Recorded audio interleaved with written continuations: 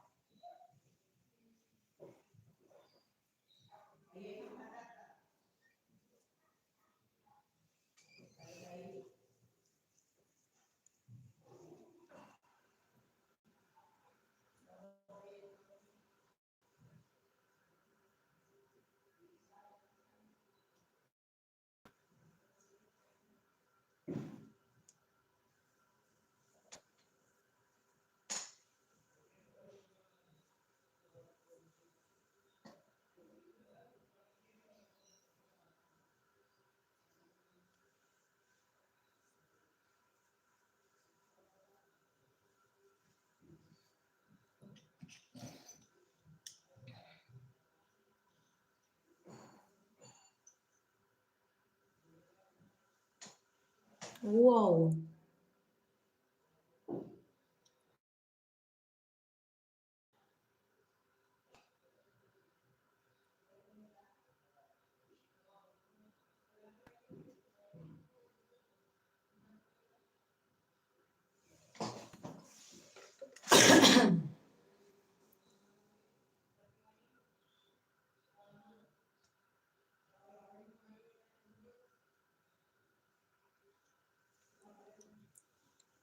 Oh.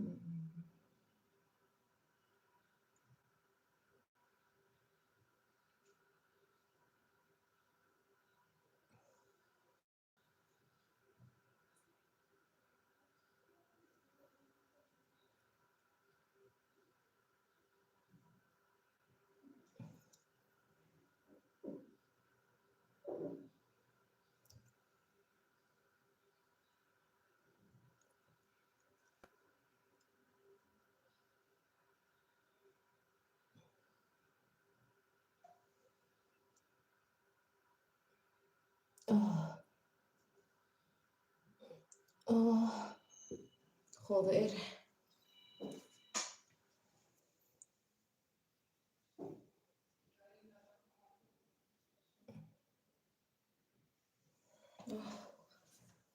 Wow.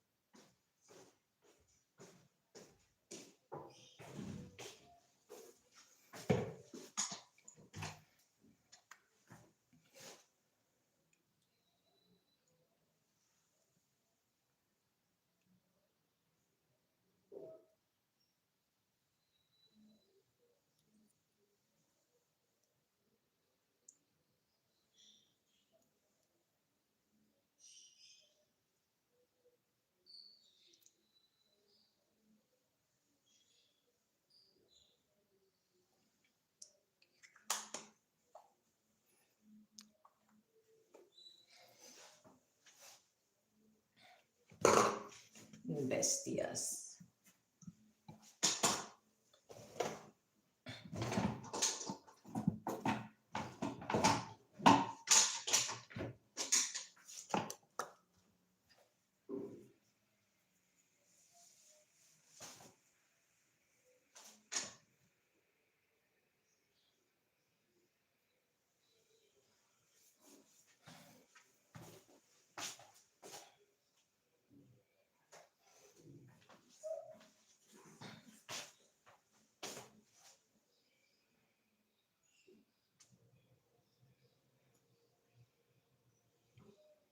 Ay, no me joda.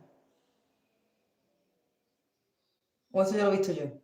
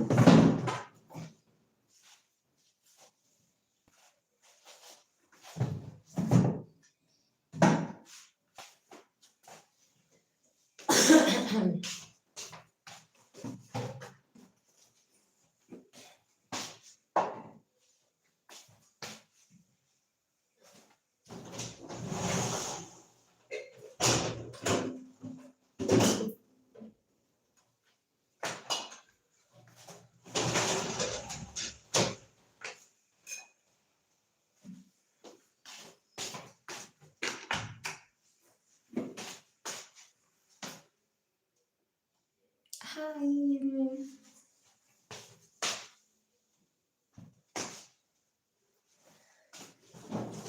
It's my friend. And hi, John. How are you guys? I'm doing my skincare. Well, I didn't did my skincare, but I cleaned my hair and I get a shower that I needed so much. And I'm feeling clean again. I'm good, thanks. So happy that you feel.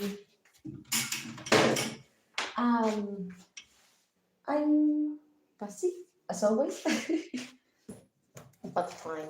I have a lot of work, nothing new. And I'm cleaning the bathroom because my mother always demand to clean all the bathroom when you use it, so I have to do it.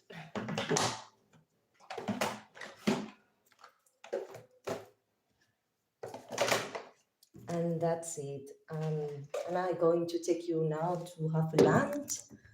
I'm looking cute. Oh, you're so cute. Not me, you. um, I'm gonna take you with me to have lunch. Um, later I will be also working, and I will talk with the English teacher who is native, and I want to improve my speaking so I can communicate better with you. I'm really excited because I love to talk English with you. So you just encourage me and motivate me. I guess I said it right. To keep learning, to keep improving. So yeah, that's all thanks to you. Uh, yeah,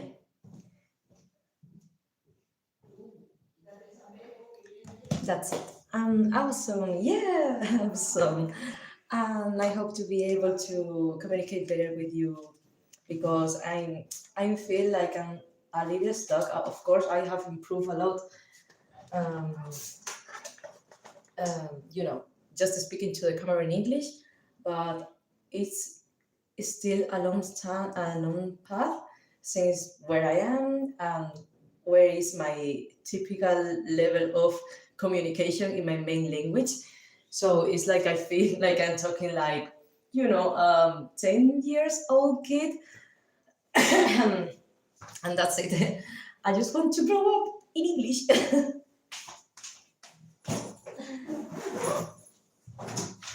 And of course, I want also to take English classes because in my job, if you can draw and you can paint as fucking Michelangelo, but if you can't defend your own portfolio, it's like you're lost.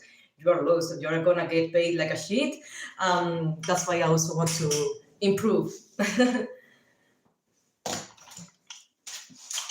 I'm lost if I'm just painting and I'm not learning to speak another language. As it could be, the English is really, really, really important. But in Spain, it's really shit how we learn to speak in English. Too much theory when they talk to you, the teachers talk to you. It's like, okay, I don't understand a shit. What are you talking? But okay, and it's like, and when they make some tests to you to prove your listening, they put like a box music. I don't know how to say it. Sorry, but a box music with a record about someone talking, and it's like I cannot hear it well. It's like I could learn better if I communicate with you directly. It's like having a normal, a typical conversation. It was very cool to talk alone in your class, even though I didn't understand much. Oh, very cool, yeah.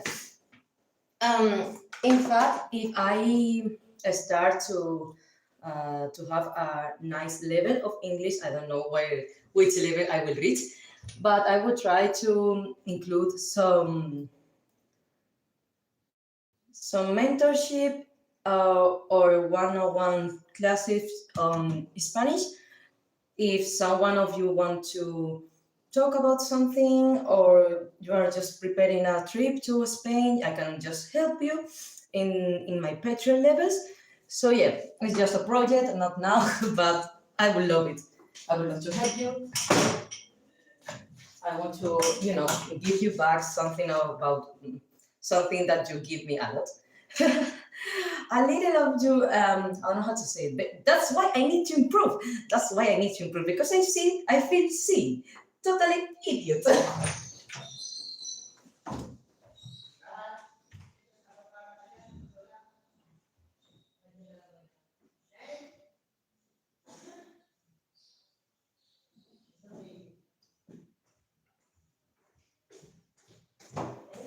Okay, I just got it. I just want to return you a little bit of happiness that you give me. And it's like, oh, yeah.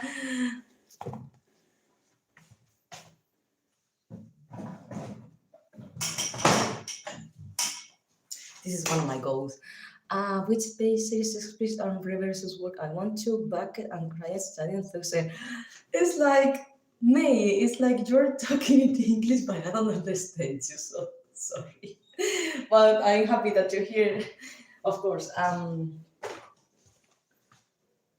Ay, no me digas, no me digas. Lo había puesto ahí para dejarlo ahí que cogiéramos. No se me había ocurrido llevarlo abajo. No, pero aquí, yo la dejo aquí, yo no te digo lo que yo no sé. Sí, por eso me señalas la ropa y me dices que lo lleva abajo, ¿no? Exacto. En fin. Niño, oye, esa ropa me pasa. Ah, no, espérate, dale, ya. Digo, no sé si es que para lavarla o que dice que te estaba duchando tú y que podía. Ya está.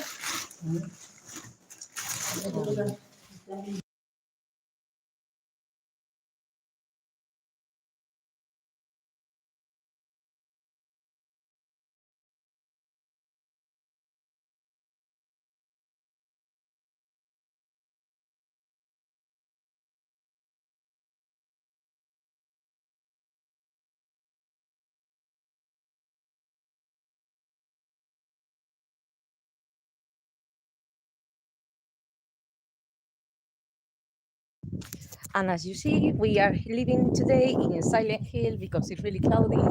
Um,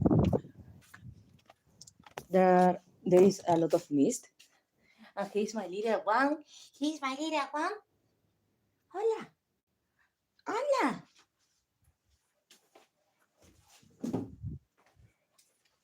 Hola, mi niño. ¿Qué haces aquí?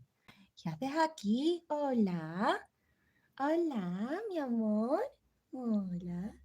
Hola, chiquitito. Hola, chiquitito. As you see, we also have a shower in the garden, but it's too cold to have a shower here. But I must to confess that my mother just forced us, the rest of the members of family, to take the shower here. Even in winter, it's like crazy, but yeah, that's my family.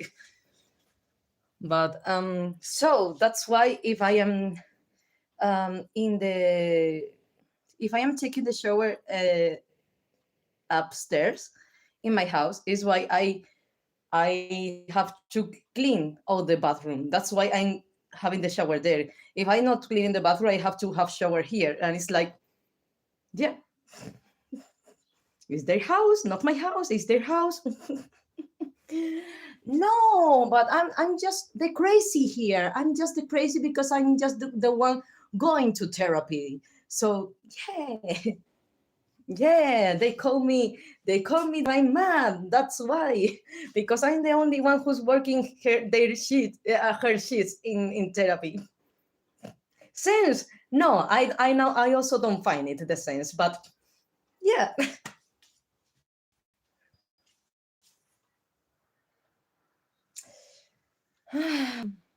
That's why the years ago my brother, my father, and me didn't wanted to clean the bathroom every time, as I told you, like the mirror, the walls, the crystal, the floor is like that's why we prefer to take the shower here. But I am feeling sick. I cannot take the shower here because I will be sick. And that's it. My little kitty, that's a bit excessive. Yeah, and that's only the higher part of the iceberg. When I learn to talk in English, you will really know what I'm living. You don't know, you don't have any idea what I'm living. You don't have idea. Yeah, but still, I have to try to stay positive. Because I could die, literally. If I don't take these things with positivity, I probably won't be here.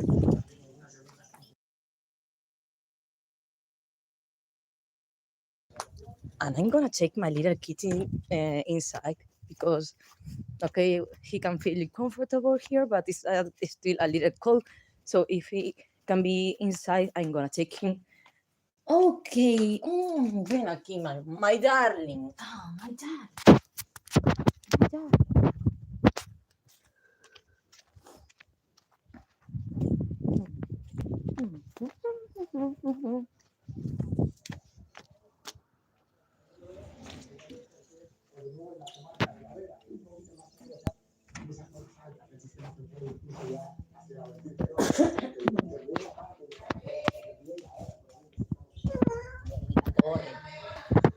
Ay, que sí.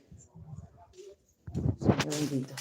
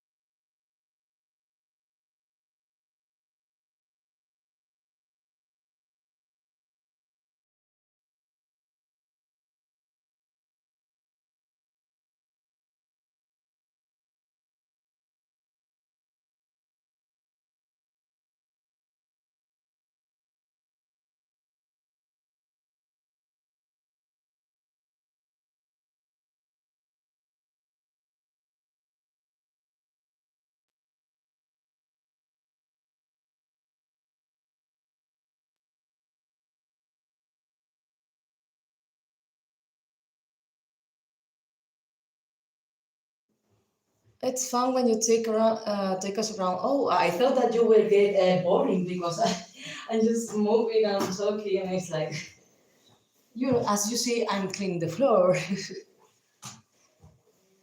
um, I didn't clean the walls because when I arrived, you see that my mother was cleaning the walls. So just gonna finish. I'm gonna finish. Uh-huh. And that's all the fucking ritual that I have to do to take a shower. A shower.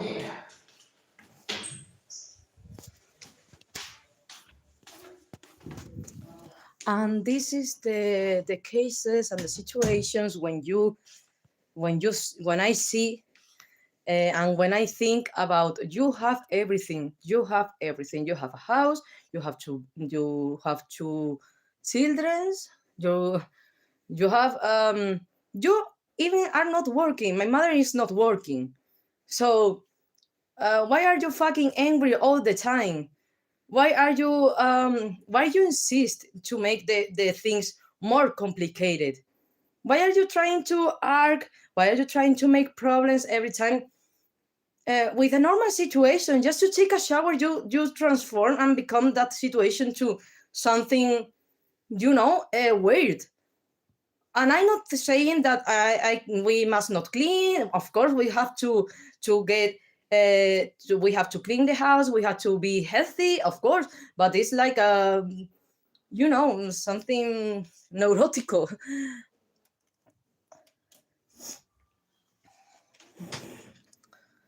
and that's the kind of stress that I am forced to live in. It's because if you want just to take a fucking shower and just relax, you cannot do it. You have to have the shower and have to clean.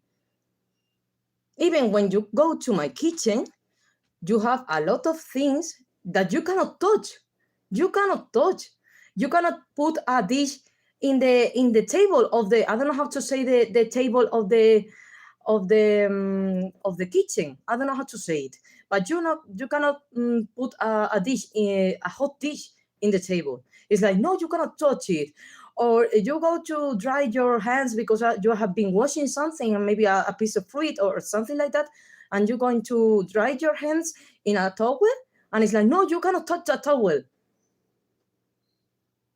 You cannot touch anything. Anything you touch is bad. So that's my crazy home. I should call this reality like trying to escape from a crazy home.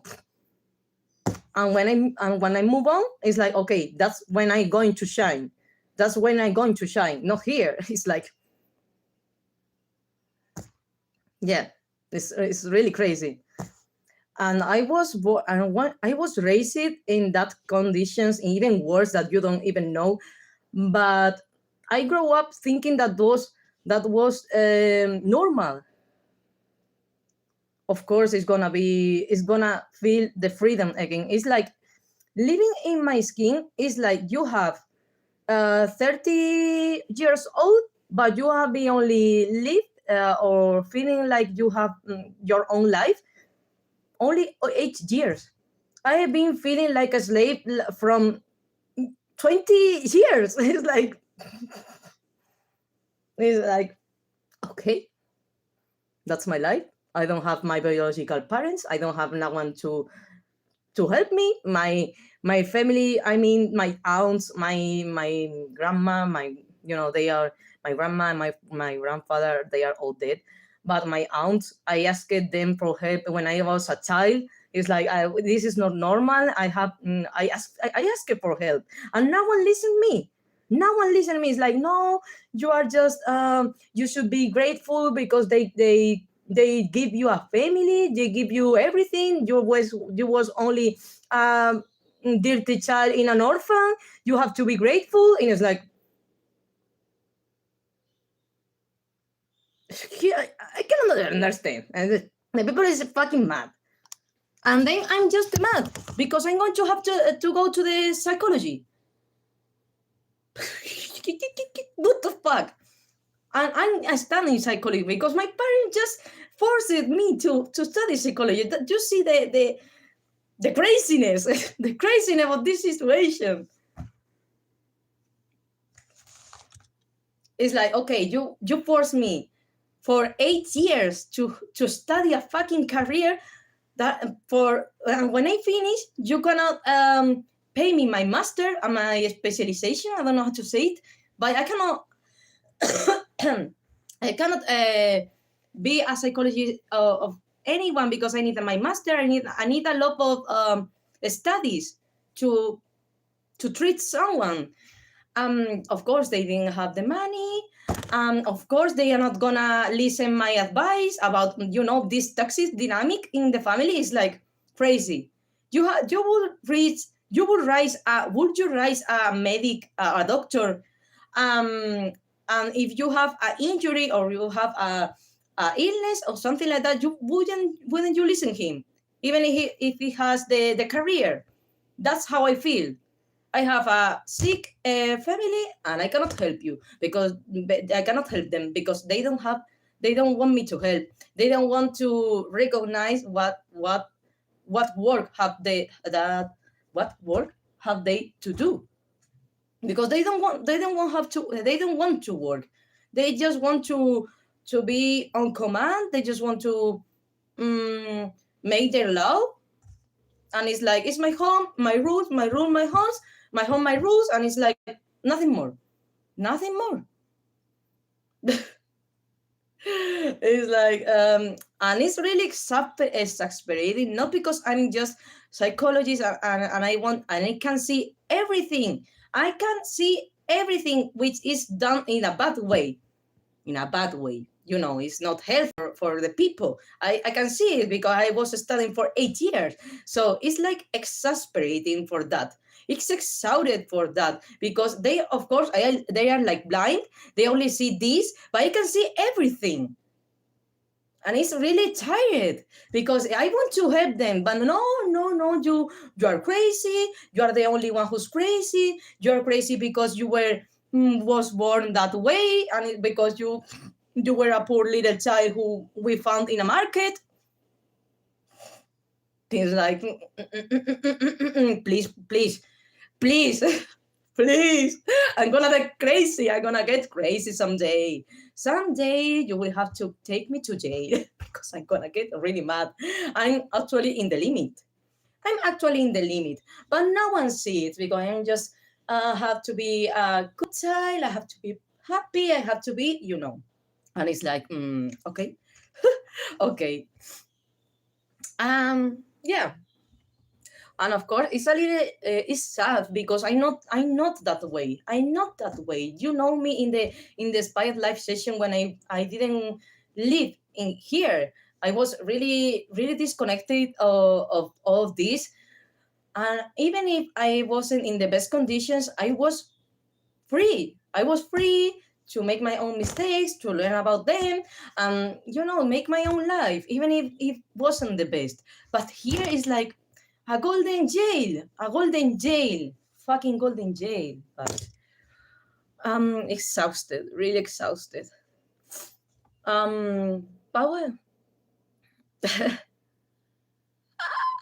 I always doing the drama. Sorry. And thank you for the taps. I don't want you see me like with pity. I don't know how to say. It's like a little bit embarrassing for me, but I don't talk about this thing with anyone, even with my friends. It's like it's embarrassing. It's embarrassing to all this situation. I'm not proud of this, and of course, I know that they are not my mistakes and they are not my problem. But I'm living still in this situation, and it's like I feel embarrassing. I feel, you know, it's like why don't you take more friends to your house? I don't want to my friends know my family. It's like, yeah. It's like it's a lonely life, but stars are always lonely. Lonely in the sky, just brightening everyone, guiding everyone, and that's why I'm a star. Yeah, I know that I shouldn't feel embarrassed, but I feel like that. I know. I know it, but thank you for being here, listening to me, and supporting me. And I don't want to be always talking about my fucking problems. Like, I'm. It's enough just living it. Not need to talk more about that. But sometimes it's just like I need to talk with someone, not with my therapist. We only have like 30 minutes, and it's like, okay, 25 minutes. You told me you tell me all your sheets, and I only have 5 minutes to tell you something because we have a short time to treat you. So it's a shit. It's easy to get it out sometimes. We are very happy to listen. Oh, thank you. Whose Melly Cry had this only night for Jin Jin. This thing is ours, like singer man song in my land country ocean whose woes comes to. I think that you're talking about listening one song, an Asian song. Sorry, I just want to understand you, pero I want to understand you, but my English is shit. It's so shit. And I'm going to contact Robin Ransley. Robin Ransley probably will be or probably become my new English teacher. And I have to talk with him this afternoon because right now he must be having lunch and I want to disturb him. Yeah, I'm gonna clean my boogies and keep working. That's my life. That's my life.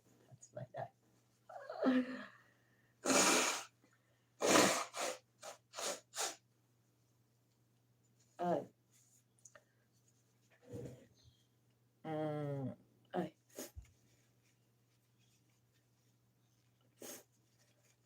Ay. And I want to pay my classes with my first earnings from YouTube. I need some coffee. I will enjoy your coffee, John. As I was saying, I am expecting to pay my first class of English with my first payment of YouTube, which is really, really little, but I guess too enough to pay the first class, the first English class.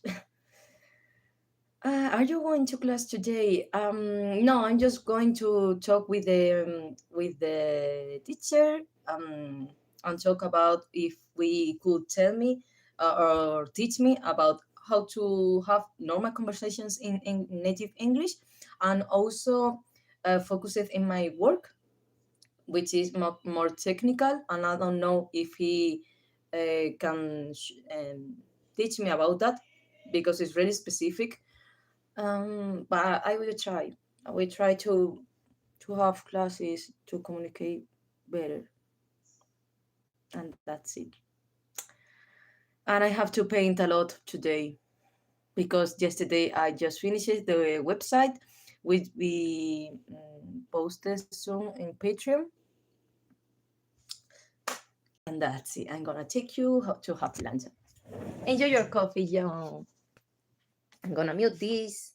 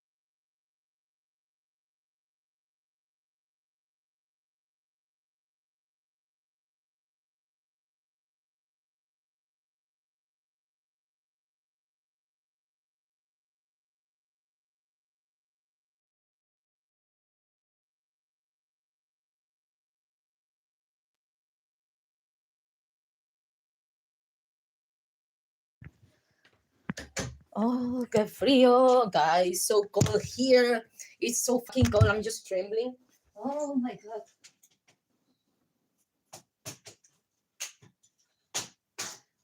I'm trembling so bad.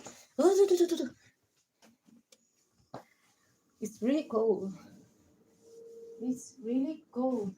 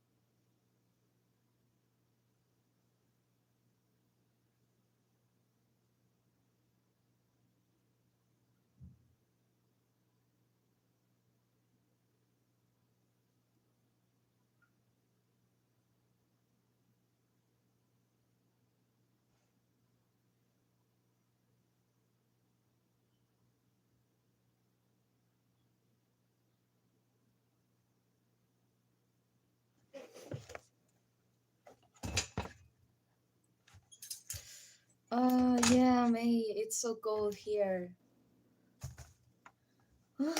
Yeah, and I have to work a lot today.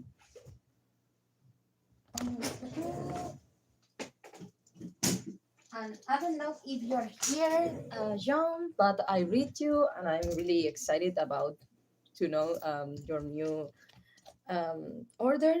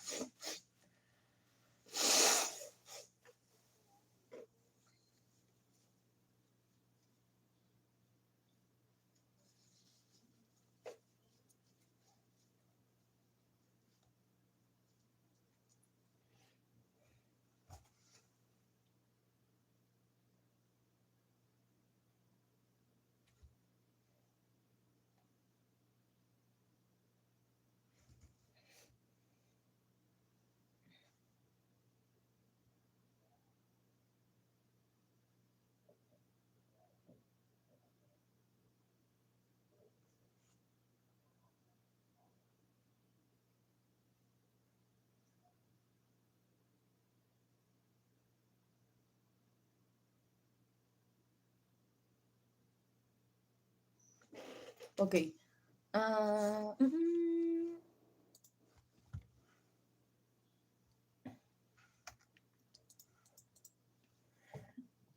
I'm going to say hi to the camera one. So I didn't give you the good morning.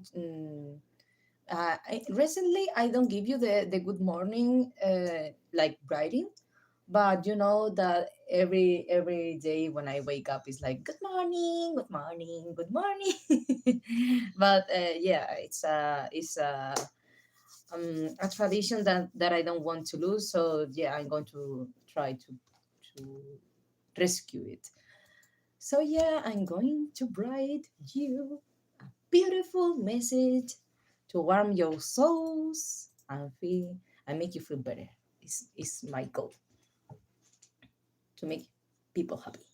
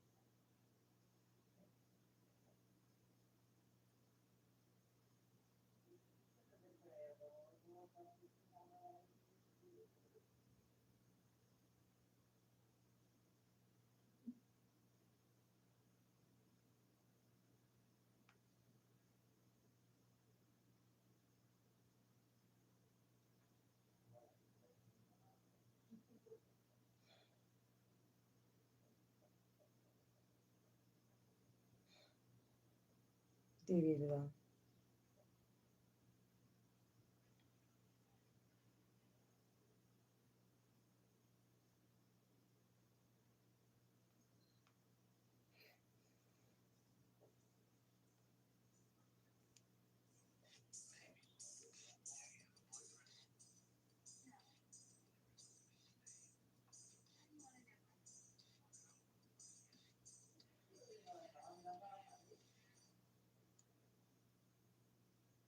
Oye, esto está súper guapo.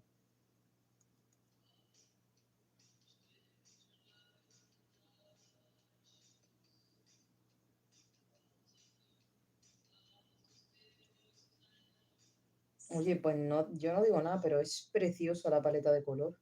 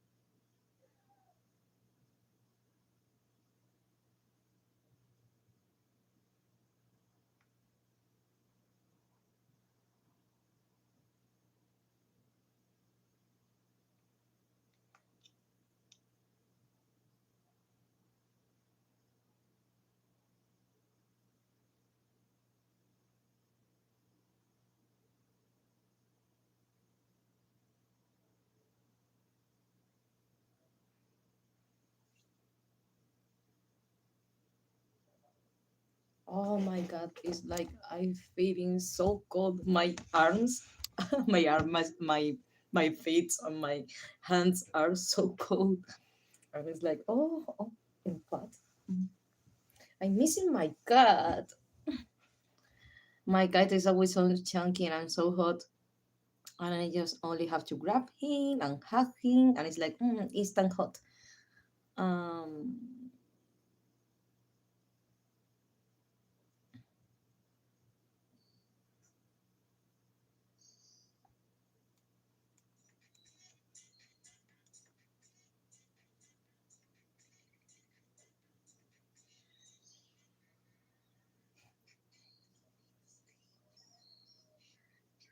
¿Qué clase de edit es este?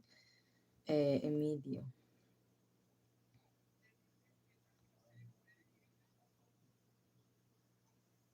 Bueno, necesito escuchar esto, ¿vale?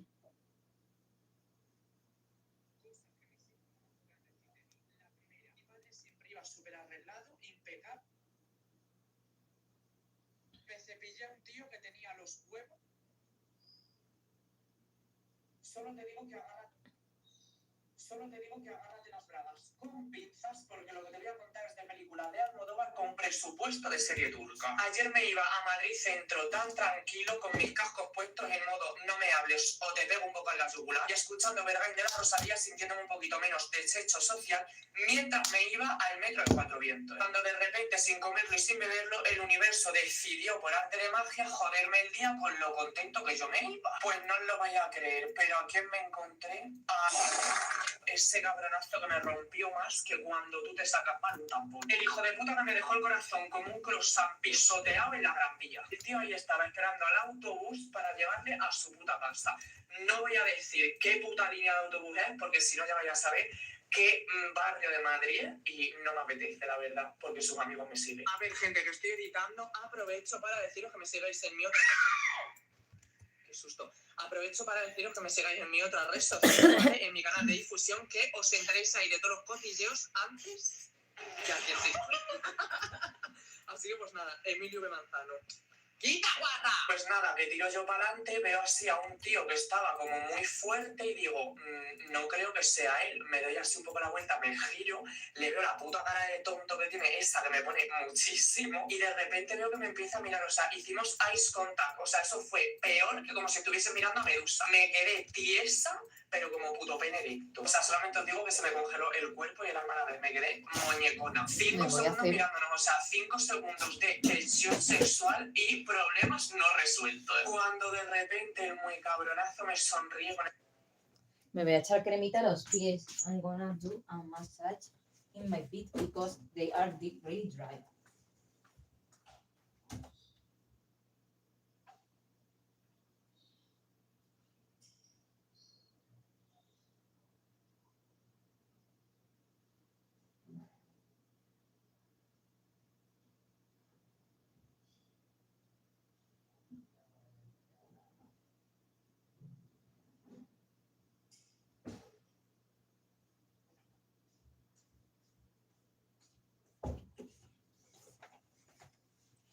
Qué frío. Oh, so cold again. Oh, it's so cold. So cold. Parezco la ardilla de Ice Age. I'm the squirrel of Ice Age. Qué frío. It's so cold. Ah. Okay.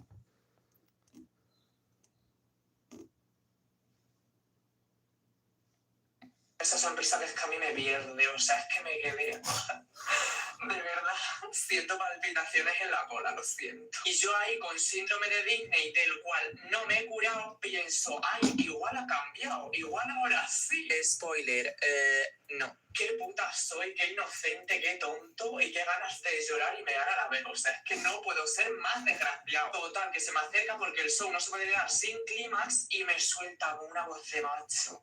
Madre querida, vamos, me hizo el culo ventosa porque no me senté en el asiento en ninguno. Que si no me había quedado ahí pegado. Me preguntas de qué tal estaba, que se había visto mi edición de Masterchef, que me había visto también en el Celebrity que fui de invitado, que él no sabía nada y que estaba pues muy orgulloso de todo lo que estaba consiguiendo. Orgulloso, dice el hijo puta, orgulloso estaría yo si él me hubiese pagado a mí las sesiones del psicólogo con sudor y lágrimas. Y no por verme en la tele, hijo de la grandísima puta. Yo ahí ya estaba con los ojos vidriosos y con una sonrisa de payaso profesional, sonriendo y asintiendo como subnormal cuando yo por dentro en realidad estaba que no me cabía de milagro, porque tenía un tembleque. O también el tío me dice que he cambiado mucho, que estoy más maduro, que estoy más guapo y yo...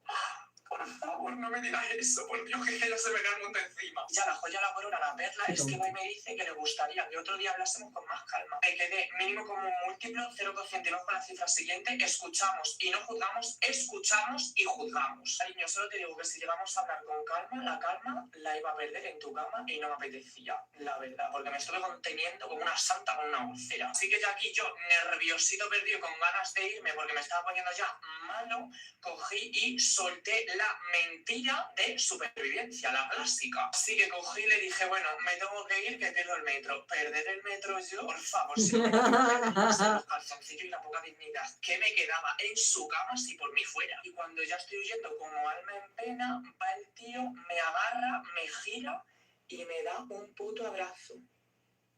Yo en ese momento era una viuda victoriana que acaba de oler a su difunto marido, rezando y llorando por dentro para que no notase mi humedad. No precisamente la de los ojos.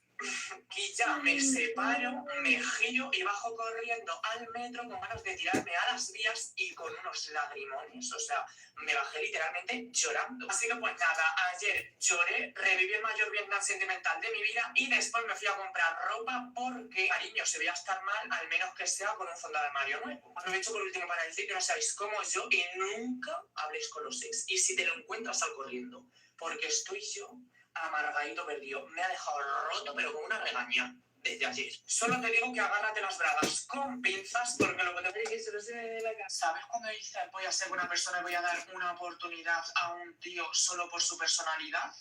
Pues no ser buenas personas, no merece la pena. El otro día conocí a un muchacho, pues nada, yo creyéndome en la ONG del amor, creyéndome Cáritas, cogí y pensé, bueno, venga, no es mi tipo, parece majo, tiene conversación, no se le ve que sea psicópata, vamos a dar una oportunidad, vamos para adelante. Pues de repente, estando hablando con él y sin previo aviso, veo que me manda una foto. Yo ya estaba diciendo, ay, me manda una foto así, espero que no sea trambólica, la verdad, porque no me gusta a mí que me manden fotos un poquito subidas de tono. Pero yo dije, ay, qué mono, me está empezando ya a mandar fotitos y cosas de esas. Te diré que abrí la foto, madre querida, por poco se me reinicia el cerebro. Vamos, es que casi que lo prefería. O sea, literalmente parecía que se había hecho la foto con la cámara esta con la que te hacen la foto para el metro de Madrid, para la bono, pues lo mismo, o sea, horrible, salía con una cara que digo, por favor, pero este muchacho, o sea, literalmente, ¿está vivo muerto, muerto vivo, o es que tiene resaca? Porque si no, no lo entiendo. Un ángulo que en los del cuarto milenio, una iluminación que parecía que estaba metido en un sótano y una viada.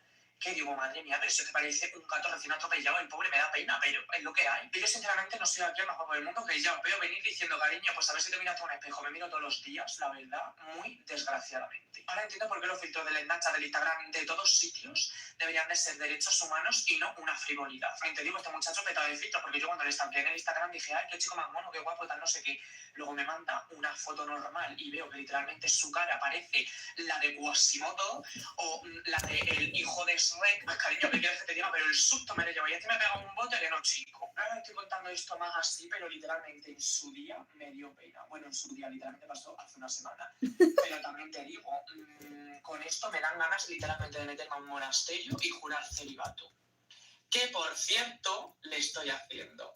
¿Sabes cuando dices voy a ser buena persona, voy a dar una oportunidad a un tío solo por su personalidad?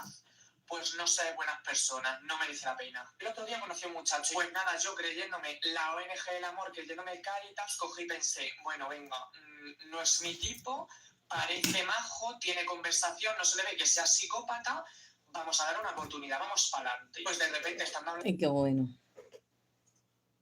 Mezclé realidad con ficción y casi me convierto en un bonito recuerdo. Hola mis cielas, hoy es domingo lo que más os gusta, domingo de Okay, Story give me Time. some Yo estoy una vez en privacy la que por poco muero to por make my jugar a un pity, juego de la Nintendo my Switch. O sea, pity es que time. es para reflexionar. Os pongo en contexto. Era 25 de diciembre, Navidad, esa época mágica en la que Give todo me el just mundo one finge ser minute. feliz. Mientras yo estaba en mi piso was solo, live, legañoso y oliendo a cadáver en Silent proceso de Hill. descomposición. Un I circo. might Mientras la my gente subía child fotos desayunando con su familia y Silent Hill. panetones de marca, yo estaba metiéndome entre pecho y espalda una rodaja de pan Bimbo revenido con nocilla que portando con sus familias y panetones. Mezclé realidad con ficción y casi me convierto en un bonito recuerdo. Hola mis cielas, hoy es domingo lo que más os gusta, domingo de Story Time. Y hoy os traigo la vez en la que por poco muero por jugar a un juego de la Nintendo Switch. O sea, es que es para reflexionar. Os pongo en contexto. Era 25 de diciembre.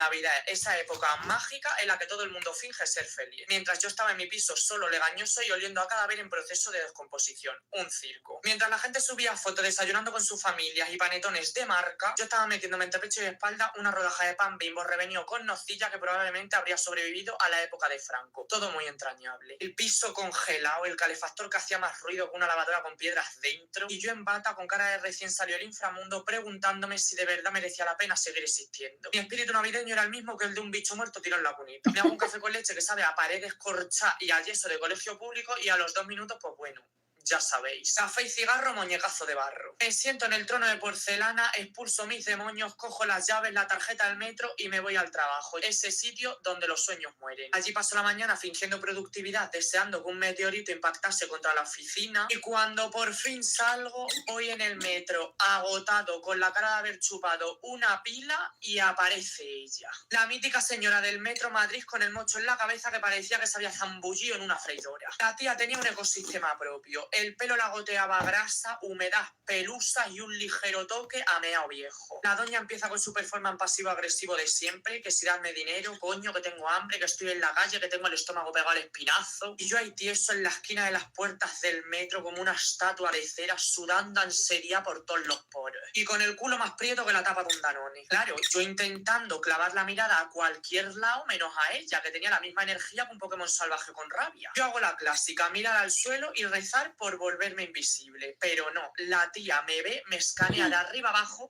y decide que voy a ser su víctima. Se me planta delante con los ojos como dos aceitunas negras, rebozadas en odio, y me suelta. Tú, niño, tú tienes cara de tener dinero. Yo, que no tengo ni mierda en las tripas, cojo y le digo, señora, yo lo único que tengo es diarrea nerviosa y además no me traigo el monedero, si no yo le daba con gusto 2 eurillos. Sorry, bebé. La tía se enciende y empieza a escupir improperios por el boquino que ni el demonio de Tasmania. Yo todo esto intentando no descojonarme para que no me echase una maldición de esas, tipo de que no se me levante la cola en lo que me queda de vida. Sigue gruñendo como bulldog asmático cuando de repente escupa al suelo y va y me salta y que Dios me va a castigar. Y yo diciendo por mí adentro, mira señora, ya bastante Dios me ha castigado haciéndome gay, que lo estoy pasando muy mal por los hombres. Total, llego a casa traumatizado, preparo la maleta para bajarme al pueblo y como soy así de subnormal, digo, bueno, voy a echarme una partidilla al Mario Kart 8, que así me relajo un poco. Lo que empezó siendo una carrera de 3-4 minutos terminó por ser 5 putas horas pegado a la pantalla a la Nintendo Switch. Yo en ese momento era una entidad demoníaca, endiosado con la vena del cuello a punto de reventar, tirándole caparazones rojos a la princesa Peach y cagándome en Yoshi y en toda su estirpe. Cuando por fin decido salir de mi puta casa, me monto al coche con la energía de un poseso y me pongo la discográfica completa de la Rosarela Taylor Swift creyéndome Fernando Alonso, pero emocionalmente inestable. Pasan 10-15 minutos, yo ya estando en la autovía, saliendo ya casi de Madrid, y de repente la veo, una cáscara de plátano perfecta, puesta en mitad del carril, amarilla, brillante y tentadora, que parecía que la habían puesto a posta. Mi cerebro, que ya estaba podrido del Mario Kart, interpreta que los del coche de delante me lo habían tirado para hacerme derrapar y quitarme la copa pistón. Pues yo sin pensarlo, ni corto ni perezoso, hago y mete un volantazo. Pero no uno discreto, no. Uno de esos que hace que el coche gima, las ruedas chillen y tú sientas como la vida se te escapa por el ano. Durante 10 segundos estoy viviendo una experiencia extracorpórea intentando controlar el coche y viendo mi vida pasar como si fuera una película de Antena 3. Me faltaba solo por escuchar la musiquita esa que te ponen cuando te sales del circuito y aparece la Kitu con su grúa para devolverte al asfalto. Milagrosamente no morí. A la vista está. Una suerte para muchos y una desgracia para otros tantos. Pero es lo que hay. Todavía queda Emilio para rato. Llegué vivo a casa, pero blanco como un folio. Ese día prometí no volver a jugar al Mario Kart, no vaya a ser que la próxima vez confunda un caparazón rojo con una señal de stop y acabe empotrado contra la mediana. La moraleja de todo esto, no mezcles videojuegos con la vida real. Y si ves una cáscara de plátano en la calzada, piensa en mí, reza un Padre Nuestro y esquívalo con cautela. ¿Vale, cariño? Mezclé realidad con ficción y casi me convierto en un bonito recuerdo. Hola, mis cielas. Hoy es domingo lo que más os gusta, domingo de Story Time. Y hoy os traigo la vez en la que por poco muero por jugar a un juego de la Nintendo Switch. O sea, es que es para reflexionar. Os pongo en contexto. Era 25 de diciembre, Navidad.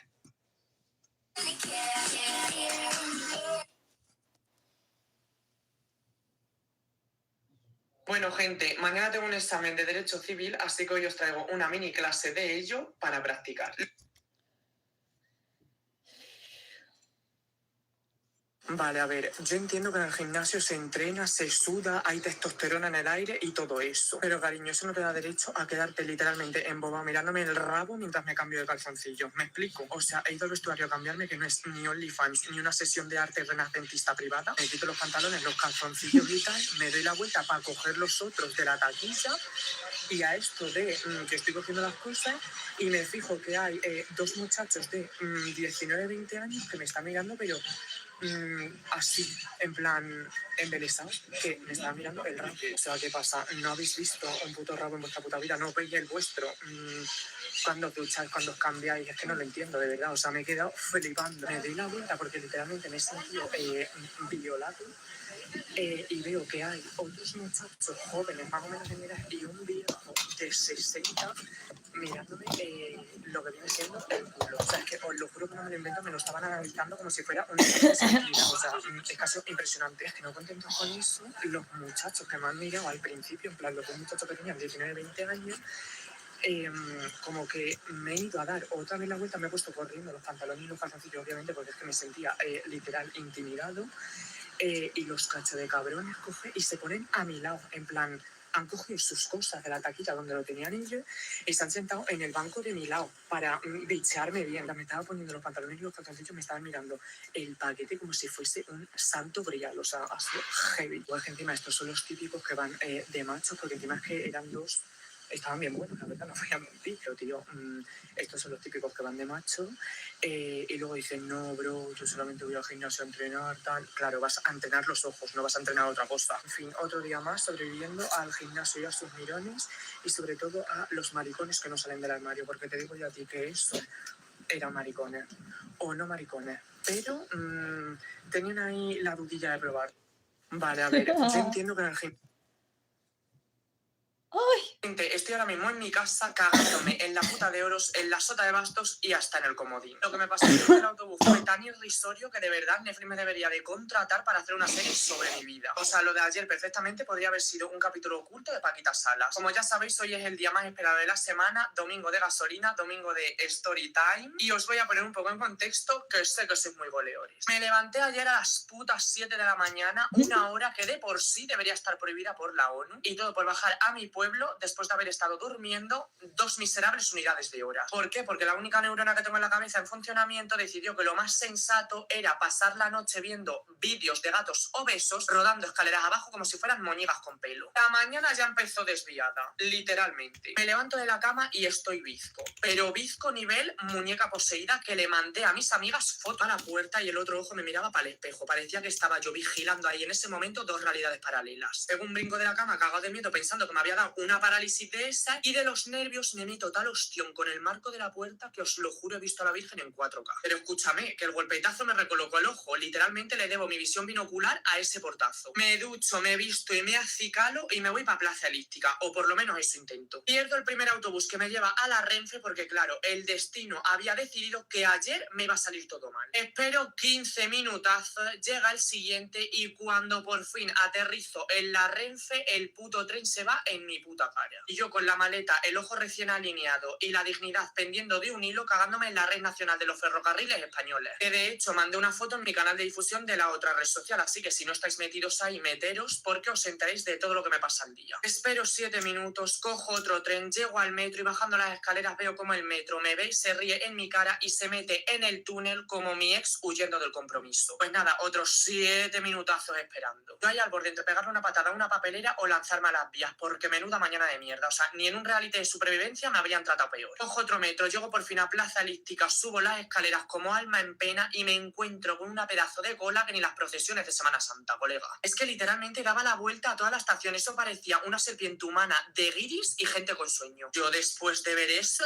y con mis 2 cojones me acerqué a una muchacha que era más o menos de mi edad. La solté que si me hacía el favor de colarme porque si no cogía este autobús me iban a cerrar el horario de visita para ver a mi abuelo. Pues me coló. Me ahorró literalmente el estar allí una hora plantado sin hacer nada. Sorry, bebé, pero la piedad familiar está por encima del orden público. Pues agarraos bien los machos porque ahora empieza la telenovela. Esto de atrás solamente era un tráiler. Me subo al autobús Madrid-Toledo pensando en que lo peor que me podría pasar ahora era que el aire acondicionado oliera a culo. Pero resulta que el universo que me tiene en su lista negra dijo: vamos a darle contenido para otro storytime a este mariconazo. Ostro, mi tremendo bobo en el asiento, me pongo mis cascos y se me sienta al lado un pedazo de tío con unas pintas de expresidiario que poco más y me tiro a su bragueta como gata en celo. Yo pensando para mis adentros, ¿quién fuera fuego para que me calme este ardor con su manguera? Arranca el autobús y a esto de los 10 minutos no me preguntéis el por qué, si por curiosidad o por autodestrucción, pero me da por mirar de reojo al maromazo. Lo peor que pude hacer, te diré. Justo le pillo en el momento exacto en el que se mete en una cuenta porno de Twitter. Mi cabeza literalmente estaba cortocircuitando y diciendo, chat, ¿esto es real? ¿Esto me está pasando? El genio, que se ve que era el más listo de su clase, llevaba los cascos puestos, pero no conectados. Cuando de repente veo que pincha en uno de los vídeos... Yo no me estoy enterando de nada. Que os lo juro, he visto a la Virgen en 4. Ya era las putas 7 de la mañana, una hora que de por sí debería estar prohibida por la ONU. Y todo por bajar a mi pueblo después de haber estado durmiendo 2 miserables unidades de horas. ¿Por qué? Porque la única neurona que tengo en la cabeza en funcionamiento decidió que lo más sensato era pasar la noche viendo vídeos de gatos obesos rodando escaleras abajo como si fueran moñigas con pelo. La mañana ya empezó desviada, literalmente. Me levanto de la cama y estoy bizco, pero bizco nivel muñeca poseída que le mandé a mis amigas foto y todo. Literal, un ojo me miraba para la puerta y el otro ojo me miraba para el espejo. Parecía que estaba yo vigilando ahí en ese momento 2 realidades paralelas. Según brinco de la cama, cagado de miedo, pensando que me había dado una parálisis de esa y de los nervios me meto tal ostión con el marco de la puerta que os lo juro he visto a la Virgen en 4K. Pero escúchame, que el golpetazo me recolocó el ojo. Literalmente le debo mi visión binocular a ese portazo. Me ducho, me visto y me acicalo y me voy para Plaza Elíptica, o por lo menos eso intento. Pierdo el primer autobús que me lleva a la Renfe porque, claro, el destino había decidido que ayer me iba a salir todo mal. Espero 15 minutazos, llega el siguiente y cuando por fin aterrizo en la Renfe, el puto tren se va en mi puta cara. Y yo con la maleta, el ojo recién alineado y la dignidad pendiendo de un hilo cagándome en la red nacional de los ferrocarriles españoles. Que de hecho mandé una foto en mi canal de difusión de la otra red social, así que si no estáis metidos ahí, meteros porque os enteréis de todo lo que me pasa al día. Espero 7 minutos, cojo otro tren, llego al metro y bajando las escaleras veo como el metro me ve, se ríe en mi cara y se mete en el túnel como mi ex huyendo del compromiso. Pues nada, otros 7 minutazos esperando. Yo ahí al borde entre pegarle una patada a una papelera o lanzarme a las vías, porque menuda mañana de mierda. O sea, ni en un reality de supervivencia me habrían tratado peor. Cojo otro metro, llego por fin a Plaza Elíptica, subo las escaleras como alma en pena y me encuentro con una pedazo de cola que ni las procesiones de Semana Santa, colega. Es que literalmente daba la vuelta a toda la estación. Eso parecía una serpiente humana de guiris y gente con sueño. Yo después de ver eso y con mis 2 cojones me acerqué a una muchacha que era más o menos de mi edad. La solté que si me hacía el favor de colarme porque si no cogía este autobús me iban a cerrar el horario de visita para ver a mi abuelo. ¿Soy Pues me coló. gilipollas o qué Literalmente estar allí coño me una hora pasa? plantado sin hacer nada. Sorry, bebé, pero la piedad familiar está por encima del orden público. Pues agarraos bien los machos. Sorry guys, I have to assist to classes with Nathan Folks, who is a concert artist and a landscape artist who has worked on a lot of important animation studios like Pixar, DreamWorks, Disney, and so. And I'm gonna watch their classes about pictorial composition. So, and I'm really excited because it's one of my favorite artists, and I hope that these classes help me to find a clarity to make my masterpiece for my contest, because I have only 1 week, and it's gonna be really, really, really possible. But yeah, I'm gonna do it. It's like it's crazy. It's really crazy.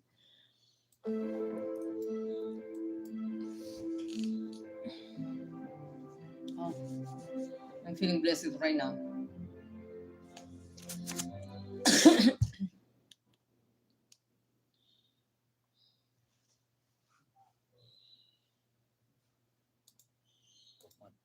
Mm.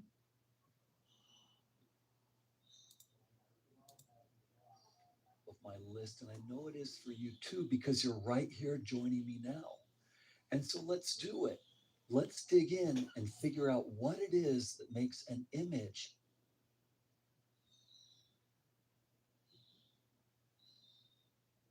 No va muy bien esto. No, por favor. No, por favor. No. No quiero que vaya mal. Por favor.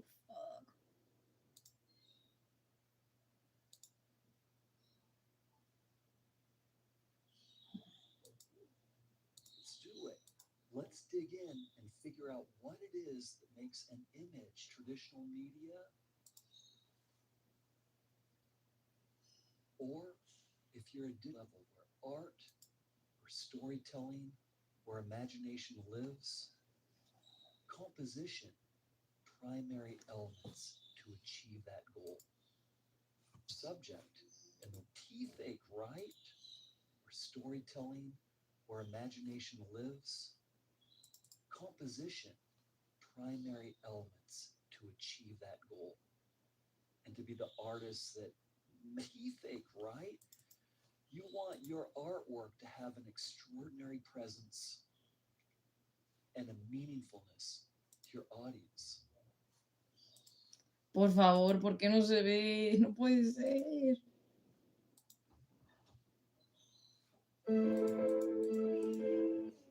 Traditional media, and to be the artist that teeth ache, right? You want your artwork to have an extraordinary presence and a meaningfulness to your audience. So what I want to do to get us started here is to introduce our topic and its importance is I want to let you in on a little secret. Let me set it up for you here. So your artwork is made up of very specific elements, without exception, frankly, because every piece of artwork that's ever been done and that you'll ever do has its starting point in what the subject matter is. And from there, we've got to make decisions on how to portray that subject matter. And there are 3 biggies that let you do that. Your artwork, the presentation of your subject material, is made up of rendering. And by rendering, I don't necessarily mean that you get a bunch of pencils and sharpen them up and then do photorealistic rendering. I simply mean that you have the technical ability to present and render your subject in the way that you choose.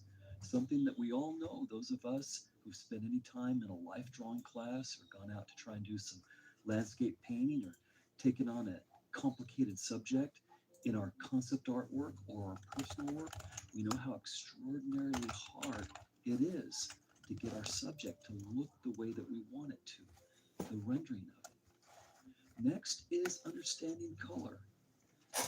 Understanding the believable nature of color, Hostia what puta. it really looks like and how it really works, creating nuanced, sophisticated, and beautiful color harmonies.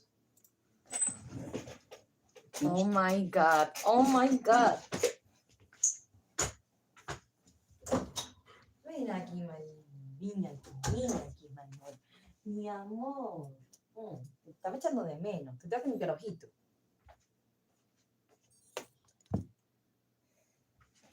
Ven aquí. I'm gonna have, I have to, the cure. I have to make his cure in his eye. And I don't okay. Like this, I need this.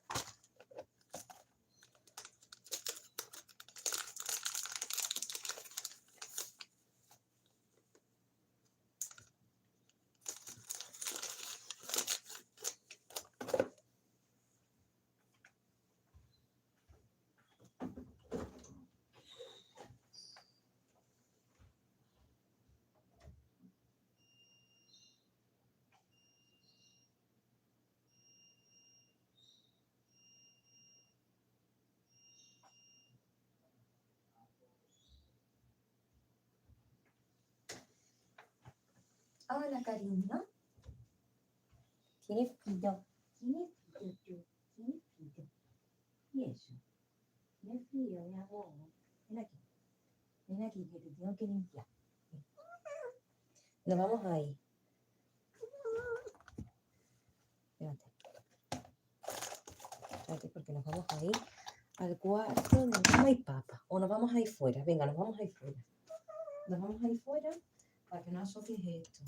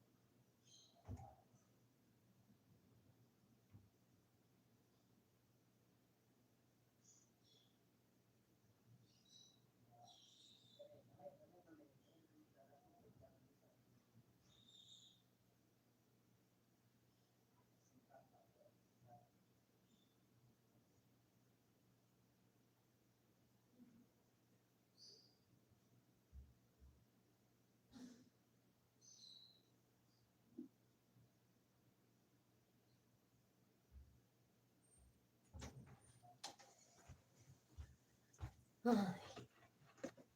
these guys.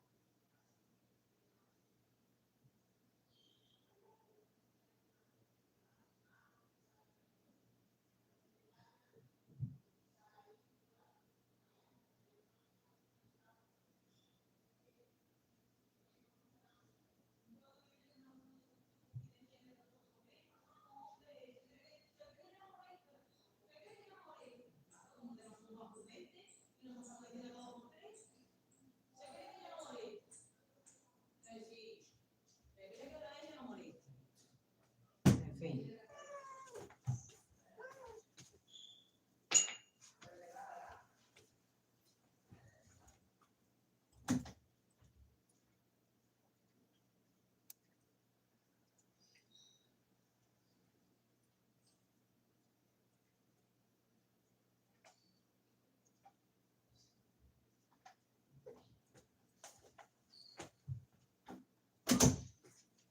Ay, porque tiene la tía. En fin. Pesadilla, colega. No hay momento que no salga de mi cuarto y pueda estar tranquila. No hay ni uno, ni uno. Perdón. Estoy hasta los huevos, tío. Pero bueno. Ah.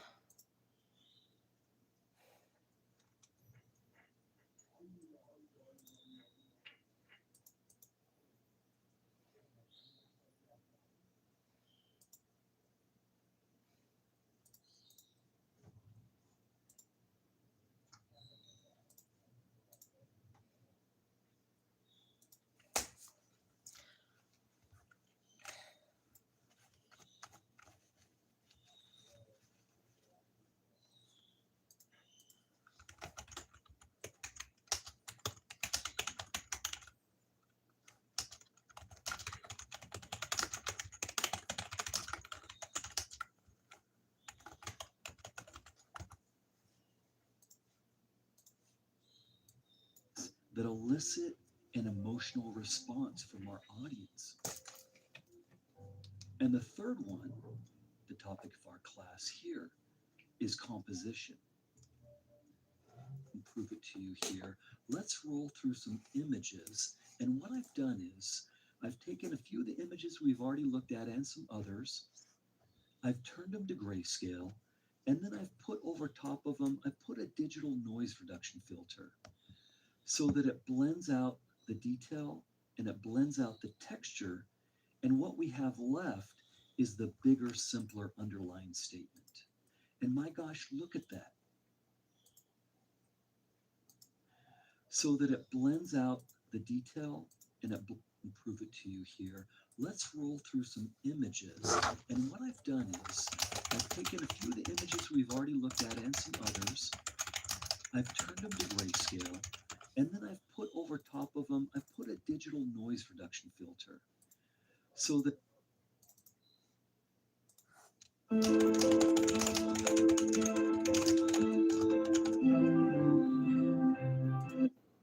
it to you here. Let's roll through some image. Prove it to you here. Let's roll through some images. And what I've done is I've taken a few of the images we've already looked at and some others. I've turned them to grayscale.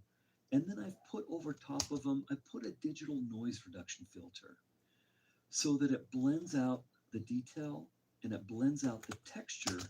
And what we have left is the bigger, simpler underlying statement. And my gosh, look at that. Look at how utterly simple and powerful that is in its guts.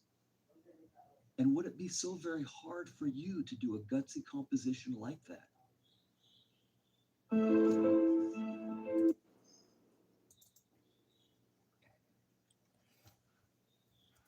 We do this in cinematography in the films that I've worked on all the time.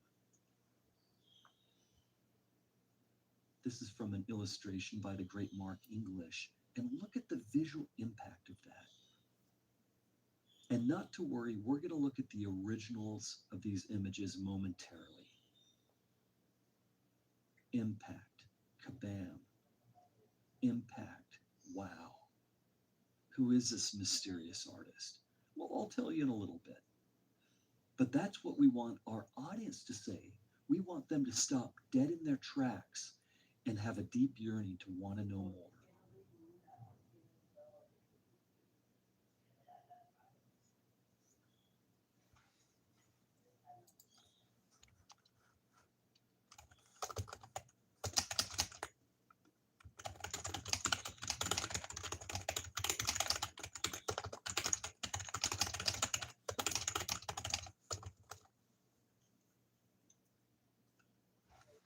Joder. Yes, in my opinion. And yes, in my opinion. And yes, in my opinion. And yet, yes, in my opinion. Yes, in my opinion. And yet it's so utterly simple that every single one of you in the sound of my voice can do an image like this right now, this week, today.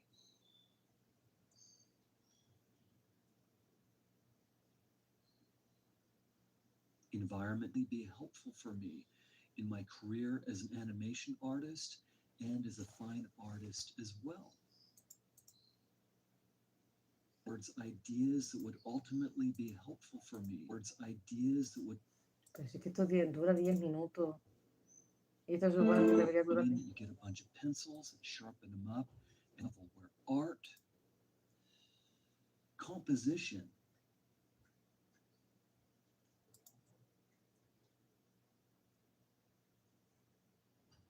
to be the artists that teeth ache, right? You want your artwork to have and a meaningfulness in beautiful color harmonies and choosing color harmonies that elicit an emotional response from our audience. And the third one, the topic of our class here, let's roll through some images. And what I've done is I've taken a few of the images we've already looked at and some others. I've turned them to grayscale.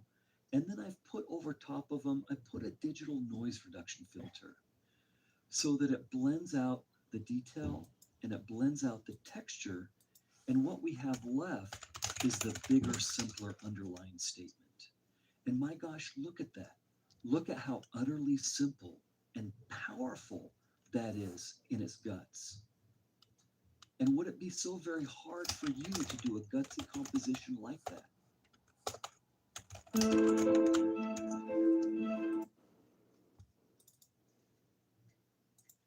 Genius, in my opinion.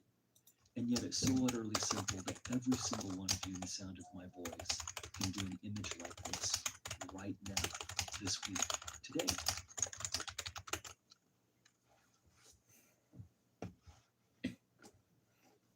It would ultimately be helpful for me in my career as an animation artist and as a fine artist as well. So I moved to Los Angeles way back in 1992 to go to art school. I was so excited. I got a little studio apartment, and I had a couple of weeks before school was going to start. Well, I really wanted to hit the ground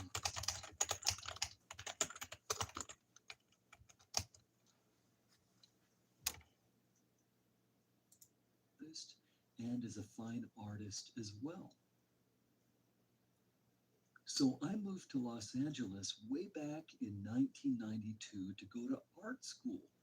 I was so excited. I got a little studio apartment, and I had a couple of weeks before school was going to start. Well, I really wanted to hit the ground.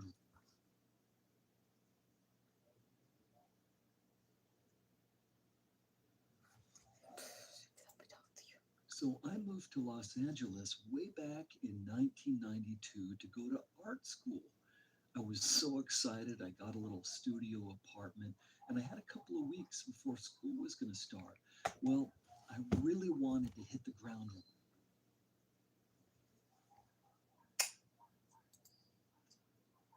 So I moved to Los Angeles. Joder, tío. So I moved to Los Angeles way back in the galleries and getting a feel for what kind and quality of artwork was successful, was getting an audience. And so I started off, I think, on the 92 to go to art school. I was so excited. I got a little studio apartment, and I had a couple of weeks before school was going to start. Well, I really wanted to hit the ground.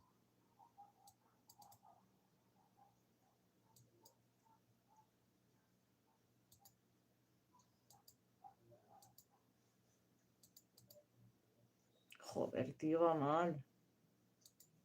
Artwork was successful, was getting an audience. And so I started off, I think, on the Joder. well, I really wanted to hit the ground in the galleries and getting a feel for what kind and quality of artwork was successful, was getting an audience.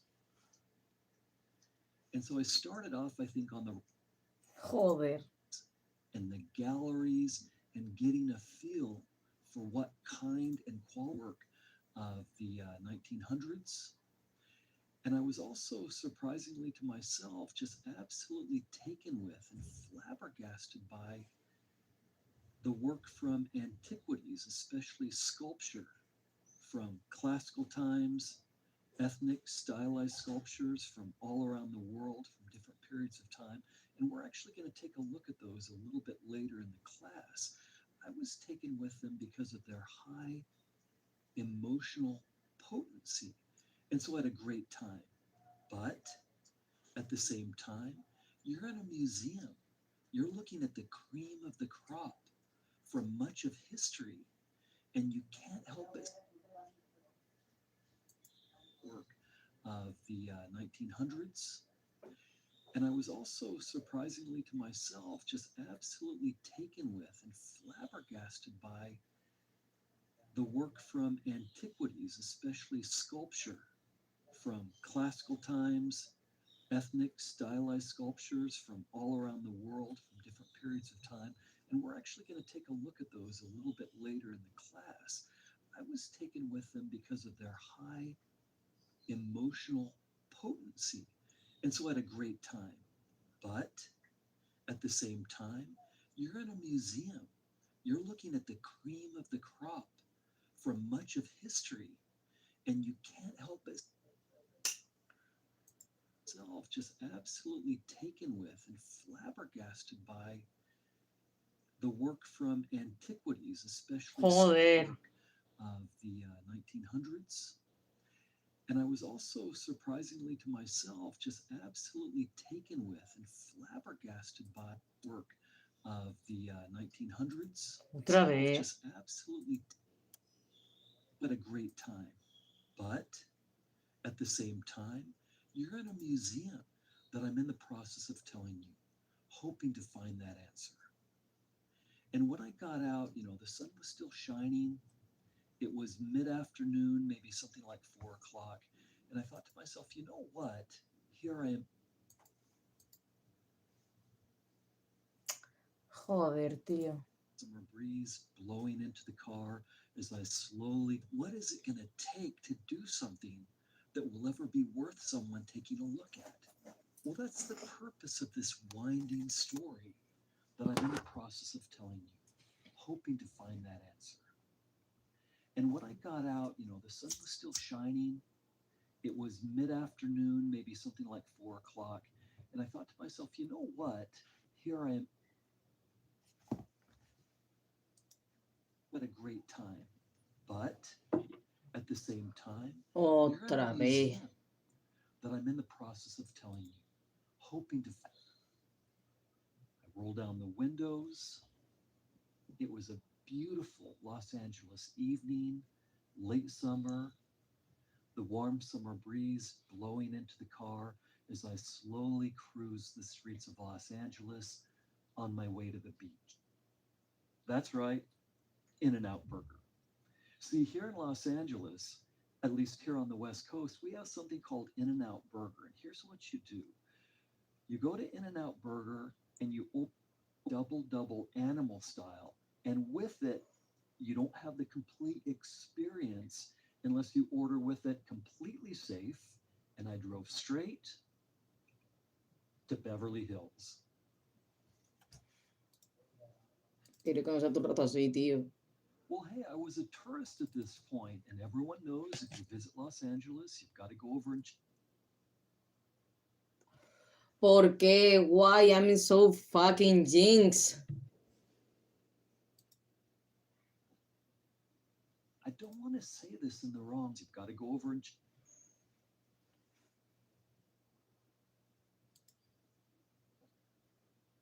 I don't want to say this in the wrong way, but between you and me, I really just did not like most of what I saw. Now, don't get me wrong here. I'm not doing that whole, the rich or tasteless. That's ridiculous.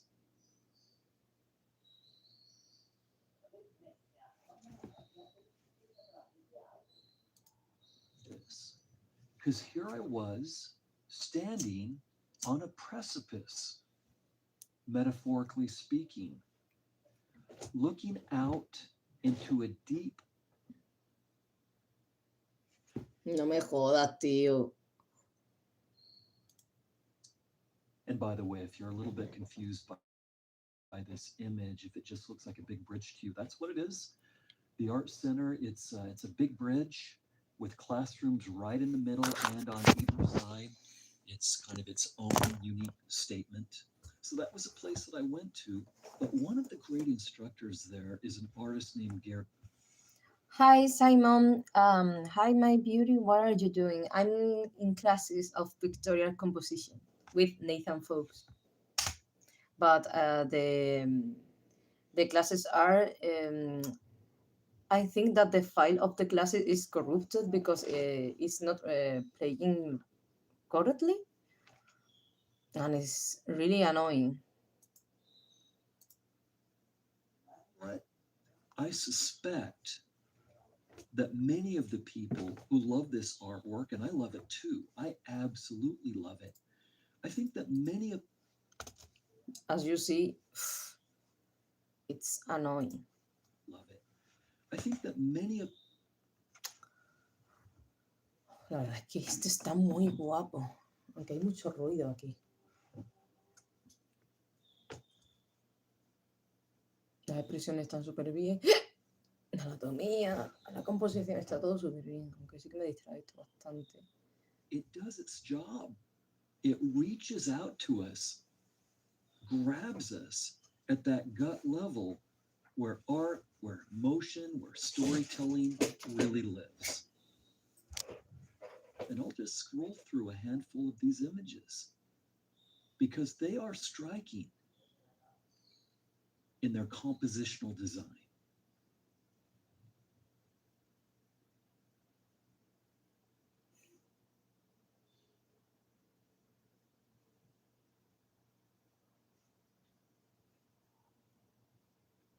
Sometimes the subject is given to you, and you've got to find a way to make that subject material special.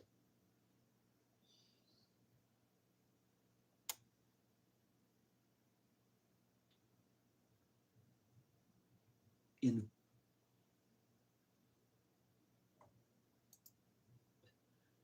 found elegant in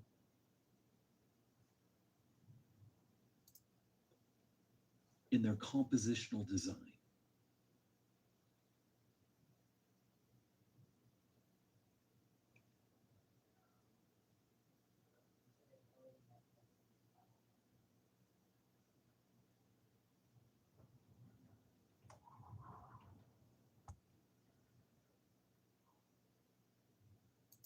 Way to make that subject material special.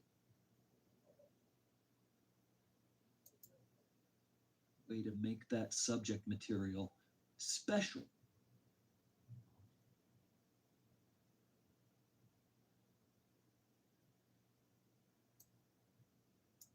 So let's keep going with this if you don't mind, because I want to make this case that whatever subject that you do, or whatever subject that you find that you have to do, depending on your artistic.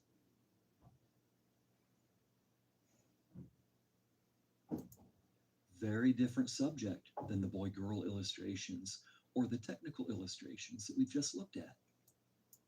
Very different subject than. So let's keep going with this if you don't mind, because I want to make this case that whatever subject that you do, or whatever subject that you find that you have to do, depending on your artistic. Very different subject than the boy-girl illustrations or the technical illustrations that we've just looked at.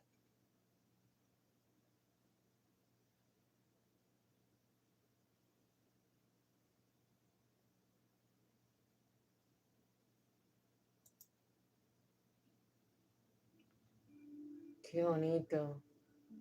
Bringing an extraordinary excitement to clouds Oh, wow. through design.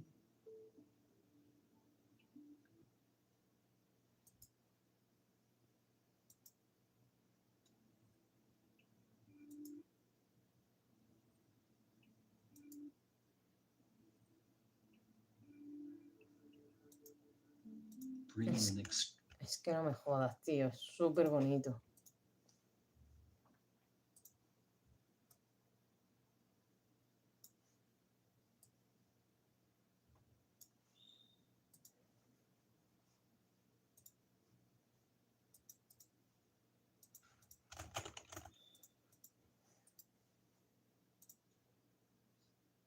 excitement to clouds through design.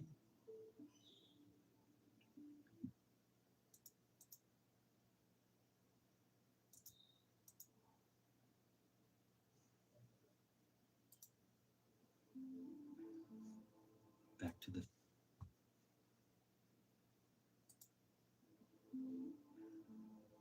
back to the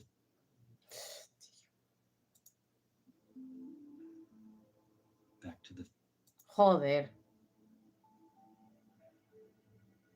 environment design for animated film.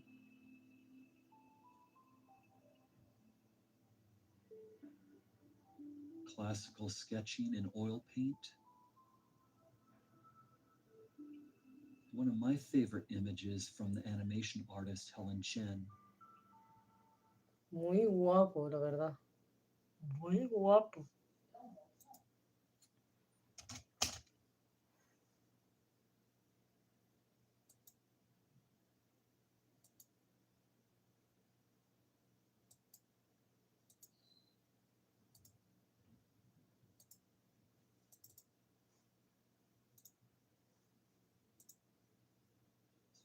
animation artist Helen Chen.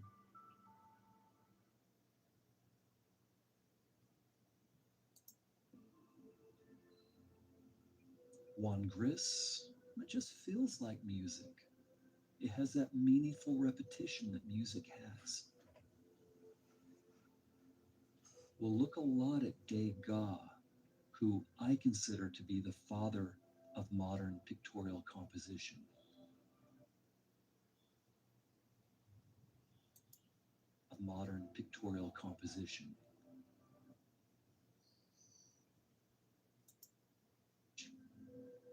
Way back when, this is actually for the movie Shrek. Way back when, this is actually for the movie Shrek.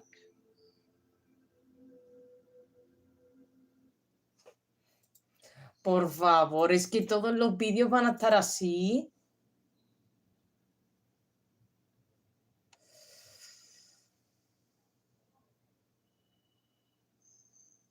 Bueno, al menos lo puedo considerar como una especie de tráiler por si me interesan las clases, pero vamos, es un poco exasperante tener que ver las clases así. Joder, qué coñazo.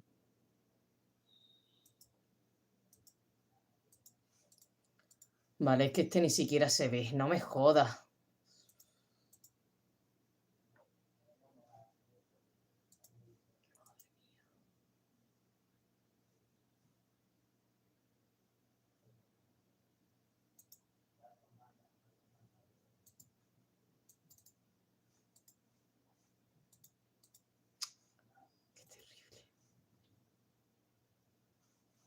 Esto es terrible. Joder, quiero pensar que no todo está así, porque vaya tela.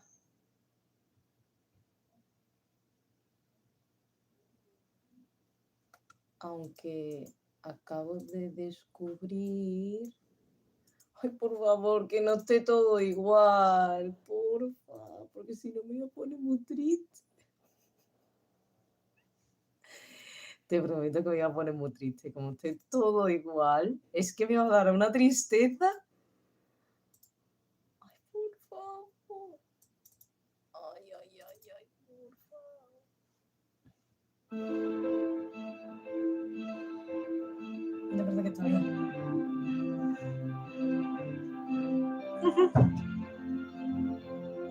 Now, here's an image that I actually really like. Joder, está It's todo a mal, thought-provoking ¿por image. It's qué? intriguing.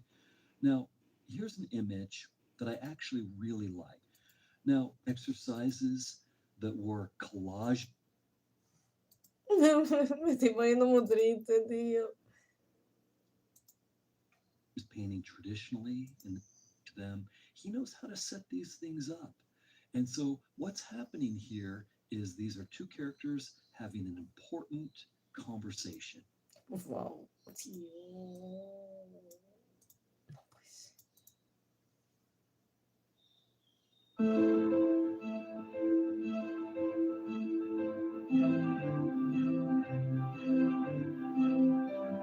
Sure, I hope you do. I've tried to prepare something that will be interesting to you. But when you come back to school in the morning, I want you to go into the admissions office and drop out of the art program. Because unless you have an absolute commitment and a passion, you will not do it. There's no possibility. Qué tristeza, por Because the favor. struggle, the commitment, the hours, the force that you have to bring to this, No puede ser verdad.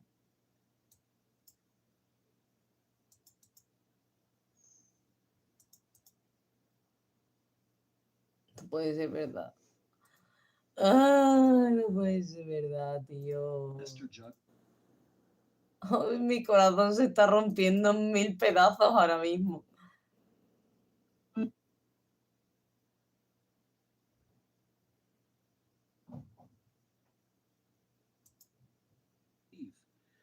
clarity with artistry. Exasperante. ¿Y esto qué es? Ah. Espero que este tampoco esté mal, por Dios.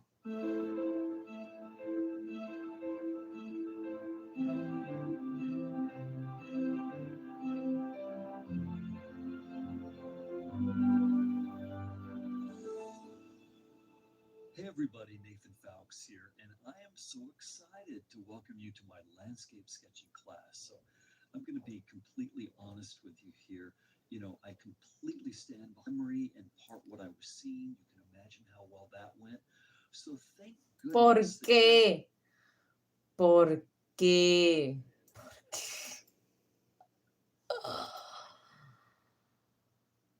¿Es que no hay nada que no esté mal? Pregunto. Porque es que todos los putos cursos están mal. No, esto lo acabo de ver.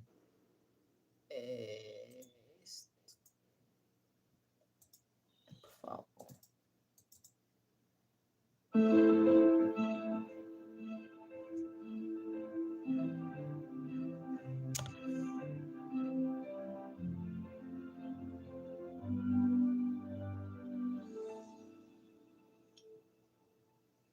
Hi, everybody. Nathan Fowkes here, and I am absolutely thrilled to have you join me for this online experience that we're going to have together here.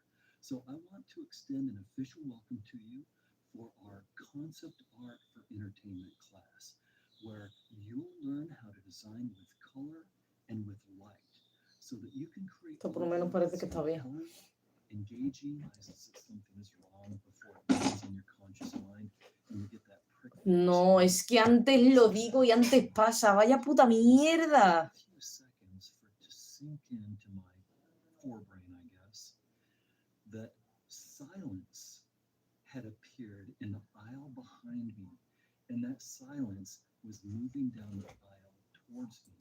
De verdad me estoy poniendo muy triste.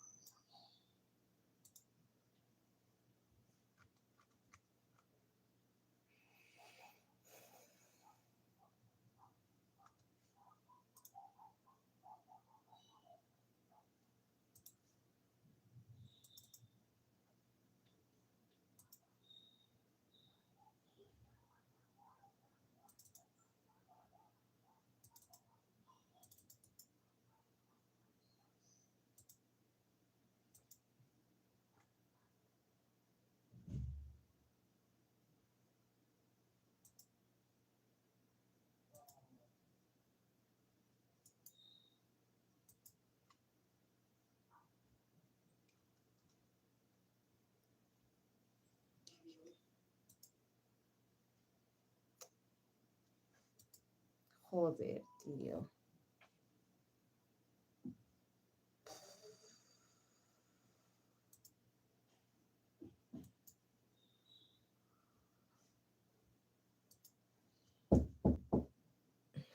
Lo que faltaba.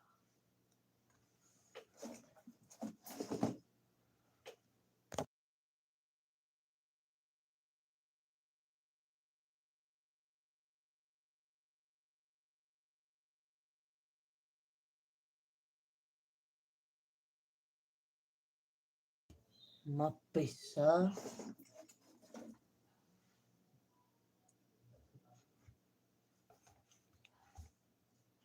He visto que yo más pesado y más cansina.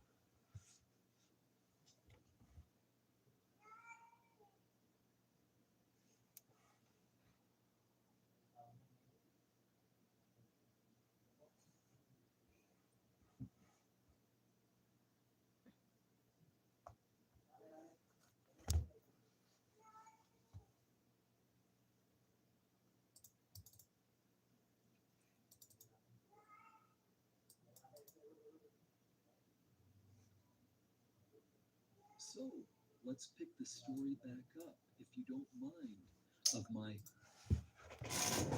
my little kitten. My little kitty, my little kitty. Y niña, ven aquí. ¿La deja aquí? Ah, claro, quiere comer. Quiere comer. Eres una sinvergüenza. Venga, métete aquí, hace mucho frío. Ven. Ven. ¿Qué quiere comer? Come, gordita. Mírate. Mira qué bonitica eres.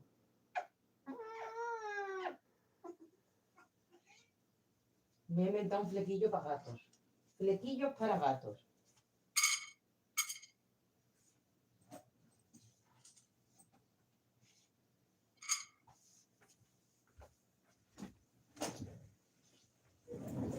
Uy, qué frío tengo. It's so cold here today.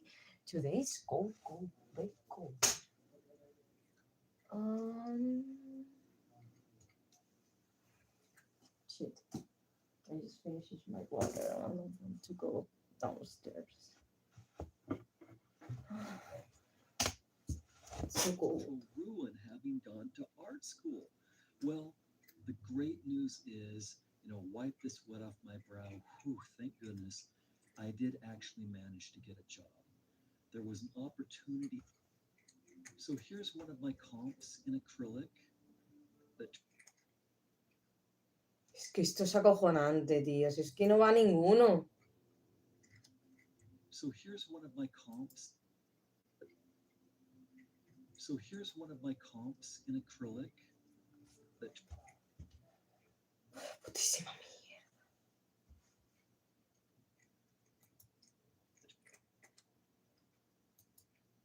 years passed the color key around that I had done and put this whole thing together.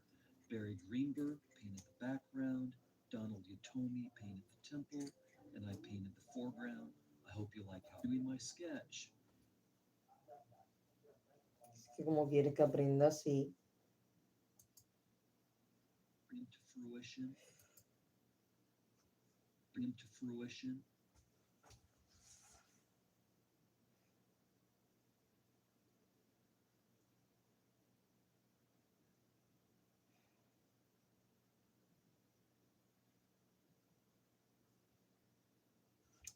Totalmente desesperanzador. Bring to Oye, fruition. no.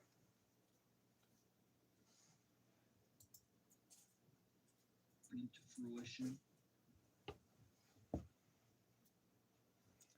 Si es que no funciona. Bring to fruition. The potential to have the big theatrical quality that the show demanded. Got to be a little bit more fantastic, a little bit more splashy with our color.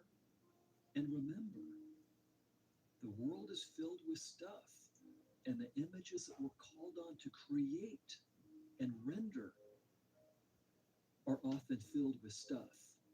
And Shh.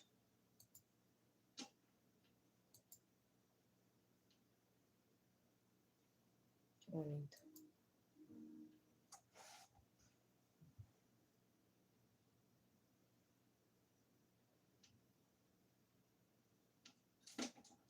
Oye, and give it a meaningful organization, a composition. I'm a broken record. You're hearing it over and over.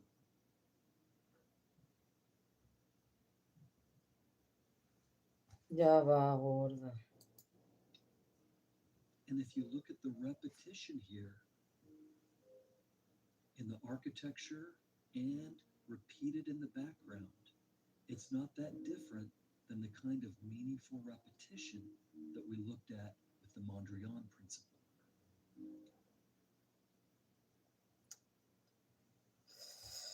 Terrible. The movie Shark Tale was a project.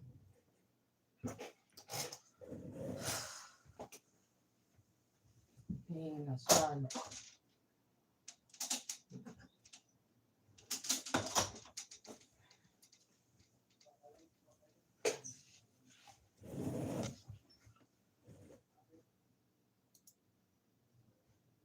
movie Shark Tale was a project.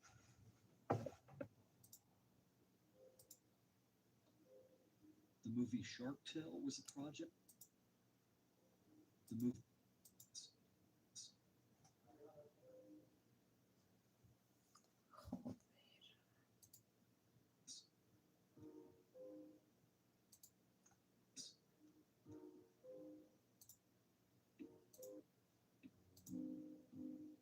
How to Train Your Dragon. What a great opportunity to create.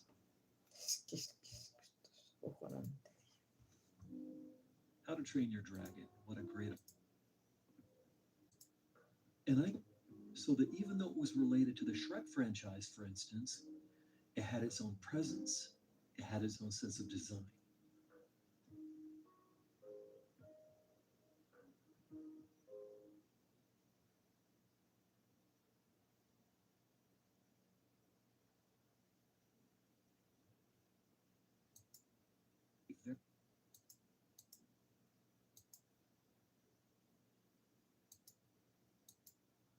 Locations that were going to be featured in the film. So I took it under hat to do the very best I could to come up with some images that would potentially grab the audience, give the uniqueness.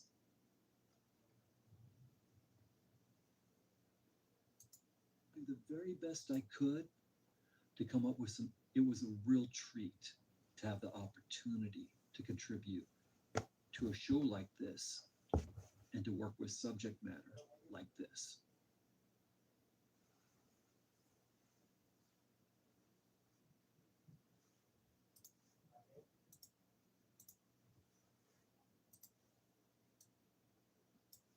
Pues mira, no estaba tan desencaminada porque estos son precisamente los planos que estaba buscando, al menos los ángulos de cámara.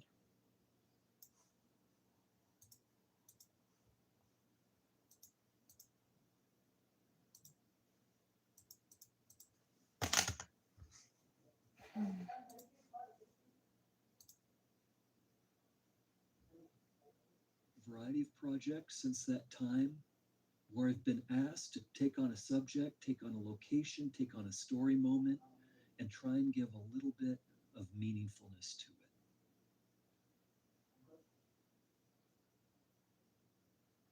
it. In short, it has been pictorial composition that has made my career possible.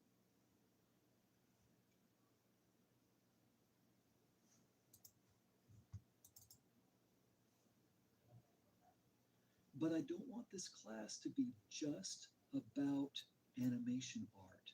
This is a class that is for anyone who makes pictures. And personally, I have always wanted to spend my free time Thank you for the jobs, looking guys. at what's around me and doing my own take on it. And when I say take, that means taking the inspiration of nature and finding compositions within it.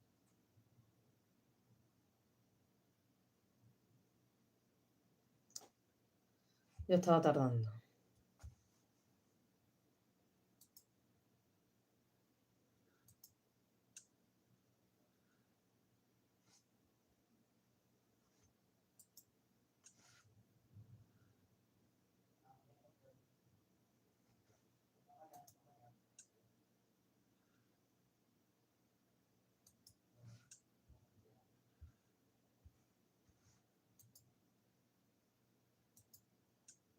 I charged them $50,000 for it, which they gladly paid, because of ever since that day in Beverly Hills, I swore, no, I'm just kidding. We came up with the price that everyone agreed was reasonable. And so I'm very proud to have a couple. ¡Qué horror! Ever since that day in Beverly Hills, I swore, Hi, no, John. I'm just kidding. We came up with the I'm price in that everyone classes. agreed was reasonable. And so I'm very proud to have a couple.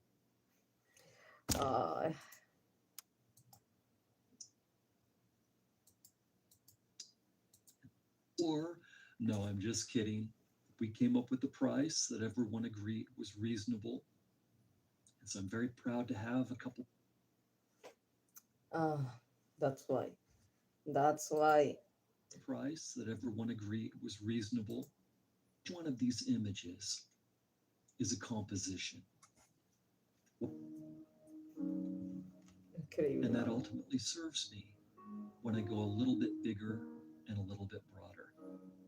But I carefully plan these compositions.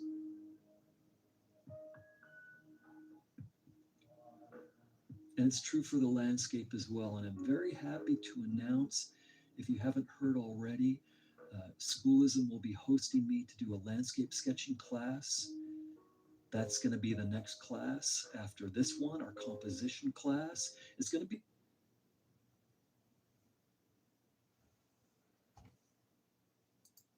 to announce, if you haven't heard already, areas around where I live. And let me reassure you that we're going to take a close look in future lessons on how to make all of this work for you compositionally. But if you've liked anything that I've done,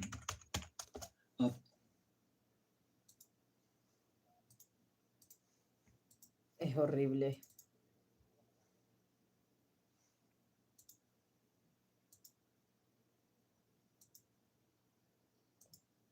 Es jodidamente horrible.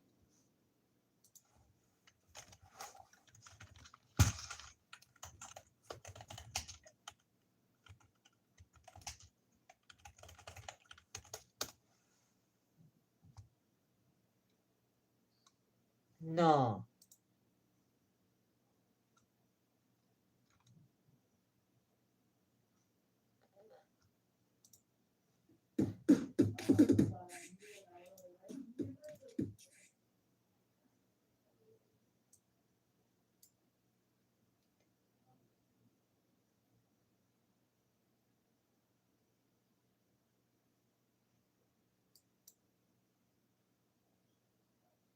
About composition. You know, you teach an amazing composition course, and I remember we talked when you were first designing it, and you were talking about the importance of composition and how it's actually kind of like the least flashy topic, yet it can be a super powerful topic. You know what I mean? Like a lot of flashy topics would be like color and light. Everybody wants to understand that, character design, stuff like that. So I want to start it off by just asking you if you could elaborate on what is the importance of composition. That's an excellent question. And you're right in the comparison you make, because when we first talked about schoolism and setting up classes, I absolutely wanted to put together a color and light design class. One, because I love that topic, it's an important topic. At the same time, you know, we wanted to get people's attention and give them something special. And the topic of color and light really intrigues people. But I knew that I had to do a composition class for exactly the reason that you were alluding to. You know, I'm a fanatic about foundational skills, drawing, draftsmanship, and such. I'm a fanatic about how important color really is. And yet, if your draftsmanship isn't there yet, you know, you're early in the learning curve, your color design is so hard and you're not quite there yet, you know, just kind of basic. If you get an image that has a powerful composition, people will forgive imperfect drawing. They'll forgive imperfect color. They'll think you did it on purpose. They'll think you have an intentional naivete, or you're being kind of gritty. You know, you're being rough and gritty intentionally, because that composition, it can grab people from across the room and really engage them. And so composition can be everything. Fantastic. When we're talking about composition, though, um, perhaps we could talk about the things that you feel. I know there's so many important things to composition, but if you can distill it into like two or three super important things that make great compositions, what could people kind of think about? What could people kind of try? Yeah, so the trick with composition, the really hard thing, and this is one thing I've changed up a little bit, and I've started. We do live workshops sometimes. I think people know Bobby, you and I, and the schoolism crew. And one thing I've been adding into our discussions about composition is a checklist about problem solving, because it's so hard to deal with a complex image. Sometimes we need to fall back on simple ideas to get the foundation there. And we talk about crazy client demands and how so often we're called on to do artwork that has this thing, that thing, the other thing, the third thing, the fifth thing, and oh, by the way, the producer's wife loves peacocks. Can you put peacocks in? Just a crazy request. And you think that's ridiculous. All this stuff is it's gonna be a picture that's out of control. But we have to have the ability to deal with these complex pictures. And so that's the key often in composition is, how do we take all of this stuff in our images and find ways to get them to relate to each other meaningfully, so that all of that stuff comes at the audience like a one-note knockout punch, really put things together. So that's the starting point, how to get everything put together. And for our purposes here, probably the best thing to mention is the most basic principle, easy to understand but hard to put into practice. In design, I call it unity with variety. Other people in design do as well. But we've got to find a way to get all those elements to unify. And then we've got to find a way to make them visually interesting enough, with enough variation to have visual excitement. Because it's kind of, that's a visual excitement.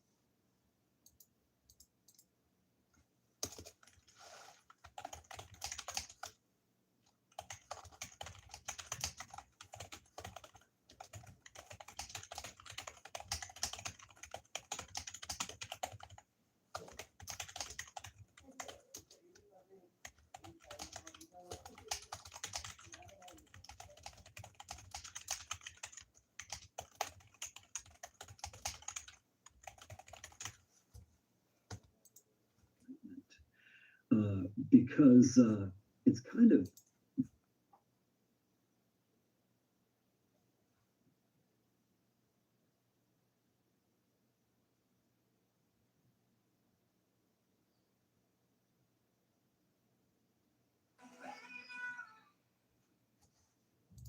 that's the foundational principle, because it's at the core of being a person. We love the comfortable four square walls of home. We love the familiar. At the same time, if we do the same thing day after day after day, we want to take a vacation. We want to go and do something different. We want a little bit of variety. And so we spend our entire lives trying to set up, the comfort of the familiar, but then changing it up enough to have a little something new, a little bit of excitement. We're all like that. Every human being on the face of the earth has those tendencies. And so it makes sense that that's what's at the core of the pictures that people tend to like.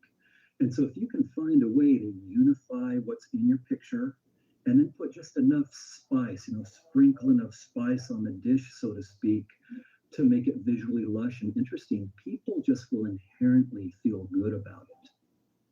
Now, when we are trying to bring people through a story, through your image, what should they see first, what should they see second, and really guiding their eye, I wonder if you could talk about that idea of guiding the eye, but yet you can't do it too much, where it's kind of spoon-fed. I was working on one of the Shrek movies, and I had very carefully composed the complex scenes, a lot of characters, and they were all kind of focused on Shrek. And I was trying to find that balance between really guiding the eye to Shrek and having all these other elements in there, and finding that balance. And here's where our skills have to be even more versatile than what you're suggesting. The director came and looked at it and said, "Oh yeah, it's great. I like it, except that we just had a story meeting, and instead of being in the room, now in the scene, he's going to be standing in the doorway. I know you worked really hard on this image. I know in Photoshop you have the separate layers. So I don't mean to give you extra work. Just grab Shrek and slide him over to the doorway, and then you're done." And then so that was that, and the the production manager said, okay, so you'll get that done, in the next hour, and then we'll move on to this, this, and this. And I said, no, I won't. He doesn't know what he just asked me to do. He just completely changed the structure of the composition, and I have to rework the entire scene. It will not feel right. And so that was something I had to beg for extra time to find those solutions without crossing that line. So here's what we talk about in my composition class. We have to have as many different ways as possible for creating contrast. That's the key, right? Everyone knows your eyes tend to look at contrast. It's unconscious. The area of greatest contrast in an image, your eyes go to that for an obvious reason. The job of our eyes and our mind is to draw as much information as possible from what we're seeing. Contrast is where the most information is. And that's why we do what we do. That's why our eyes just flick to high contrast. We want to get the information. And so the obvious go-to thing is to put light against dark, and like you're saying, to have obvious lines. And so those are very good solutions, but they're overused, they're a little bit too easy, and they're self-conscious. And I have students who will do a whole series of sketches and studies where every single time they want to point us to something, they'll put a hard light against a hard dark. It's kind of the equivalent of your sword pointing, right? And so what we do is we say, okay, you're only doing one of the three properties of vision. The properties are hue, saturation, and value. Value being light and dark, hue being, red, green, blue, yellow, orange, the name of the color and the saturation.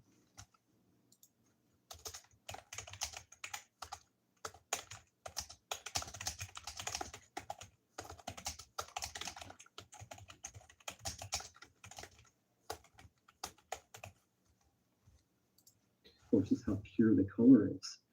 And so we seem to have this tendency to do the obvious. And so one of the things we focus on is we look at having values nearly identical, but then getting interesting twists of temperature.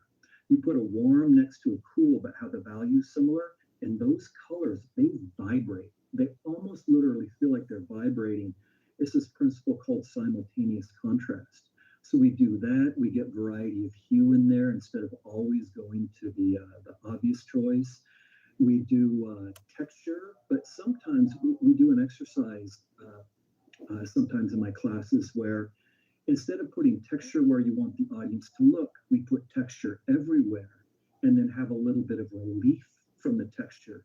And the eye tends to go to that spot out of curiosity because it's different than everything else. Texture actually unifies everything, and the lack of texture creates the variation. So we use hue, saturation, value, texture, edge.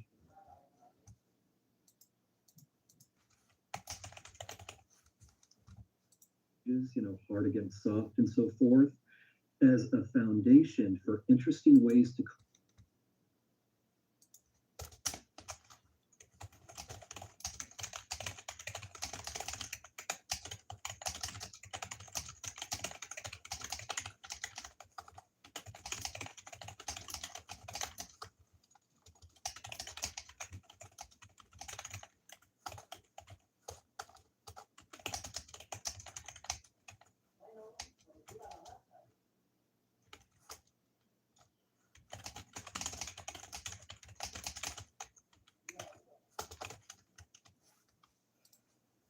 contrast, surprising ways to create contrast, and the list just expands on and on and on from there, but we start with those foundational elements. And so that's exactly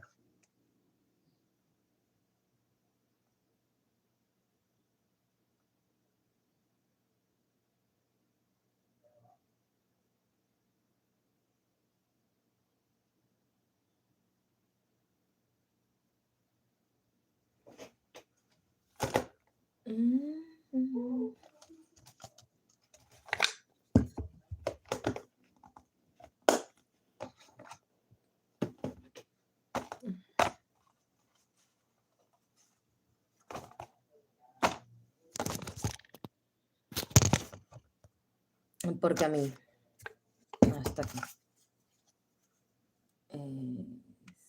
6, 34.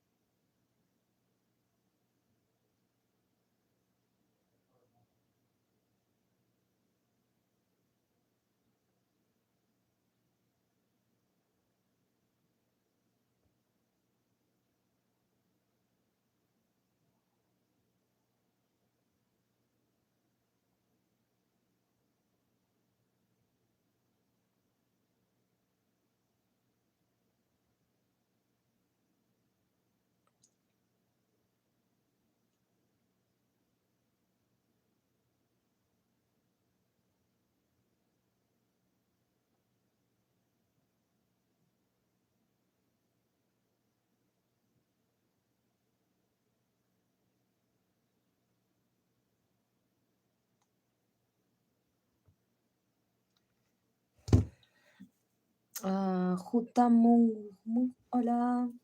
Hi. How are you? I'm studying composition.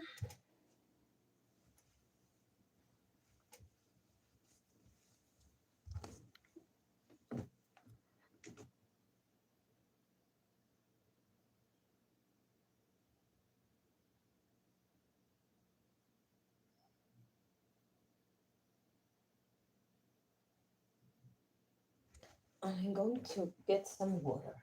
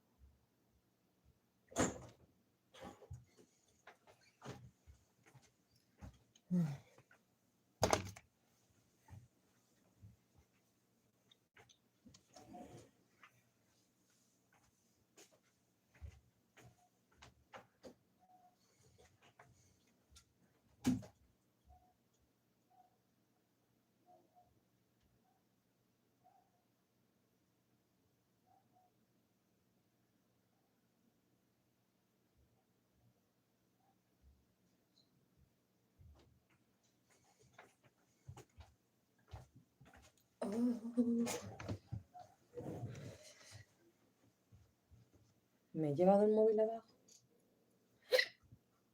¿En serio? No, por favor. No. Mira, me voy a mirar las cámaras nada más que para ver si me llevo el móvil. Ventajas de tener la cámara.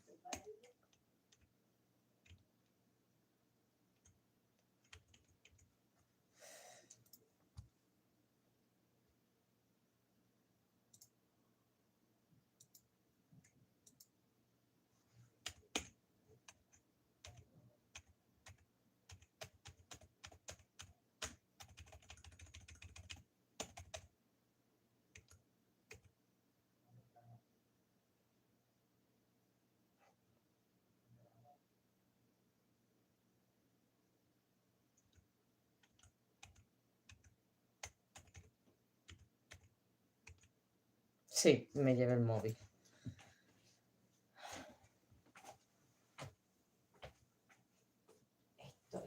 Esto es grande.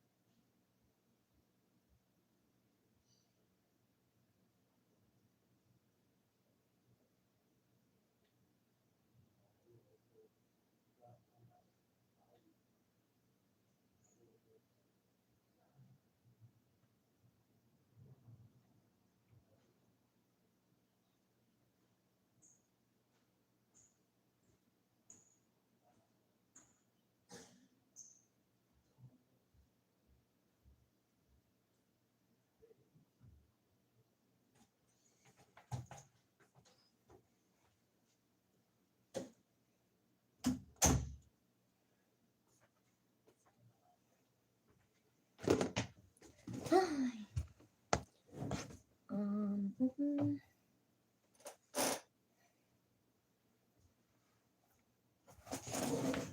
Joder, cómo se va la luz. Son las 5:30. Las 5:30 estamos sin luz. Alucino. Don't want to be too obvious, got to find the subtle solutions so that we can treat every unique scene with the uniqueness that it deserves.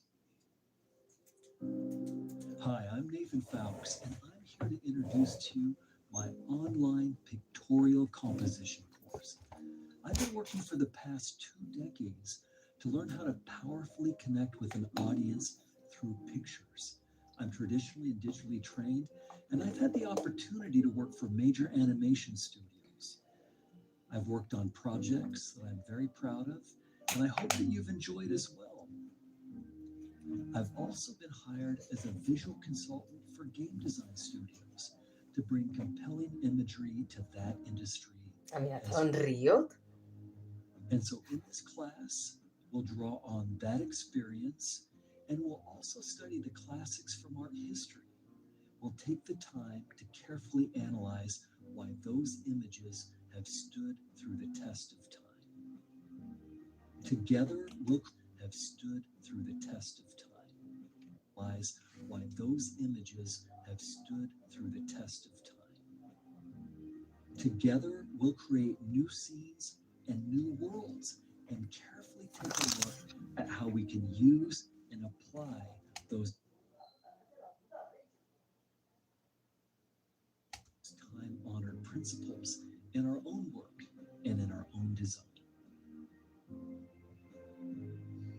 And in the course, I have numerous demonstrations for you recorded live so that we can go step by step through the entire design and development process of making a picture, start to finish. In this class, I'll break down for you how we've tackled pictorial composition at the studios to create compelling scenes and to create storytelling, to break down for you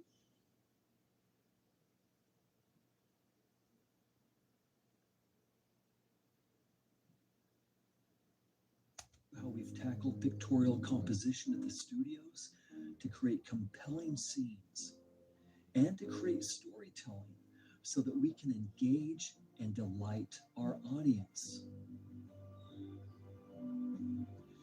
But this class isn't just for animation or concept artists, it's for picture makers of any kind. In my career, I've also been featured as a traditional artist. So we'll draw on that tradition as well to make sure you're ready to meet any challenge, whether you're working from life, or you're working in the studio, or you're working in-house for a design company. We're going to get you good at this.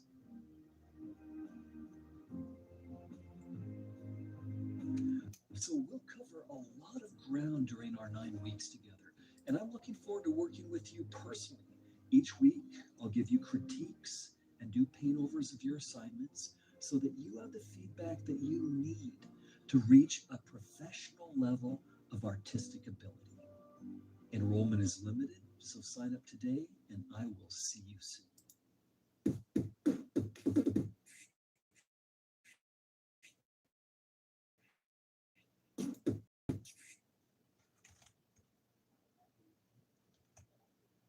As you're talking about composition, I'm sure everybody's just going, wow, there's a lot to take in about composition. A lot of it is kind of like, it could feel almost intangible because it's more like a feeling that you get, like, where's my eye kind of going? And how am I kind of feeling about this composition? When you built your class, I thought it was really interesting the order of things that you built it in. I was wondering if we could talk about the reasoning for each of those lessons. Starting off with the first one is, why do we start off with engaging your audience for lesson 1? Yeah, so that is job number 1 for any artist, and probably every kind of art. There's exceptions to everything, but the foundation to art, especially visual art, is we've got one job. We have to develop the technical and the artistic ability to reach out and to grab our audience at that gut emotional level where art and where storytelling lives. And when we have the ability to make that emotional connection, everything else falls into place. Now, we can do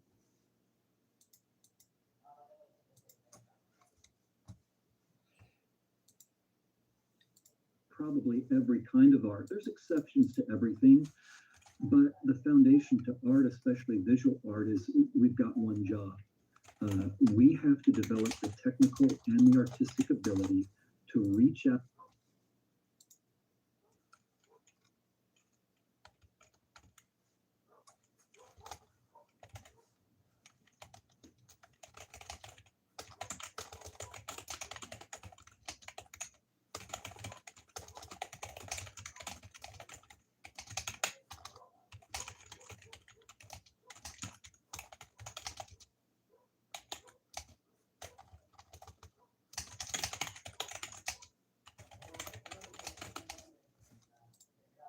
To grab our audience.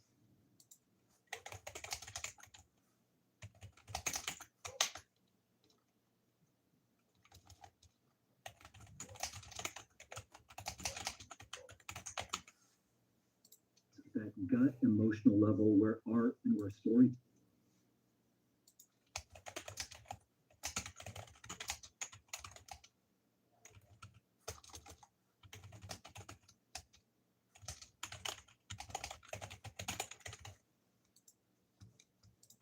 Telling lives.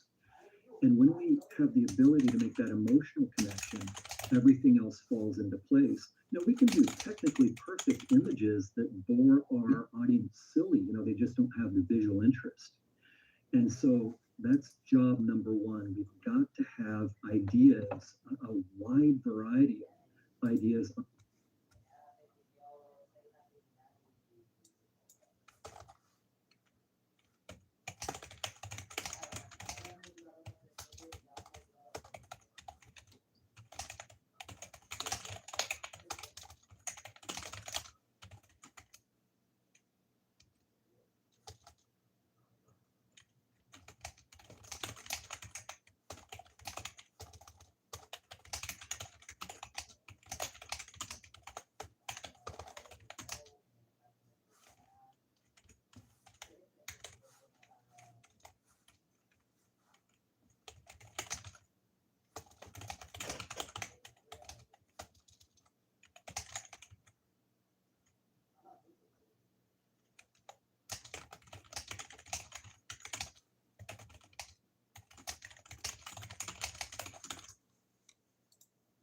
Engage our audience.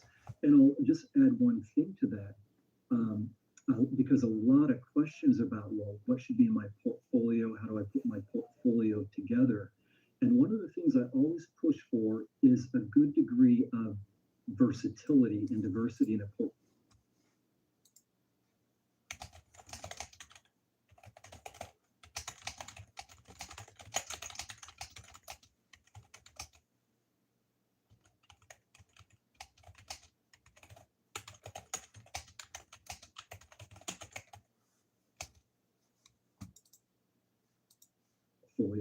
What I mean by that, it's great to have a style, it's great to have a look, it's great to have your thing. I mean,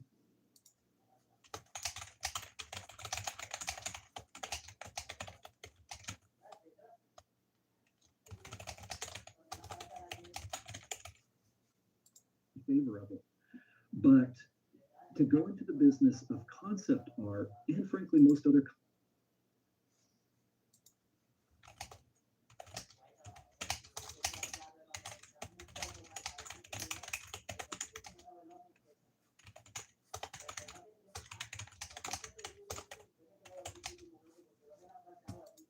kinds of art, you have to be able to show and get the audience to feel the full range of emotions.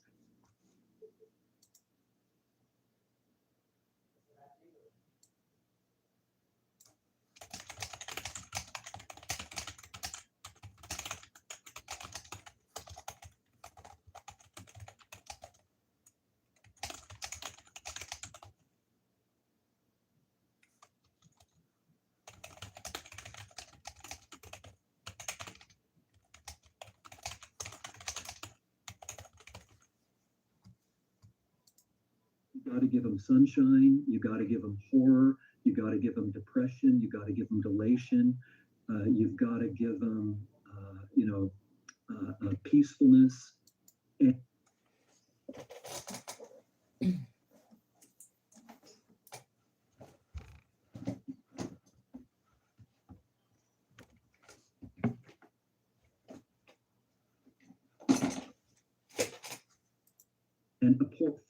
that shows that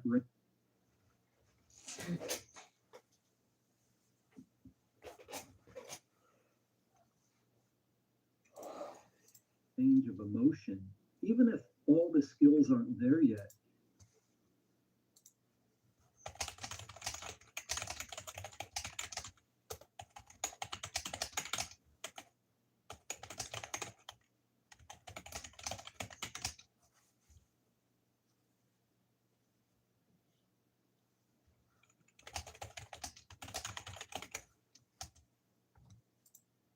People will be engaged by it, they'll be excited by it.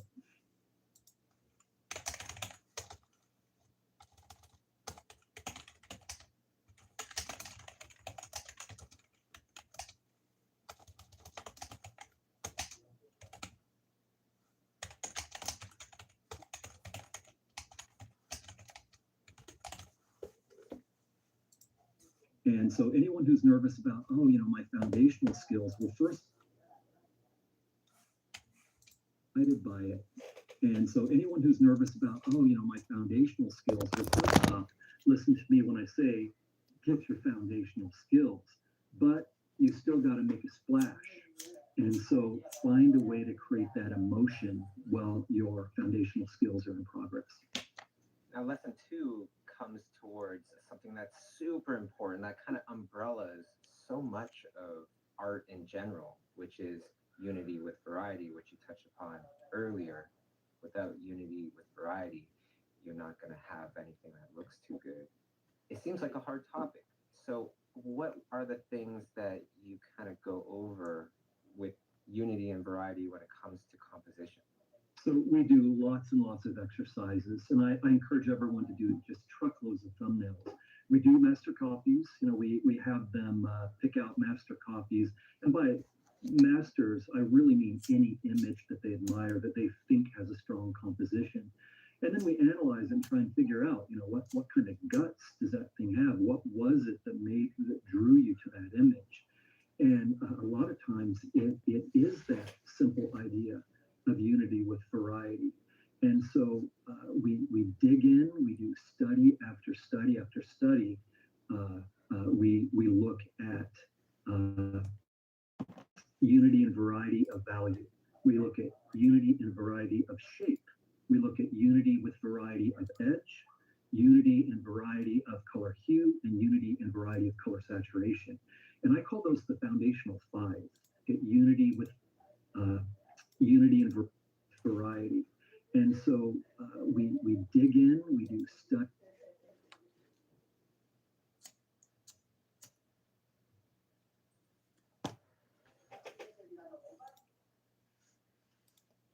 Of unity with variety. And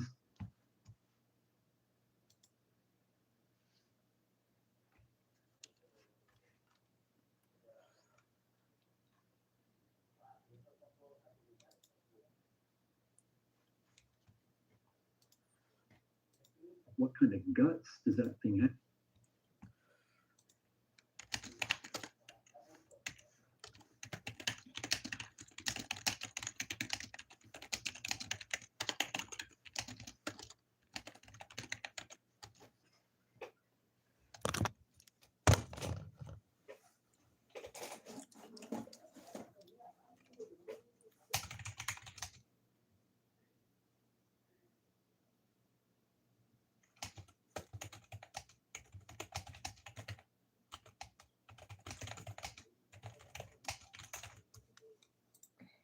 What was it that drew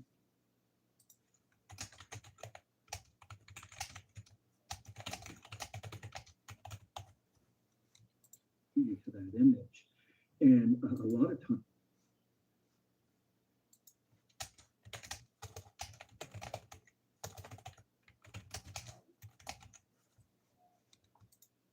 it is that simple idea.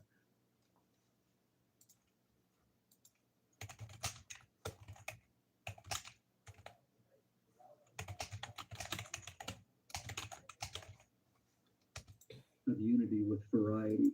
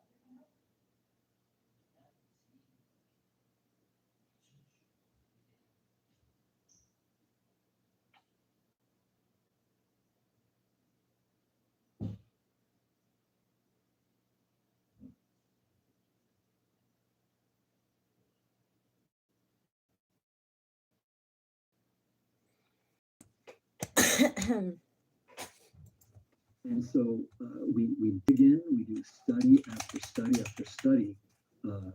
We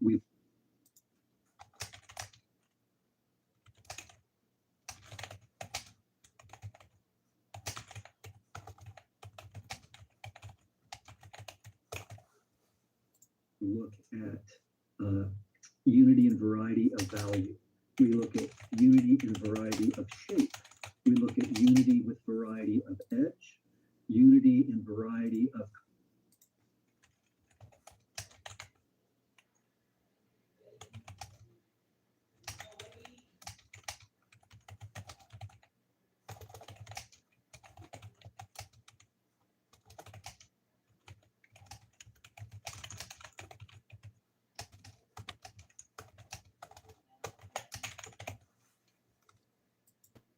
color hue and unity.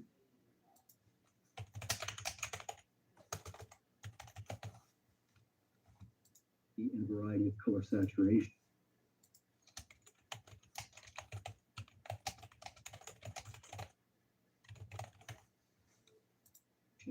And I call those the foundational five, structurally to create a strong image.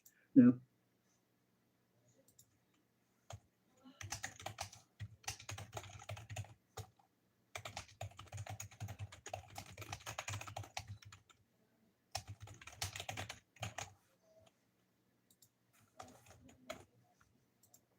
Now, I don't want this to be a formula for anyone. I don't want anyone for every single image they do. Okay, that Nathan said value, shape, edge, hue, saturation.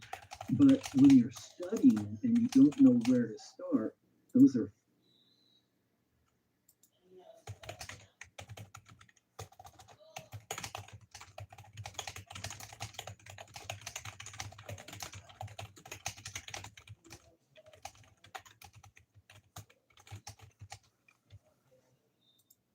five primary foundational.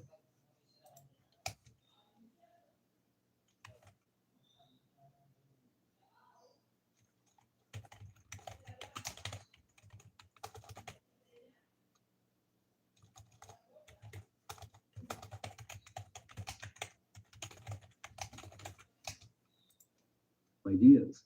And when you're stuck on an image, you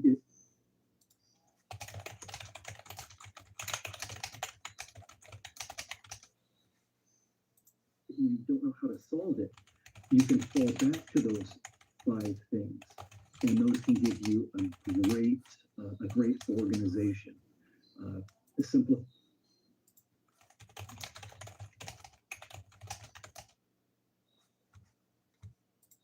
each of those 5 things to unify.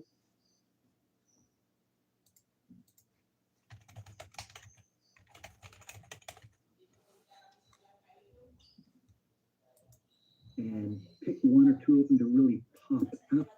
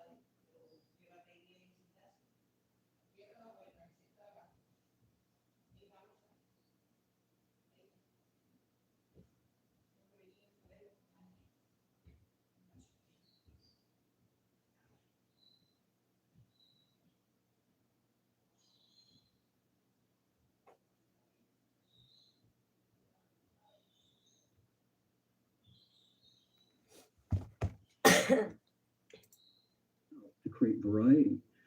And sometimes we just might be pleasantly surprised on how our difficult images that at one point felt impossible, we might be surprised all of a sudden they fall into place. It's a beautiful thing. And the last thing I want to talk about and ask you with regards to composition is lesson 6, which is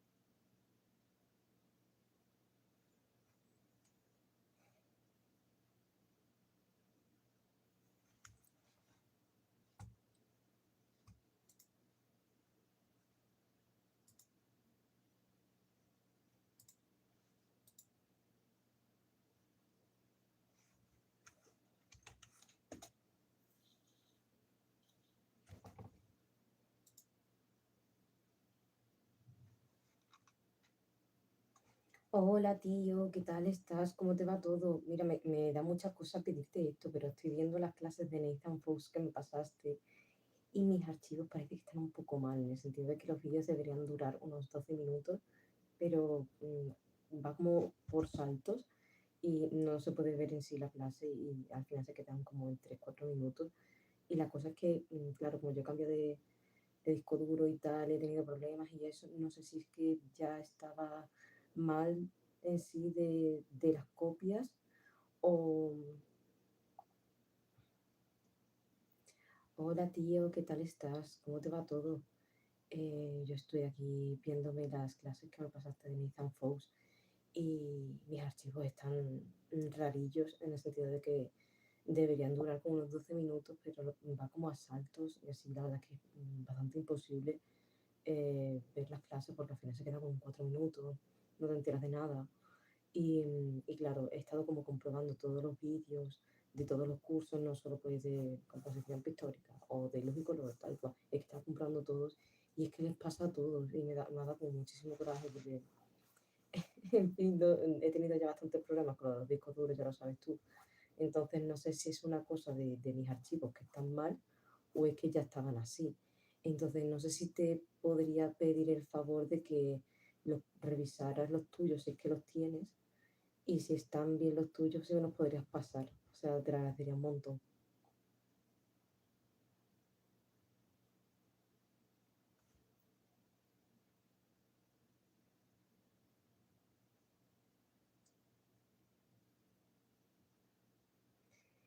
Y de verdad que me sabe súper mal pedirte cosas, así que si en algún momento te molesta lo que sea, no tengas ningún reparo en decirme lo que yo paro. Ay, que me siento súper mal, te lo juro. Aquí viéndome las clases que me pasaste de Nathan Fox y mis archivos están rarillos en el sentido de que deberían durar como unos 12 minutos, pero va como a saltos y así la verdad que es bastante imposible ver las clases porque al final se queda como 4 minutos, no te enteras de nada. Y claro, he estado como comprobando todos los vídeos de todos los cursos, no solo pues de composición pictórica o de luz y color, tal cual, he estado comprando todos y es que les pasa a todos y me ha dado como muchísimo coraje porque, en fin, he tenido ya bastantes problemas con los discos duros, ya lo sabes tú. Entonces no sé si es una cosa de mis archivos que están mal o es que ya estaban así. Entonces no sé si te podría pedir el favor de que revisaras los tuyos si es que los tienes y si están bien los tuyos si me los podrías pasar. O sea, te lo agradecería un montón. Y de verdad que me sabe súper mal pedirte cosas, así que si en algún momento te molesta lo que sea, no tengas ningún reparo en decirme lo que yo paro. Ay, que me siento súper mal, te lo juro. The year was 2009.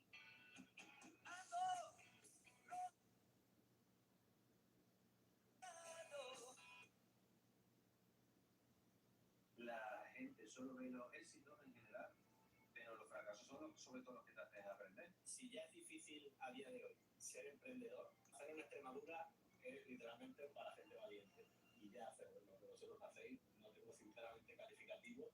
Realmente antes soñar era más difícil, que me quedé en el paro, me apunté a un curso de estos del sexto, un curso de diseño gráfico. Extremadura, Almendralejo, yo te lo quitaría de la carrera, no nos decía. Me hace mucha gracia cuando lo miro con la distancia, porque ahora toda esa gente nos dice, ¿verdad?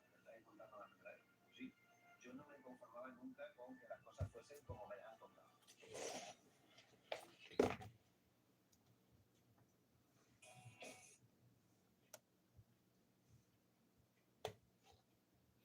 The year was 2009.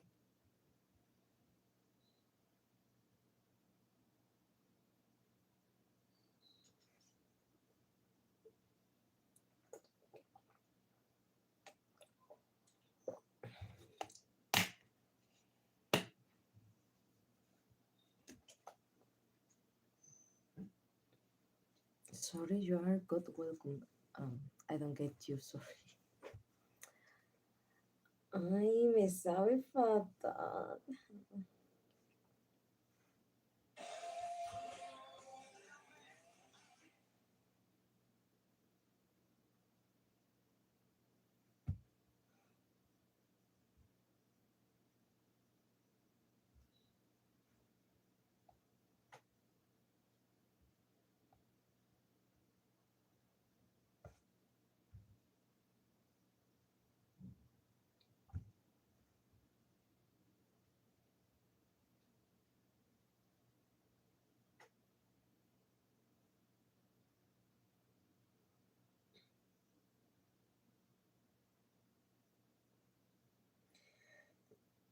The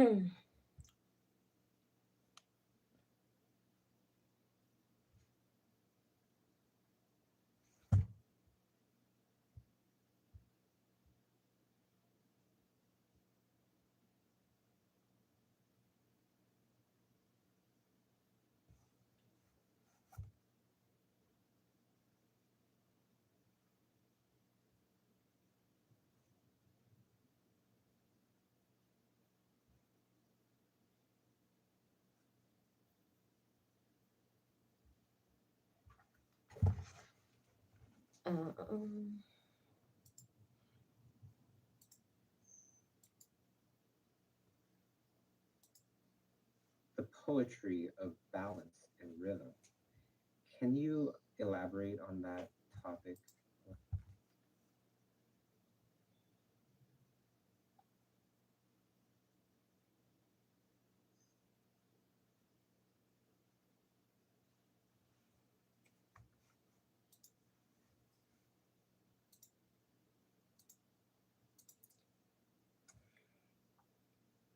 Hola, tío, ¿qué tal te va todo?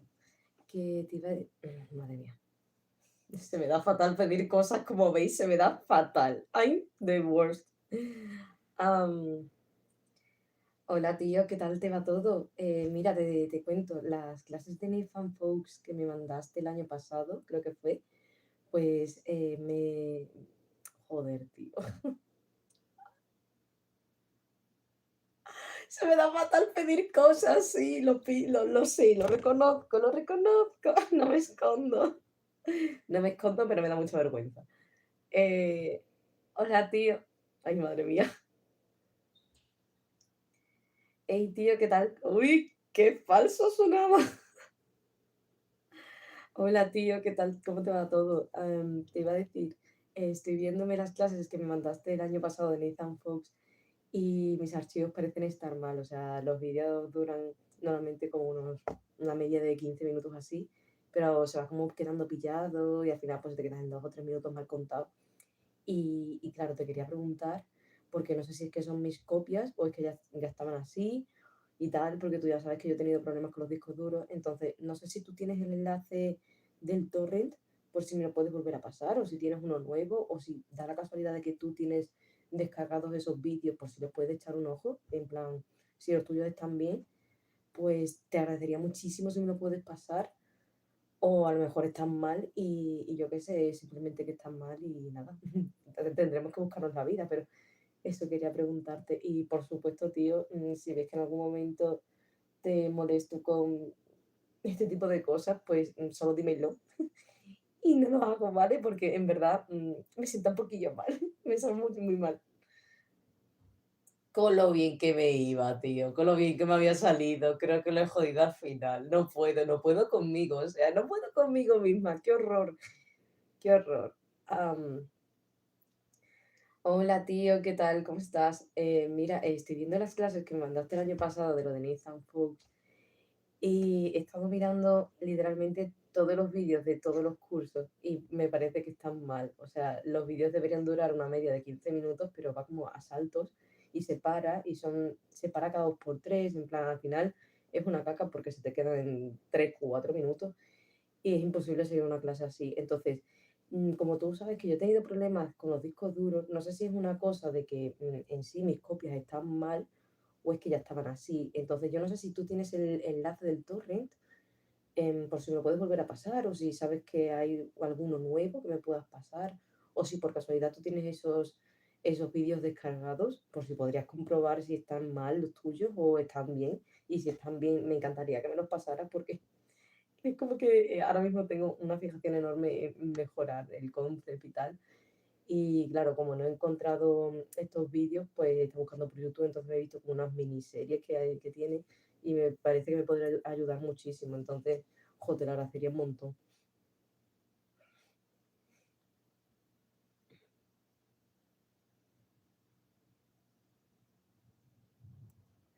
¿Qué tal? ¿Cómo estás?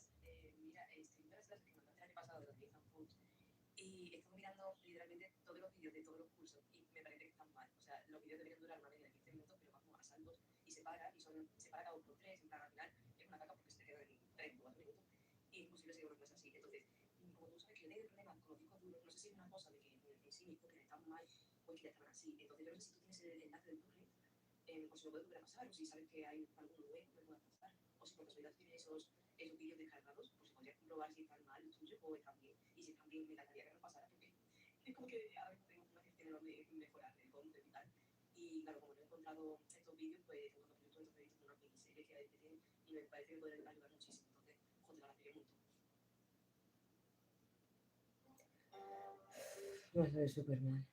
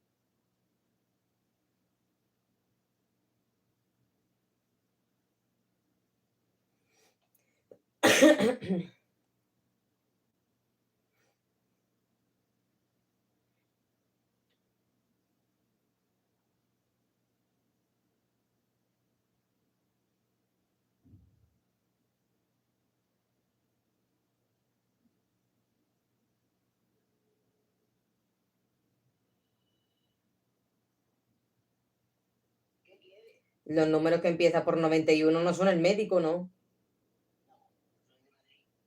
Vale, pues lo coloco porque sería una estafa seguramente. Ya. Mm. Adiós.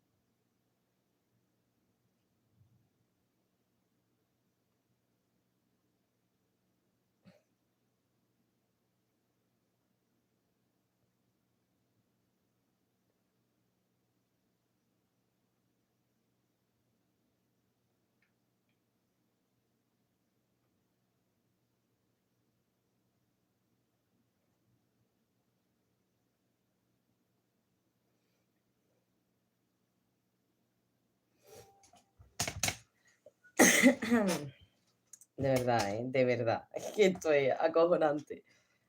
Realmente acojonante.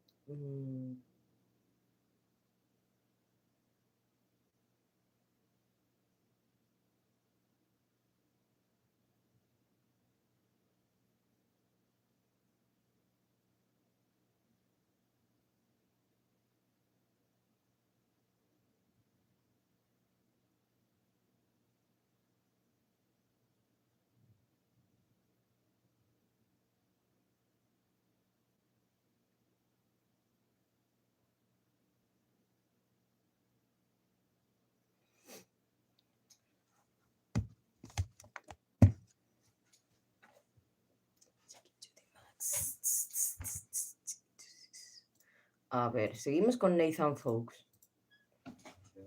And the importance of competition.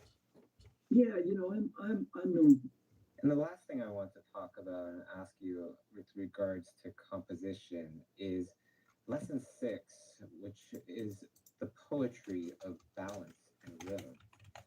Can you elaborate on that topic a little bit and the importance to composition? Yeah, I'm a musician, but there's something about rhythm, and by rhythm, if we can put a definition on it, I would just say a meaningful repetition. There's something about that that's engaging to people. You look at poetry, you look at music, you look at all the art forms, and the rhythm seems to be something that we really are held by. And it makes kind of a sense, and rhythm falls in that category, that back to that foundational category of unity with variety. Rhythm can tend to unify a very complicated subject. In music, you have extraordinary melodies, and I was talking, if you don't mind me aside, I was talking to uh, an artist who had been my figure drawing teacher early on, an artist named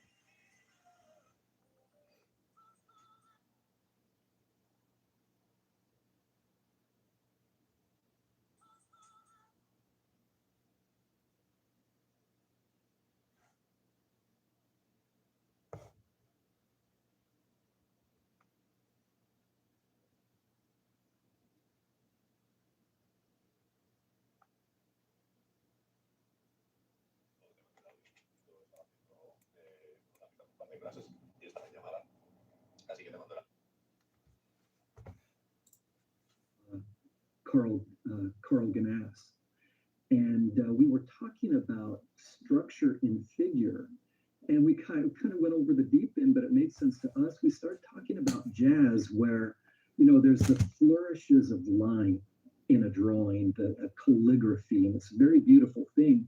And we opine that a lot of our students think that that's going to give their image the solution. They see the expressive line work, and so they do a drawing that's all expressive line work with no structure. And our conversation kind of got off on, it's like a jazz musician. They've got their key, they've got their meter, they've got their rhythm. That's the structure, the unifying element in the music. But then they'll go off on their riff. They'll go all over the place, up, down, here, there, go off on their riff. But then they'll come back and they'll hit that rhythm and they'll stay in that key. And so that is classic unity with variety. And we talked about in figure, you've got the structure. And then as you move within the structure, you do that calligraphy and the flourishing line work. But then as that line flows across,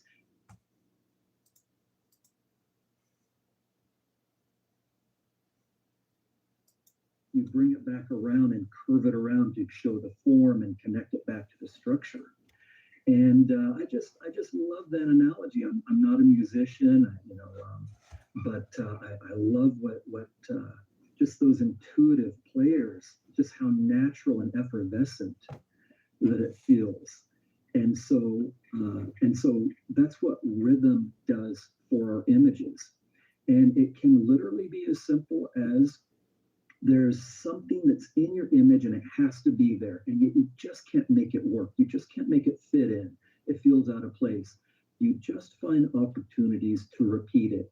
Just repeat it here and there in meaningful ways, and then pull something out, and so that unifies that thing that doesn't fit. And then that thing in one place or in one way can come out, but the rest creates a meaningful rhythm. And all of a sudden, it feels natural, and even though the people within the sound of our voices might not be musicians, they get to be musicians with line and color and shape and so forth.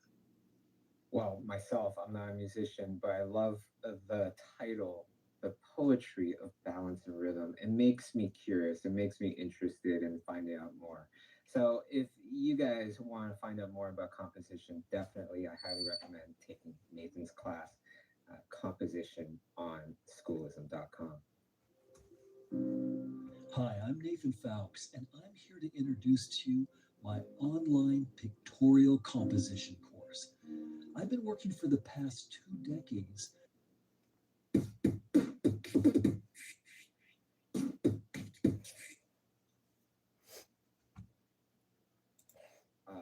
Freelance over the last recent years. You left DreamWorks to pursue doing freelance and being with your kids a lot more and doing schoolism classes. But then you've also been at a big studio, one of the biggest studios when it comes to animation, DreamWorks, for roughly how many years was it? I was at DreamWorks for 15 years. Wow.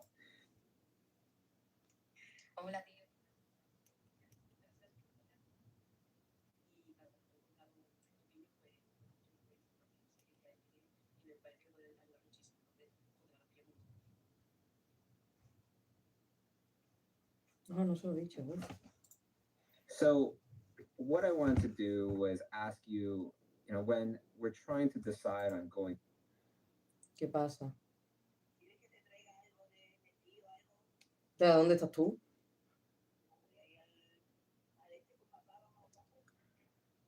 Pues una pregunta, ¿pero vais ya o estáis allí ya? ¿Estáis allí ya? Que si estáis allí. Que si estáis allí.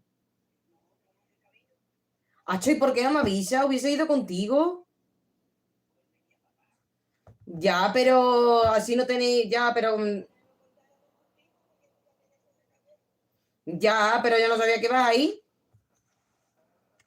No, me he dicho que estabas mal.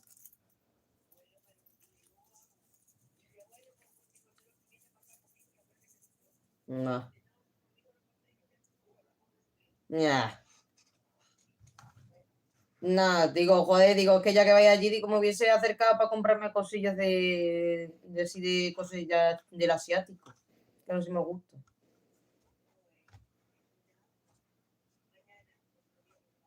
Y aparte tenía que ir a coger las desparasitaciones de los gatos, por eso también quería ir. Sí, sí, tengo un montón de tiempo, como no tengo que entregar una ilustración en una semana, ¿sabes? En fin. En fin. Sí, claro, claro. Porque se me ha olvidado tanto a mí como al Javier. Y eso, pues pepinillo en vinagre. Los pepinillos, básicamente. Es lo único que quiero, es lo único. Sí, solo pepinillos.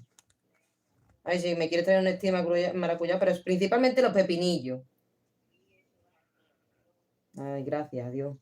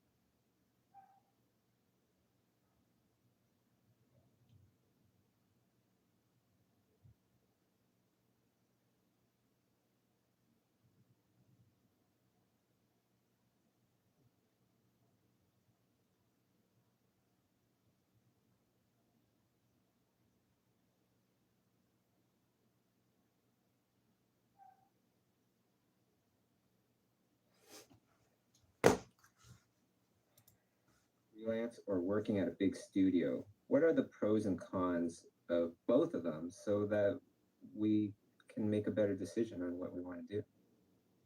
I think a lot of it, of course, depends on your individual personality.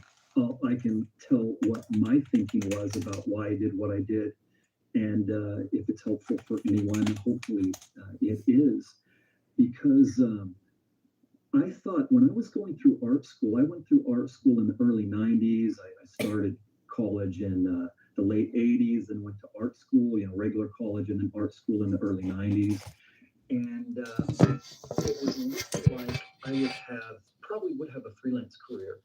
The big animation boom hadn't happened yet. Luckily, that was on the horizon.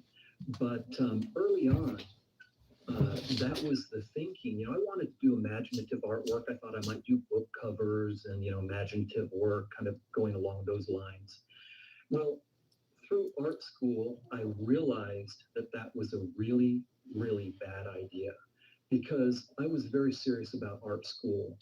For anything I did not do well, at least I can say that I did the very best I could figure out. I worked hard in art school. I was focused. My wife teases me now about, I was totally absent during the 90s school and then starting my career. Never saw Seinfeld during all those years, and everyone else, was the talk of everyone else. Well, in art school, no matter how hard you work, hour after hour, all-nighters, whatever, the next assignment is always due. And so you finish school on Friday, you might even have a Saturday class or not, but your next assignment is due on Monday or it's due on Tuesday, and it's Sunday, it's Saturday, you want to go out, but this huge thing is due and you feel like you're behind. And then Sunday, and you want to take a break, you deserve a break, you desperately need it. But oh my gosh, this huge, and I haven't found a solution for this assignment yet, and you're always ill at ease. It's like you can never rest. And that wore on me and wore on me. And I realized that if I went freelance coming out of school, it would be exactly the same. I've got that big assignment, hopefully for a big client. It's due on Tuesday. I want to have a weekend, but I don't dare because if I blow this, I'll lose that client. And so I work through the weekend and crash, just burn. I knew, you'd find me face down in the parking lot, after 5 years of living like that. I knew I had to go in-house. Well, luckily, a friend of mine got a job at a theme park show design company, and they needed people. And they said, "Hey, do you know any good painters, good artists?" And he recommended me. And this is when I was finishing up school.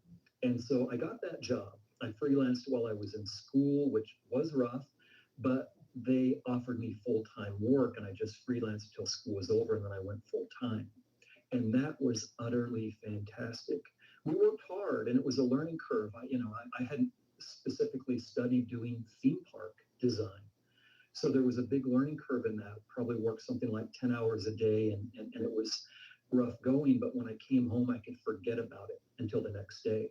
And over the weekend, I could do my own artwork and keep going and do something I wanted to do rather than just burn out because that heavy, heavy weight would have always been on my shoulders. So went in-house, I did that, and then had an opportunity to show my portfolio at DreamWorks.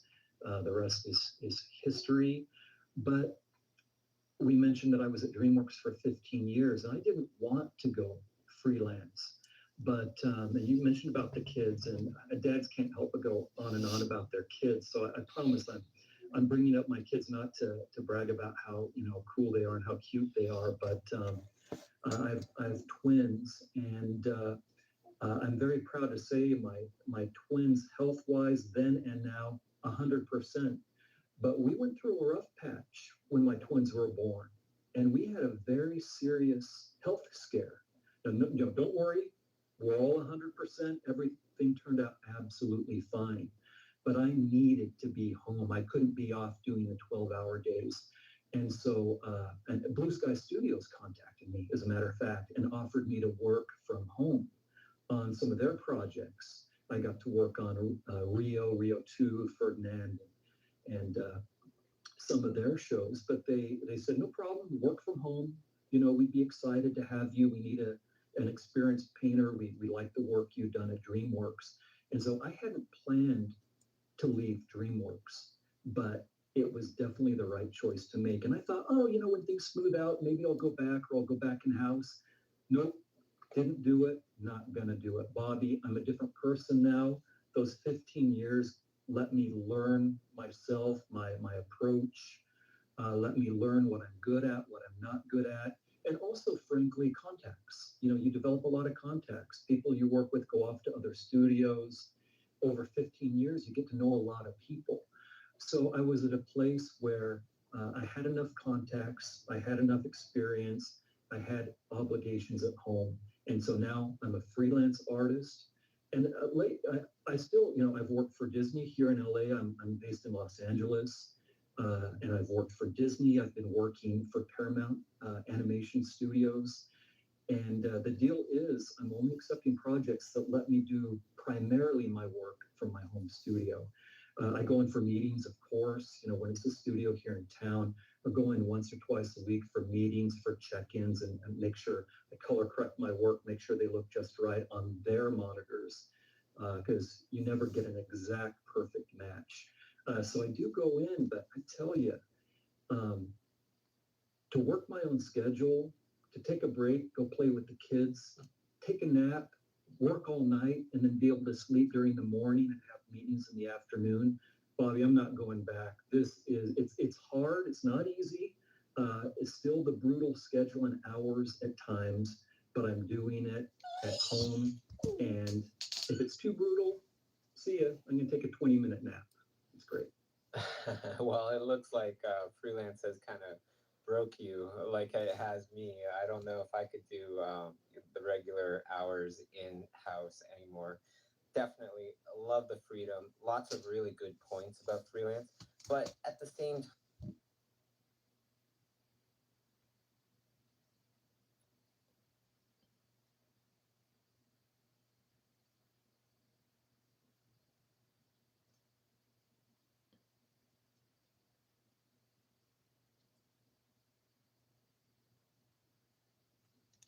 Tía, no, si es que yo perdí mi cuenta de CG Pierce y yo ya no puedo acceder a tutoriales de esos. Sé que Dani tiene acceso a CG Pierce, así que pregúntale a él porque seguramente te lo consigue instantáneo.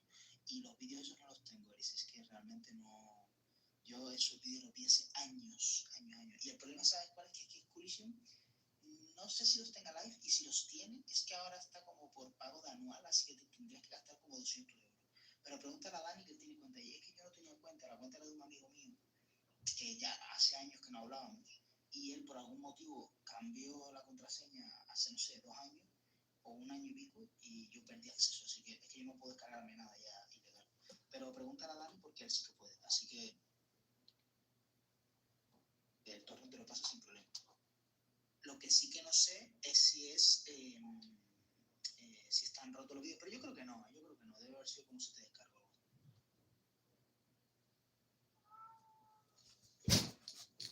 Ay, qué más.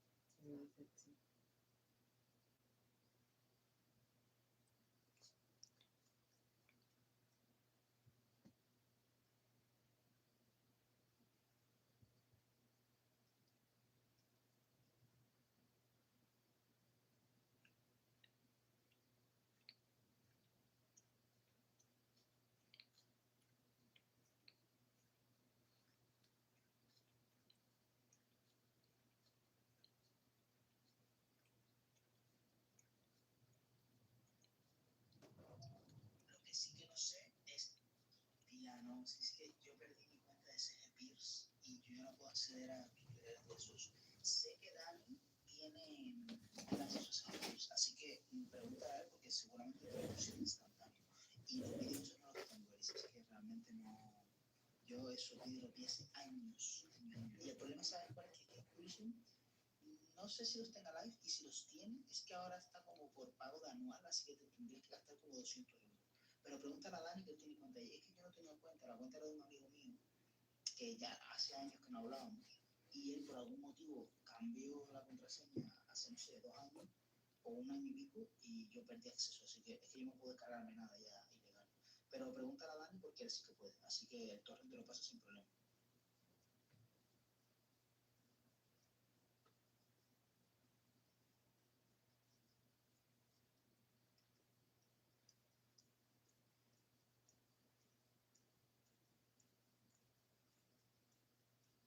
No.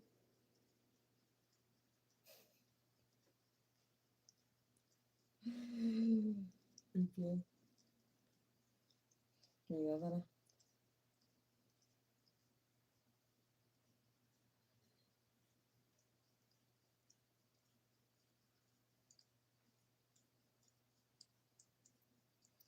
Y eres de la persona que piensa que por el tipo.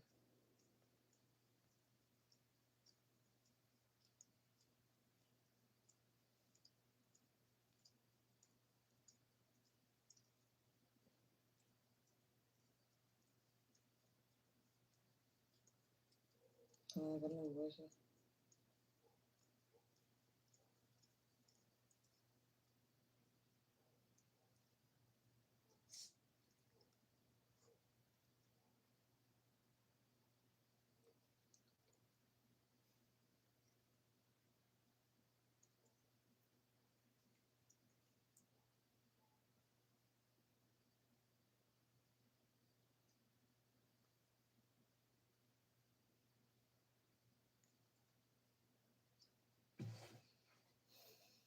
Bueno, al menos mal que tengo buenos contactos y me van a pasar a clase de todas formas, porque si no.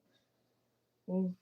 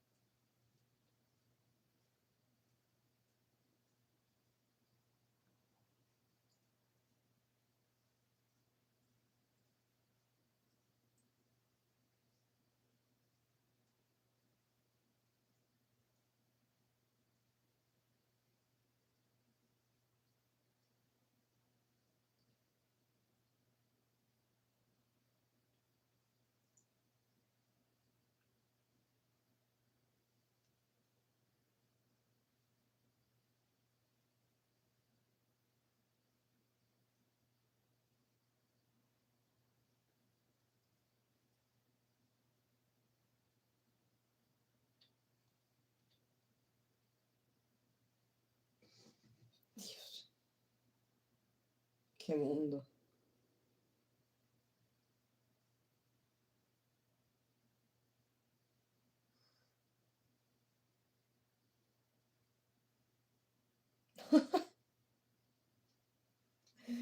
LOL, flipo.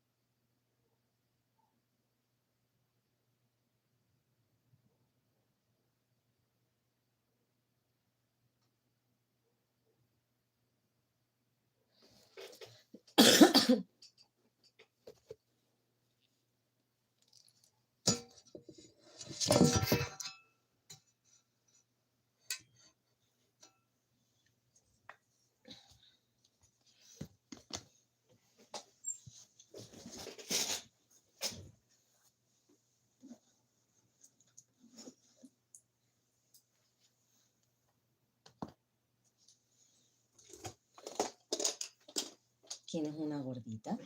¡Uy! sinvergüenza. Mira eso, otra vez con el ojo piquiñoso. Se va recordando cómo era progresiva. Wow.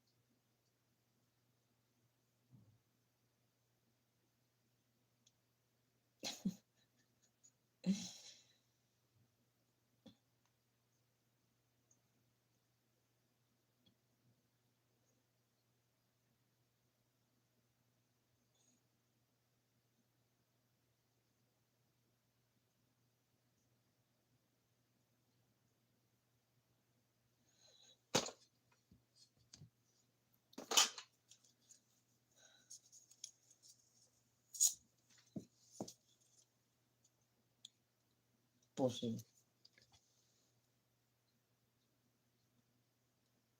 Ya de...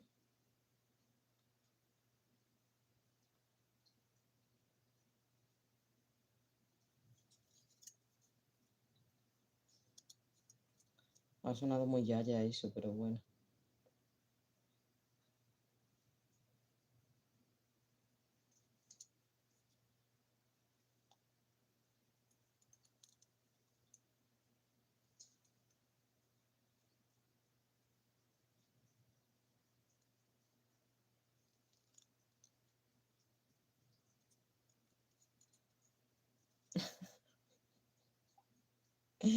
Qué masoca.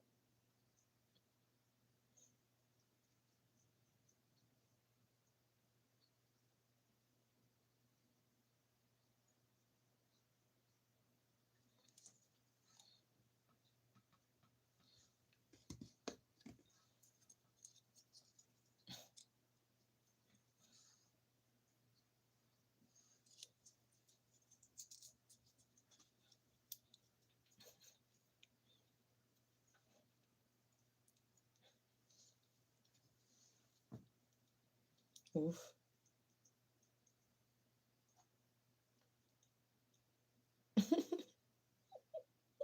comprensible.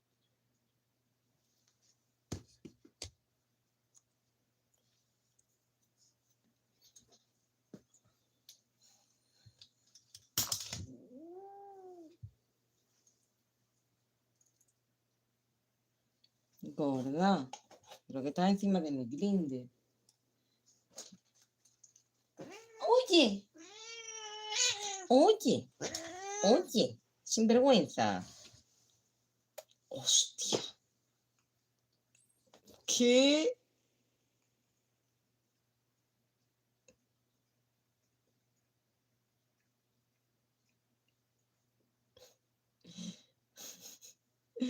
Igual.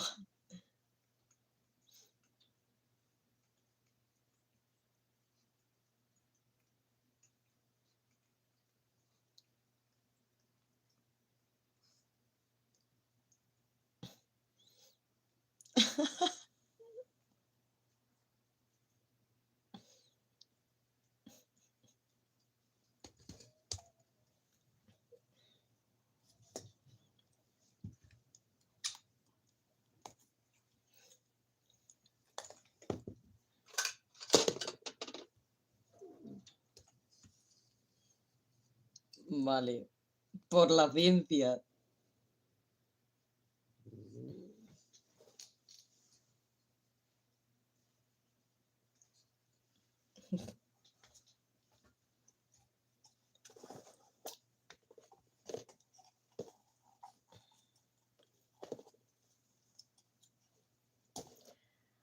You could have choose. Well, brown, where did you come from? Brown and white. It is said that you be a famous hobby. I didn't see clock time there. Hi there, my Papa Mo. It's like it's few days since I don't see you. I hope you feel nice. I don't get what you're trying to say. Sorry,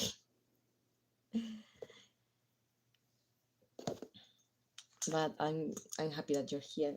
Thank you for coming. Thank you for stopping by, and I wish you a beautiful day.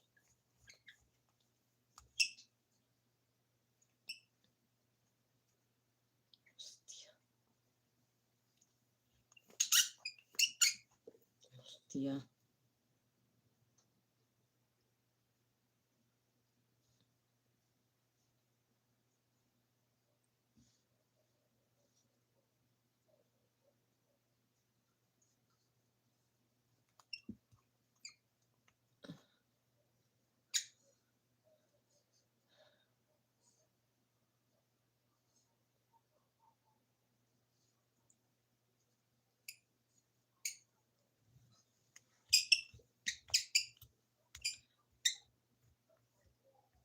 LOL.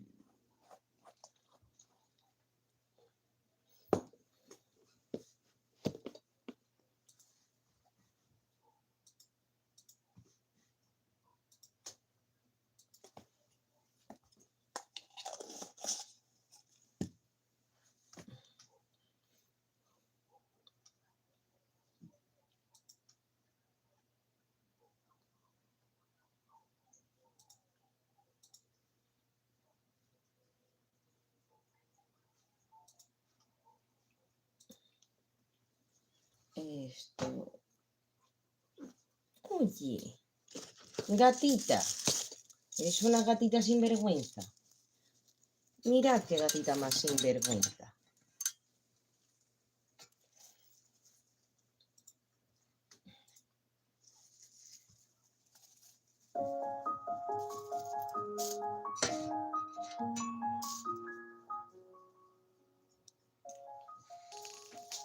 La, la, la, la.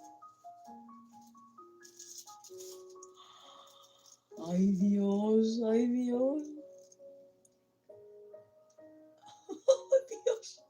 Dios. Ah, tío.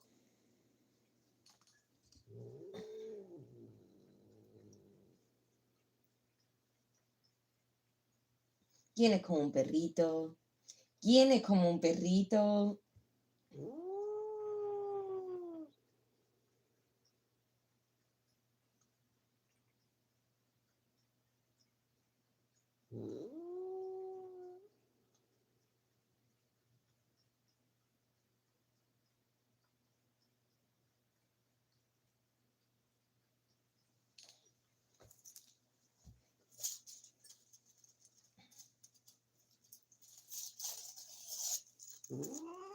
Pero Aria, ¿qué te pasa?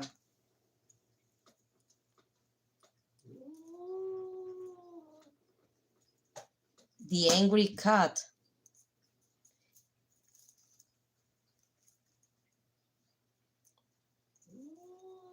Angry Birds or Angry Cat? She's my angry cat.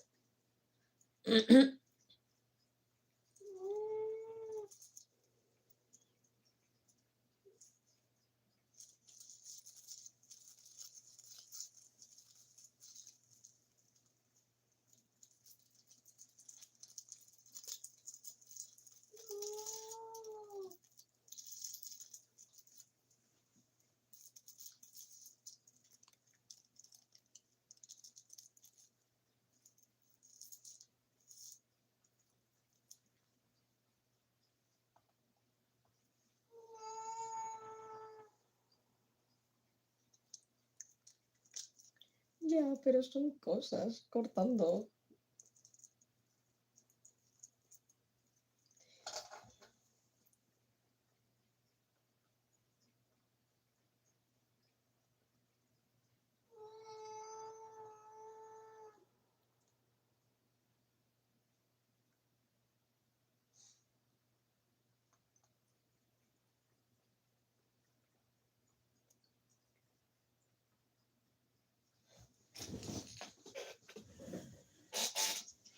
María. Ay.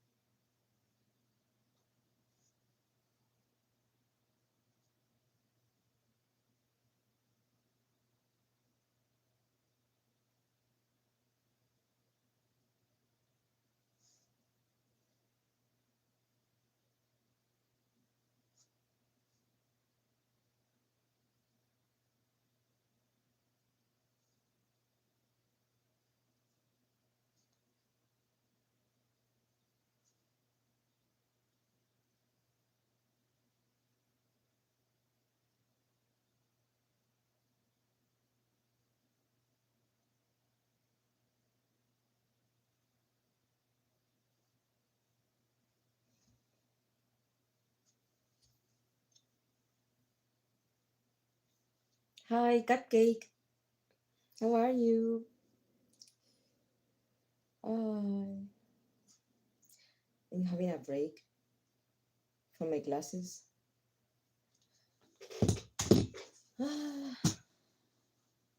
Oh, the camera. I'm good. How are you? Well,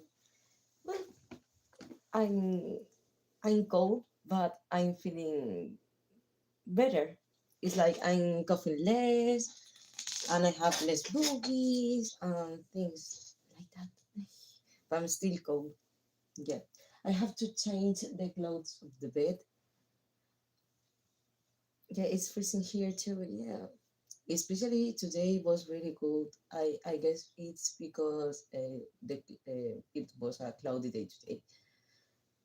So yeah, I was missing the sun so much. Even when we were at 5 p.m., it was starting to get the night. Sorry. Let's really see. Did you watch Terrified?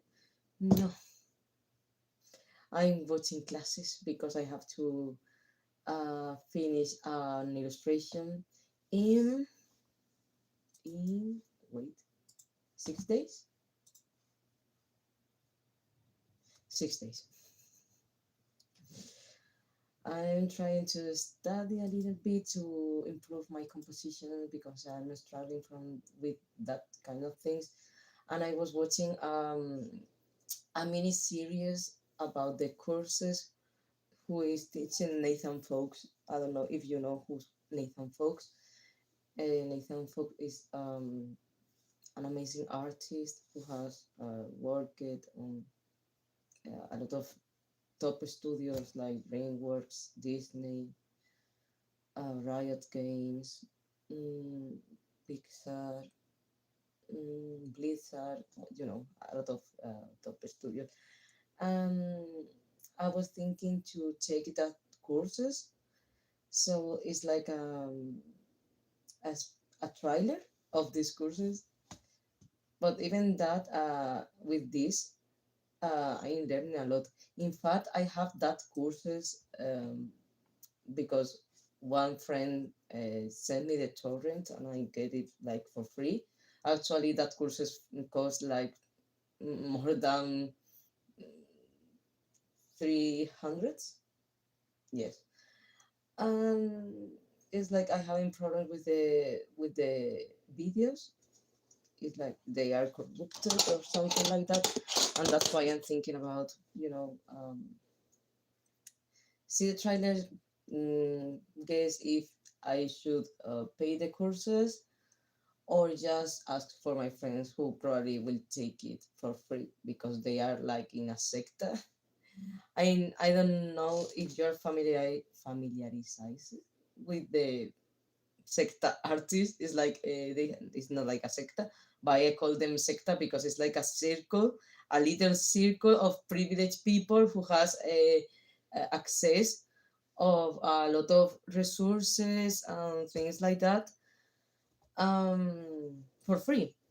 um it's like only a few people have the entry, and you cannot entry if at least if someone invites you, but they only have in one entry to share, and it's really really really difficult. But well, I have a friend who is there, and it's like, oh, at least.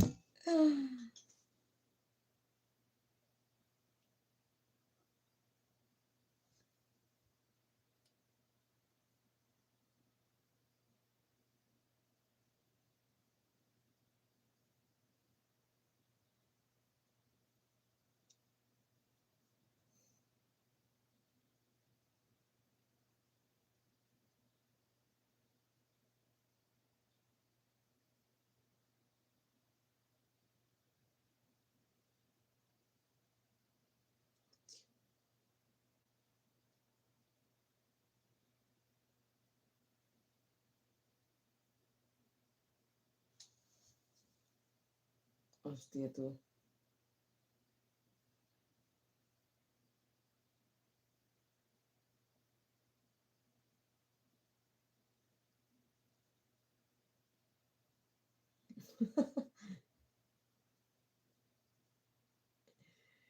Nah.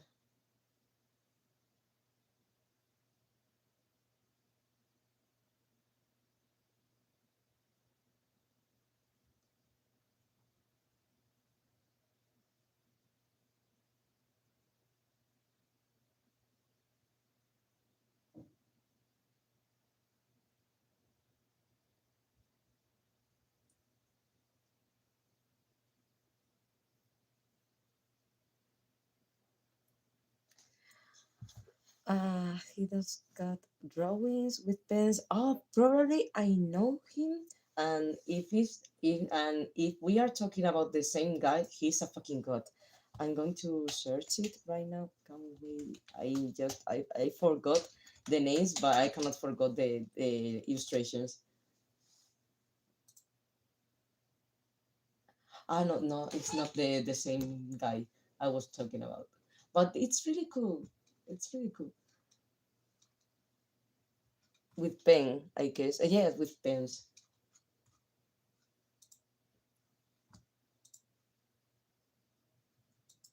Oh, con micro. Gráfica los micron penises. Um,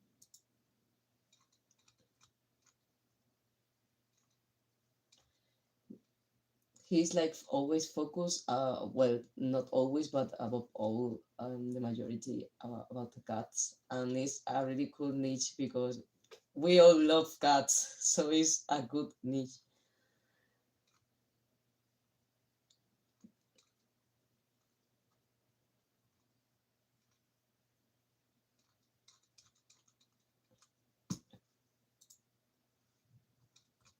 I especially like the illustrations where he has a lot of cats creating patterns with like a landscape or a tree.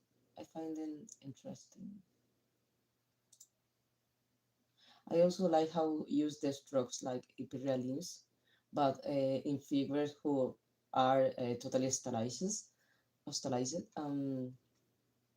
It's a good contrast. I see clearly how why it works. I try to do the same, but it comes out so bad. Oh, I guess is normal because they he probably have been refining and practicing his technique a lot of years. So it's just um it's just a different time investment. It's not you. It's not because you're not talent. It's because you need to train more hours. It's just practice. I bet you.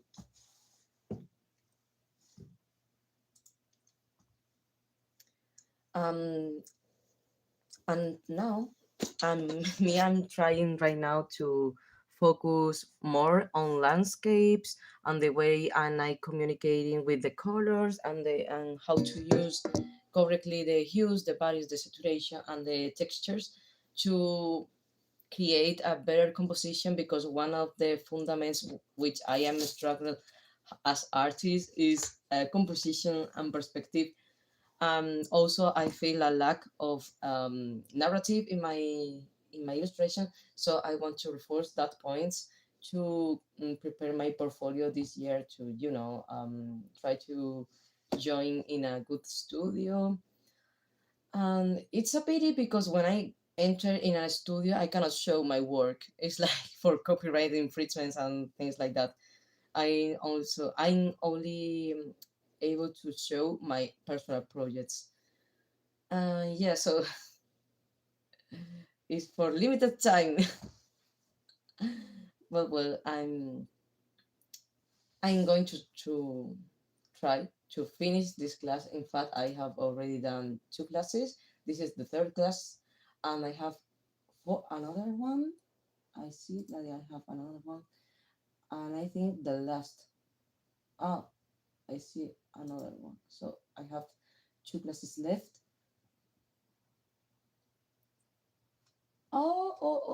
And I see that these guys' schoolings are very clever, because they created a mini series for each course of Nathan Folks. Yeah, I just saw it. So you have like a mini trailer of 1 hour about 3 weeks of workshop. So they are really, really, really, really, really clever. Yeah. But well, at least I have the experience enough to just think about the things. Of course, it's not like I have the whole course, but I hope to have it soon. I try to do that. And Yukata Murakami is another one. Yutaka, no, Yutaka Murakami. Me gusta el nombre, I like the name. It's like, oh. Oh, kitties with watercolor. I have to find the artist I told you before about cats. Is he always not, but he usually works with no sé cómo decir carboncillo en inglés. Oye Siri, oye Siri, ¿cómo se dice carboncillo en inglés? Okay, charcoal. He usually works with charcoal, and I guess that you will love it because I see that you like a lot of the cats, and you are a person who values the technique, and probably it will love you will love that guy. Ah, I'm gonna search it. It's a shit because I don't remember the names, but I will try to search for you because I think that you're gonna love it.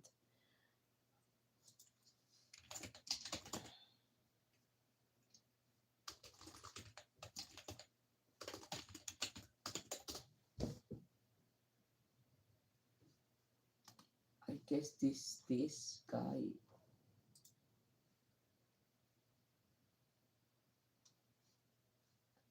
Sojin.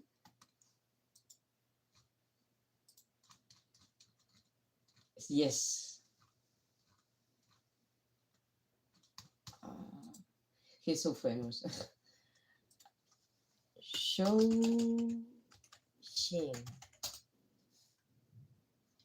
Show Shin Cats.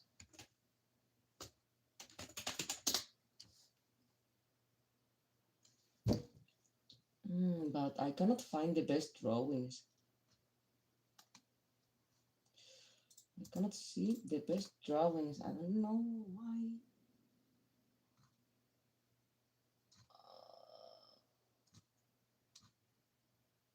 Oh shit. Oh, okay. I found it. Um.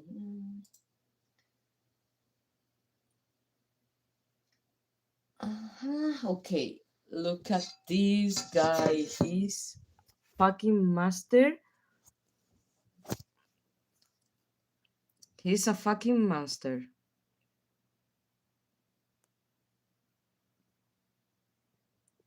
Look at how he cuts the movement. Is like fucking magical.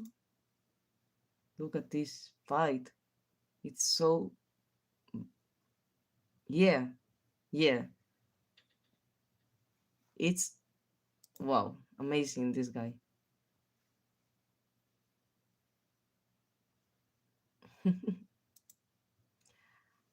I love his technique.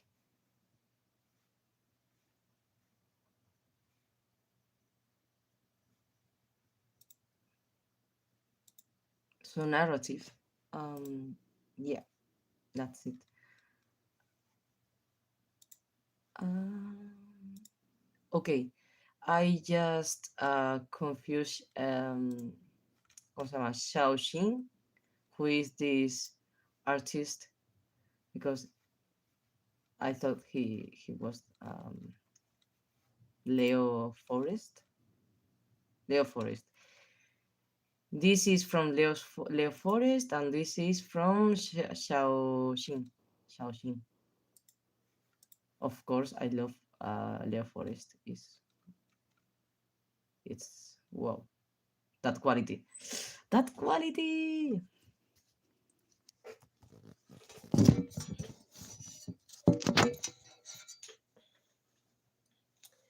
Ah yeah. I'm gonna keep. Uh, I'm gonna keep watching the class of Nathan Folks. I wanted to bring Oh, you're saying you've already time. oh, look at these kitties. Talking about kitties. So cute. Oh, I was seeing the landscape and I just saw these kitties. I guess they are kitties. Or kitties or yeah, I guess they are kitties. Because they were behind the subtitles. So The fact that you were saying you've already spent 15 years in house, meeting all sorts of people, really developing. it's like I want to contacts show that- you things, but I cannot show you because it's like, oh, you're infringing the copyrights. And I hope they don't ban me for show you the cats. It's like, please no, please don't. So that, of course, must have played a big part into your success as being a freelancer. Because the other word that Have meetings in the afternoon. Bobby, I'm not going back. This is it's hard. Los Angeles. Oh my god. Don't worry. We're all 100%. Everything turned out absolutely fine. But I needed to be home. I couldn't be off doing the 12-hour days. And so, I hope so. and Blue Sky Studios contacted me, as a matter of fact, and offered me to work from home on some of their projects. I got to work on Rio 2, Ferdinand, and some of their shows. But they said, no problem, work from home. We'd be excited to have you. We need an experienced painter. We like the work you've done at DreamWorks. And so I hadn't planned to leave DreamWorks, but it was definitely the right choice to make. And I thought, oh, when things smooth out, maybe I'll go back or I'll go back in house. Nope, didn't do it, not gonna do it. Bobby, I'm a different person now. Those 15 years let me learn myself, my approach. let me learn what I'm good at, what I'm not good at, and also, frankly, contacts. You develop a lot of contacts. People you work with go off to other studios. Over 15 years, you get to know a lot of people.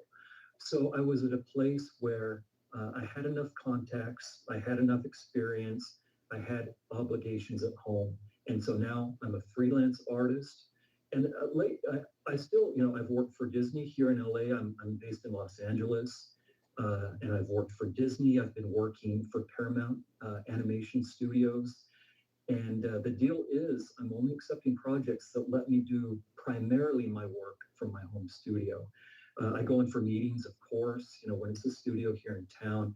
I go in once or twice a week for meetings, for check-ins, and make sure I color correct my work, make sure they look just right on their monitors, because you never get an exact perfect match. So I do go in, but I tell you, to work my own schedule, to take a break, go play with the kids, take a nap, work all night, and then be able to sleep during the morning and have meetings in the afternoon. Bobby, I'm not going back. It's hard. It's not easy. It's still the brutal schedule and hours at times, but I'm doing it at home.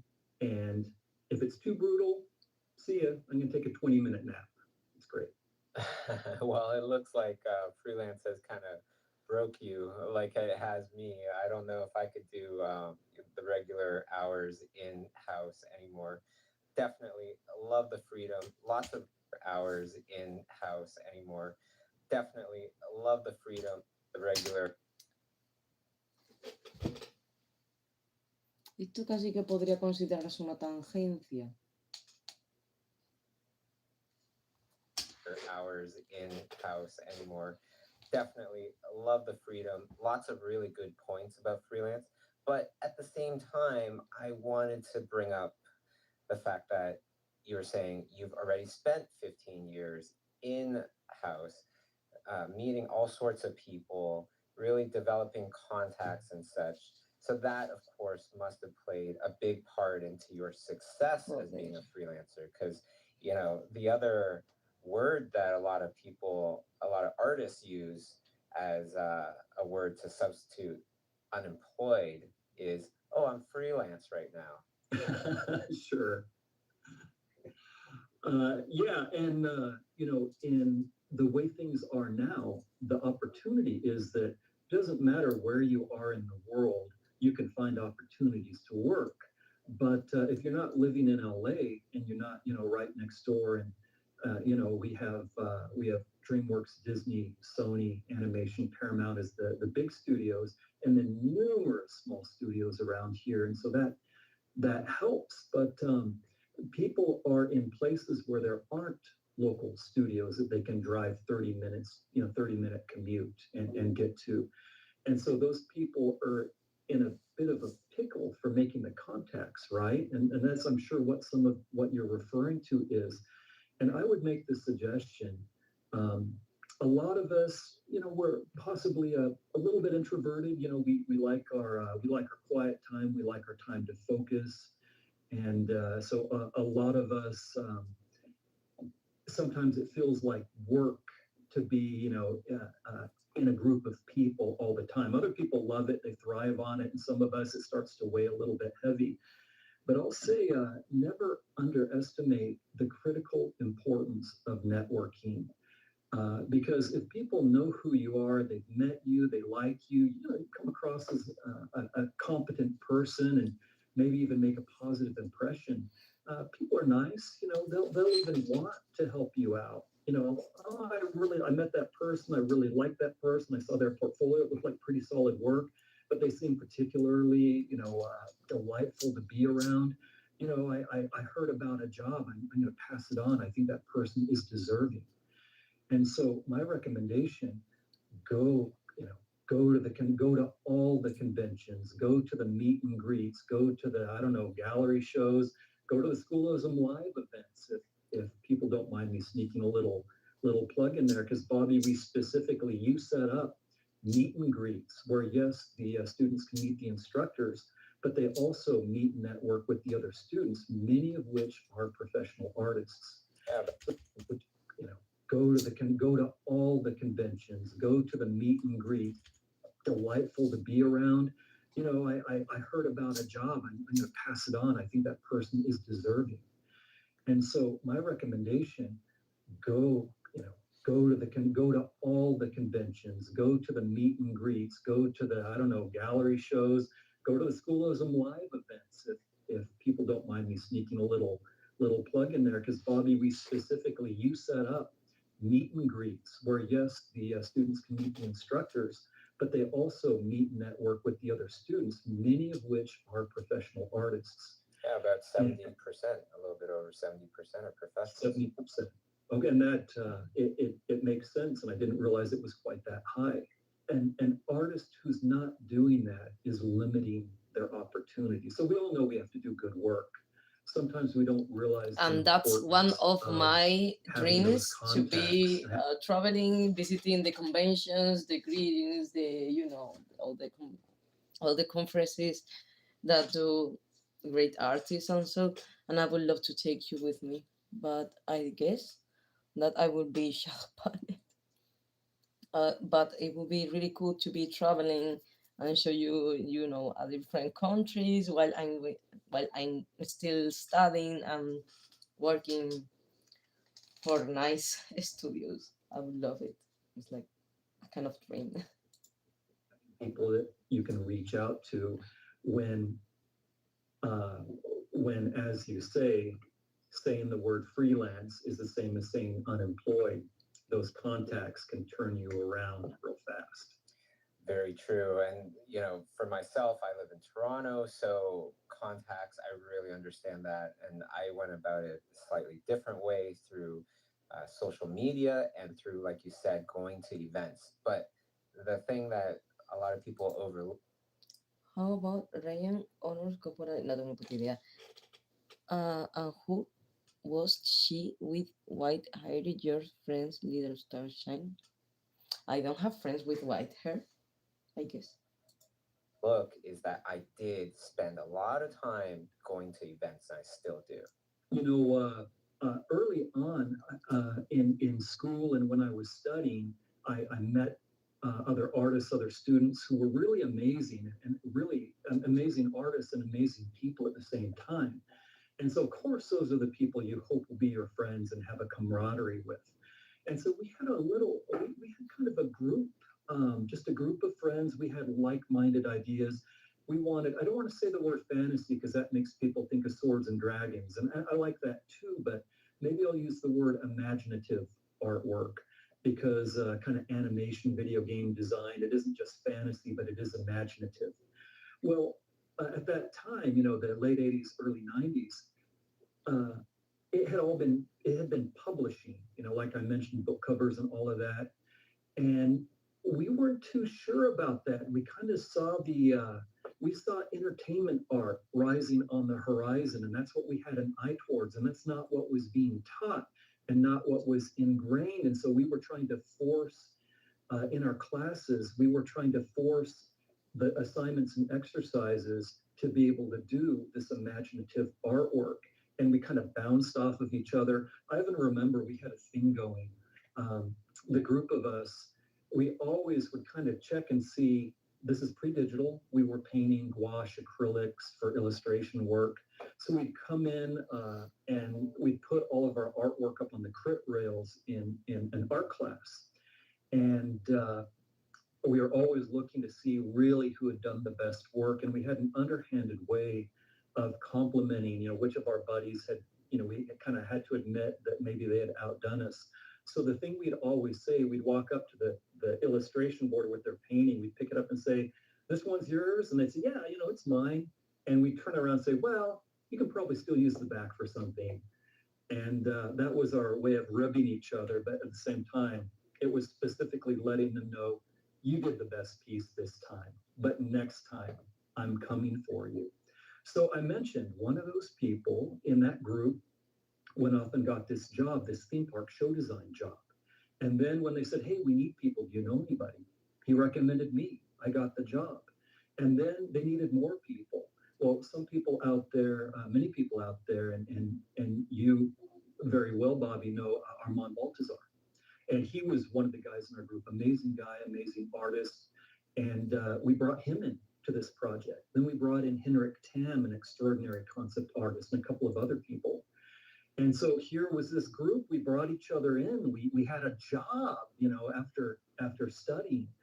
And then Armand got hired at DreamWorks, and DreamWorks said, "Hey, we're looking for painters. Do you know anybody?" Armand recommended me. I got to work at DreamWorks, and it was this group of people that they were our.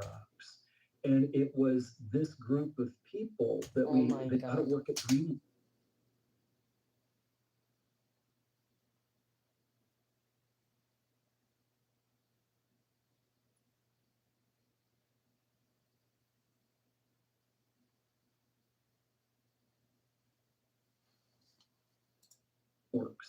And it was this group of people that they were our, that we had a network and a camaraderie, and I wouldn't be even close to have had the opportunities that I've had today if I didn't know those people. So it's a real reinforcement of whether it's online connections at the convention, the live events, the live classes. Those opportunities are there to meet the people, and it's half of the battle. Now we've gone over the pros and cons of freelancing, and we've definitely touched on kind of like the cons of working in a big studio and things that you are enjoying now doing freelance. But what about the pros? Let's talk about the pros a bit, because obviously there's lots of pros to work in a big studio. You got all these other people to learn from and things like that. Can you elaborate on the pros of working in a big studio? Oh, sure. Let me give the definition of developing a complex.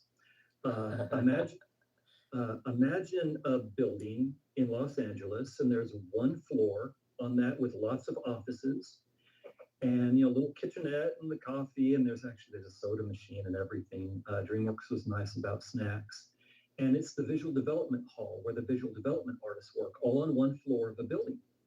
And so you're sitting in one of those offices, and next door to you is Paul Lassane, and then next to that is Dominic Lewis, and then Marcos Mateo Mestre, and Armand Baltazar, and I keep Scott Wills. I probably shouldn't mention any names because the list is very long, and I'm not going to be able to name everyone, and then I'm kind of leaving someone out who deserves to be on the list. But imagine some of your very favorite artists in the world, animation artists. Many of them have at a time worked at DreamWorks, and imagine all of those people being in a hall, and you're supposed to keep up with those people. Oh my gosh, Bobby, that was it was trial by fire. But the good news is, you peek over their shoulder and see what they're up to, and we all learned digital together. We started out in the beginning in 1996 when DreamWorks started in 95. I came on. They set up the studio and brought on the Prince of Egypt, and so I started in 96. We were painting in acrylics, and then we all transitioned into digital in later, a few years later together. And so you could peek over people. We were inventing digital painting, and it's kind of scary, kind of exciting. And you could look over people's shoulders. I was kind of stuck. I was all about my brush, and we were using like Intuo style tablets, and so we no longer had the contact and the movement. And so I could look over people's shoulders and see how they were solving those problems, and what tools and techniques they were using. But even more than the tools and techniques, seeing the artistic ideas they were using, the tools to create. And so all these people were influencers, they were inspiration. I learned an incredible amount from them. And once again, if I'd been sitting at home in my home studio trying to okay, I'm supposed to take this, I have this pen, I'm supposed to tap it on this tablet, and do what I used to do, I would have been lost. And so there's that, but there's also the production pipeline.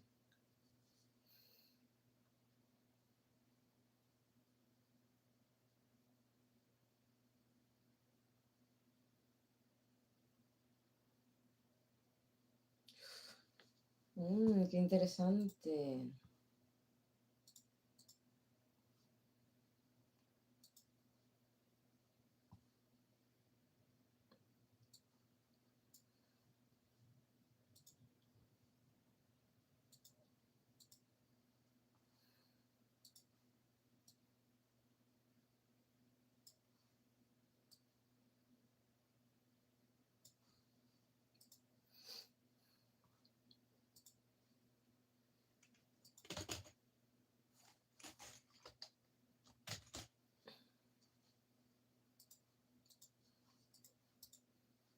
You deal with all aspects of the production pipeline at a big studio, even if you're just doing 2D paintings, as I usually do. You have to deal with Maya, and you have to deal with the modelers that Espérate.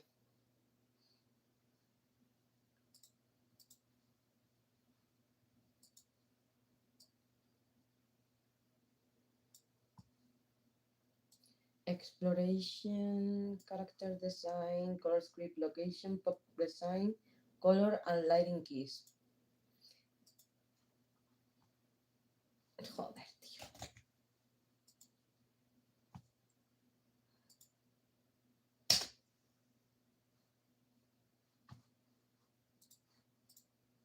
texture artists, surfacers, the 3D lighters, the storyboard artist, the animator.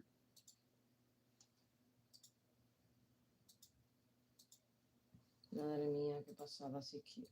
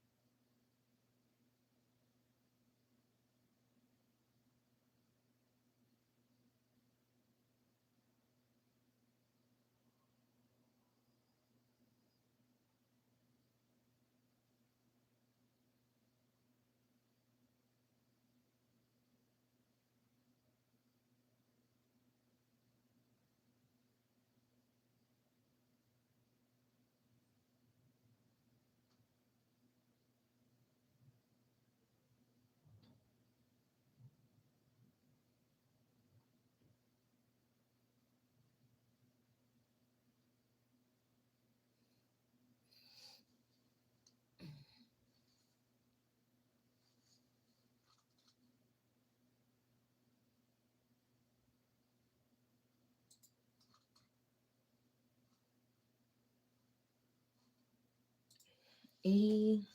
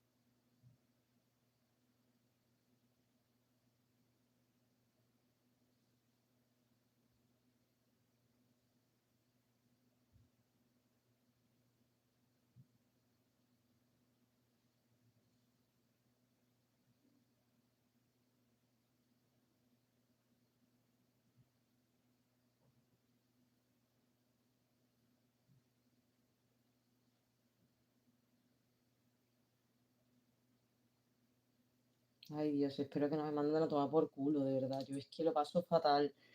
Lo paso fatal pidiendo favores a la gente. Es que lo paso fatal. Sobre todo cuando sé que no les puedo devolver el favor. Porque es como que puedo darte yo. Que no sé.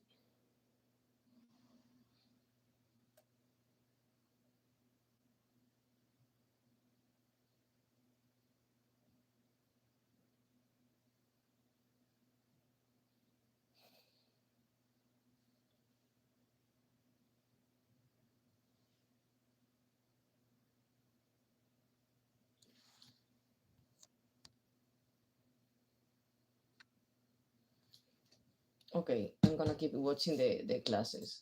Oh. All of those things you learn about. I just did a break to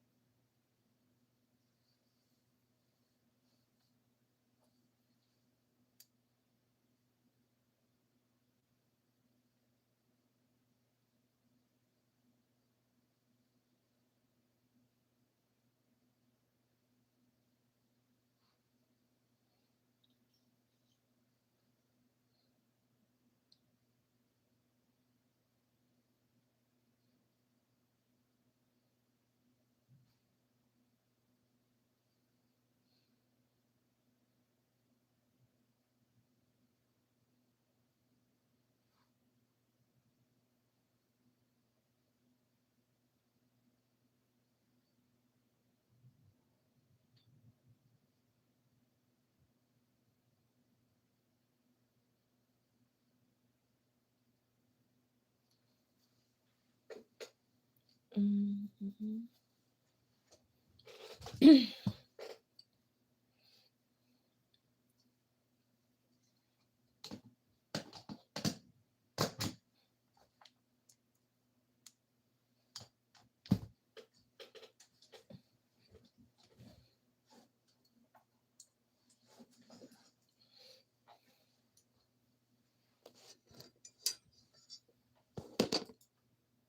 Those things you learn about. Oh my god. No, are you okay? Are you okay, darling? Hmm. Did it hurt? No, you're fine. Okay. I'm gonna keep watching this. I'm taking notes.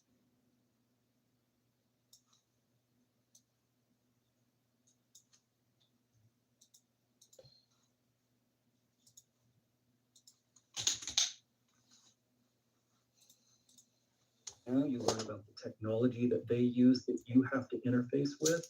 You cannot get that, not all of it, working at your home studio. And so I strongly recommend, it's not for everyone.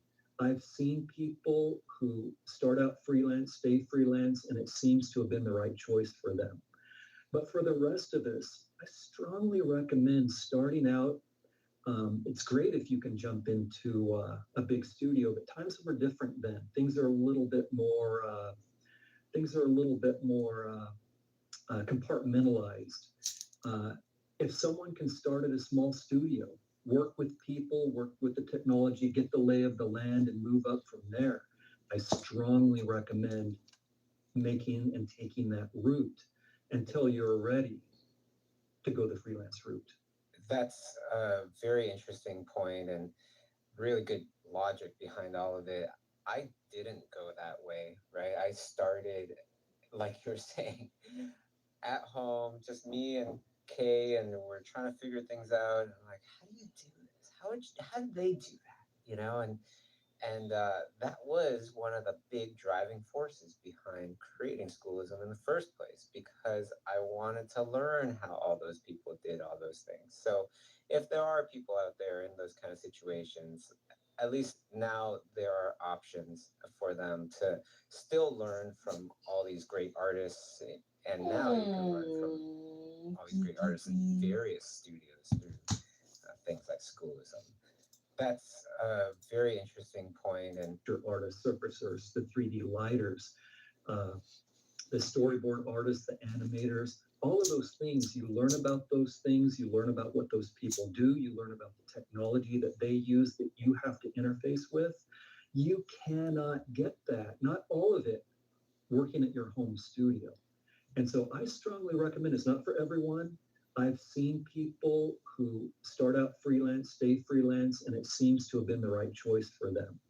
But for the rest of us, I strongly recommend starting out. It's great if you can jump into a big studio, but times were different then. Things are a little bit more.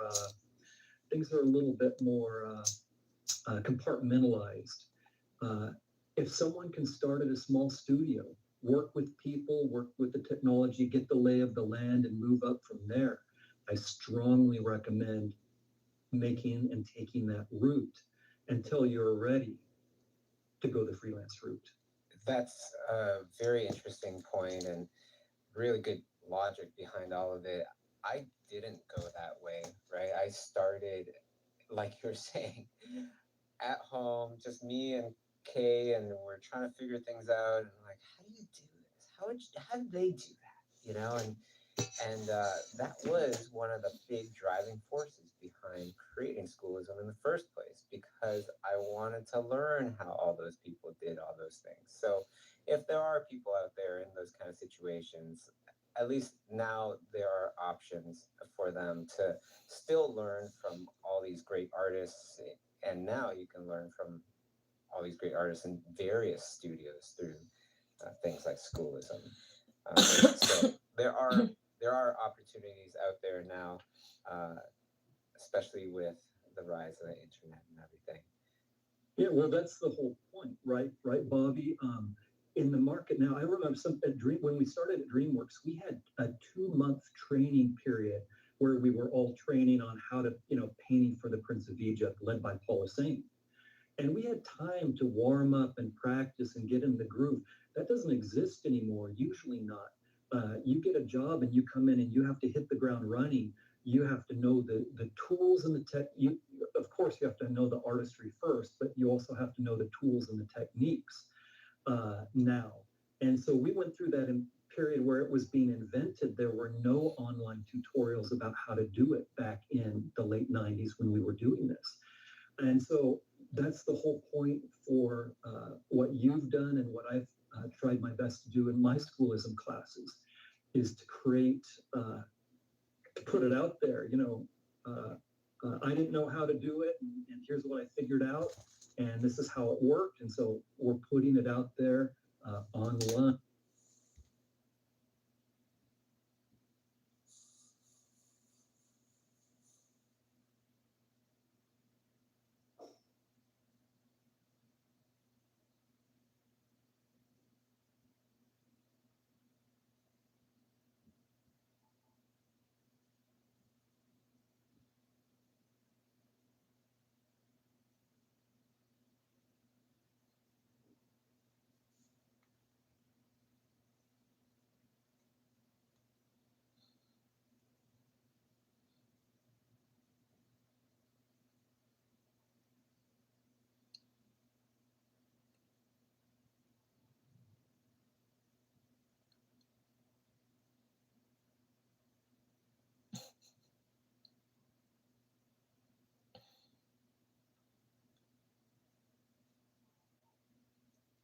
Genial, tío.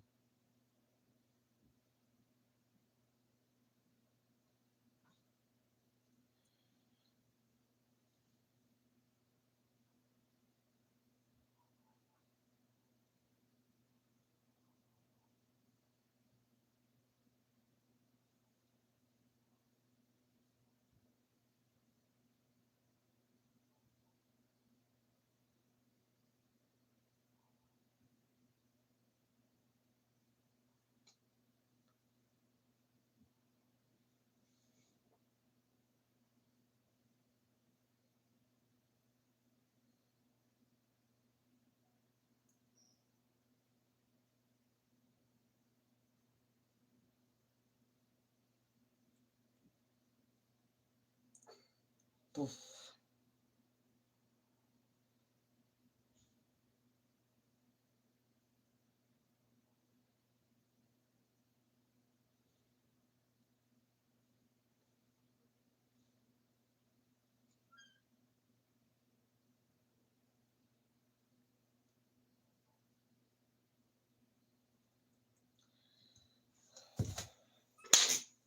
Y así es como una se consigue por fin los putos cursos, por favor. Pero bueno, está muy bien, está muy bien. De hecho, creo que como ya tengo asegurado, sorry, I just forgot that you don't speak Spanish. Sorry.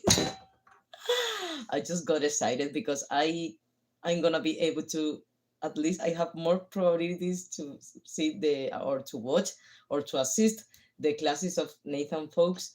And it's like, oh my god, I'm so excited. I could break the pain and say, but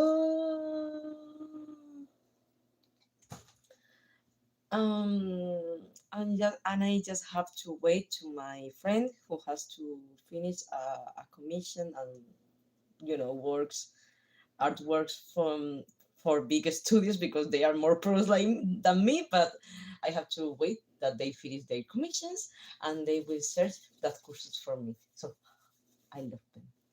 I'm feeling so grateful. I have to invite him to take some drinks on or something like that when I see them. um yeah, and I don't know why I feel like pretty today. I feel like pretty today, and I still have to make my skincare and my facial yoga. So it's like oh, but yeah, I have to paint. I have been postponing it. I have been procrastinating a lot, and I'm not proud of it. But I need to paint. I need to paint, and that's it. I'm not gonna be able to see the courses um before ah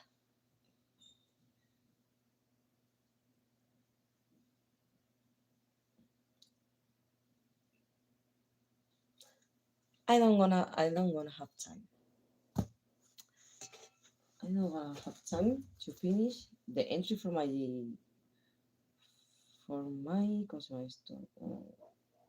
contest. So I have to paint, and that's it.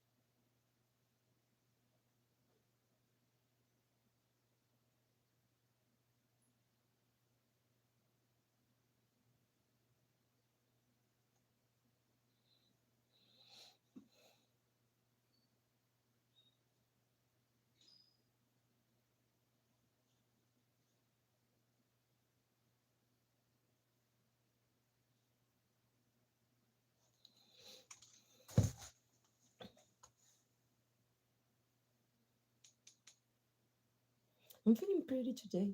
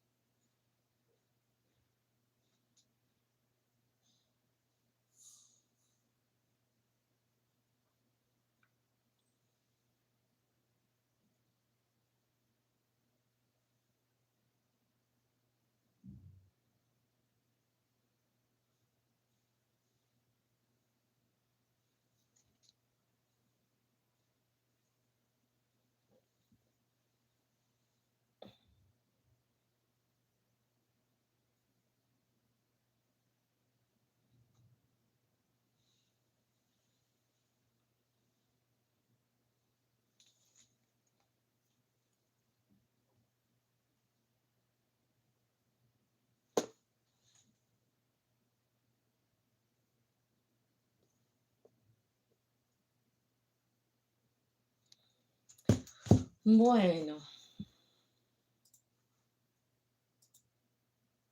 Hey everyone, good to be back with you. I'm Nathan Fowkes, and I'm going to share with you my daily warm up routine because I've got to have a little bit of get up and go. So, over the last year, I've been reworking and redeveloping all of my brushes, trying to make sure I can make any and every kind of mark that I need. And so, I've got it to where I want it, but I've got all these crazy brushes and I've got to turn this into muscle memory.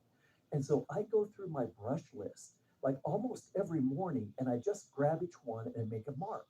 Because over time, over many months, it will be so I know exactly where the brush is, I know what it is and what it does. I can make the mark that I need, again, by muscle memory.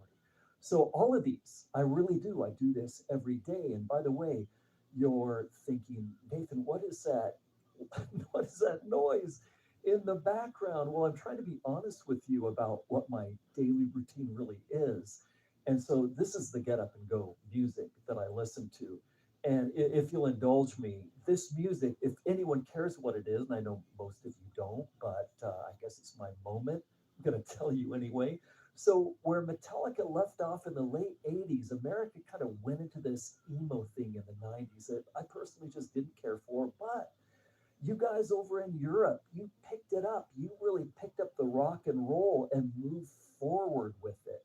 And so the music that developed there is just, I just absolutely have loved, have followed. This is some of it. This right here, this is a band called Persuader, a Swedish band. So I got to work in Stockholm for a while, which was fantastic.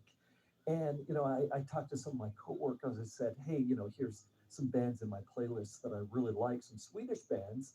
And I was curious if they knew the bands, if they liked them. And they said exactly what you're thinking they would say. They said, no, Nathan, none of us listen to that crap. We export that stuff to you guys. Well, I bought it. I ran with it. I liked it. So that's what I'm listening to. That's my get up and go. So, about what I'm doing here, because I try and do a quick sketch every day, just, try and keep it 20 minutes or less. And mostly from imagination. You saw a page of roughs that I have started here at the beginning, at the top. And those are all from imagination. But I'll either do them from imagination or I'll look at something around me. I'll open up and look out the window, digital here and sometimes still, but especially in the past, I would do master copies like this, just very simple, very quick master copies. And by master copy, I just mean any image that I admire, that I feel like I could learn something from. So here, what I'm doing is I've really gotten into and have been thinking a lot about operatic staging, really staging a scene to tell the story, to convey the emotion. And so that's what I'm thinking about here, almost as if we're on an opera set. So I'm thinking about, hey, we have these openings, these windows, almost gothic shapes. I'll work on here in a second. where we're seeing out to very warm lighting in the background. And to have a rich contrast with that warm outside lighting that I'm trying to get back there with these columns or tree shapes in front of it, I'm going to do very cold, very green lighting. But to keep it interesting, so it's not just, that overly common orange and cyan, I want to drift that into some purples and into some blues and have a more interesting and transitioning of colors. So I'm working on getting that in there. And I also want to put a little figure in here because I've kind of learned over the years, people just tend to appreciate an environment more if there's a character in it or some kind of a story moment unfolding. So it's kind of a need and a want that makes a picture seem more complete to people. And then some reflections here, nice little warm glow down in there. And that's about it. Except I've got to do one thing. I have a little perspective problem here in the stairs. So I'm taking those and I'm in liquify. That's a good way to push things around that already exist to do a little touch up. So I'm getting that perspective corrected. That should do the trick. And then a couple little extra highlight zings to get that crisp visual interest into the scene. And it's the little touches of contrast to help this feel more like a finished sketch. And it is. It's a finished sketch. So my warm up is complete for the day. Cuando no puedes evitar comer con los ojos.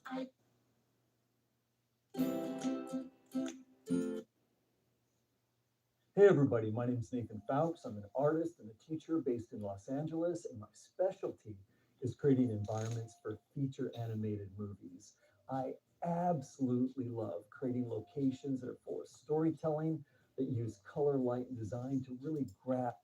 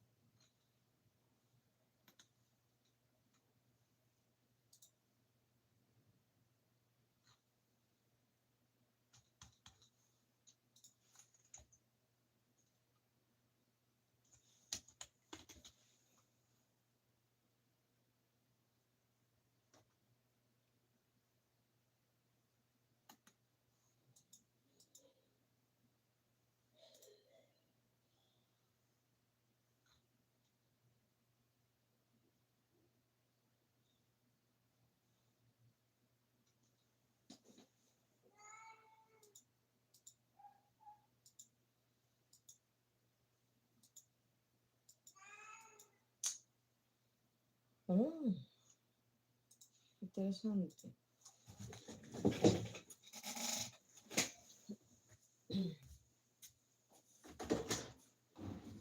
Ven.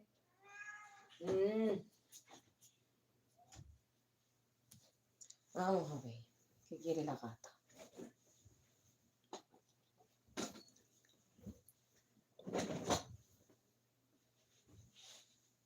Vamos a ver qué quiere la gatiña.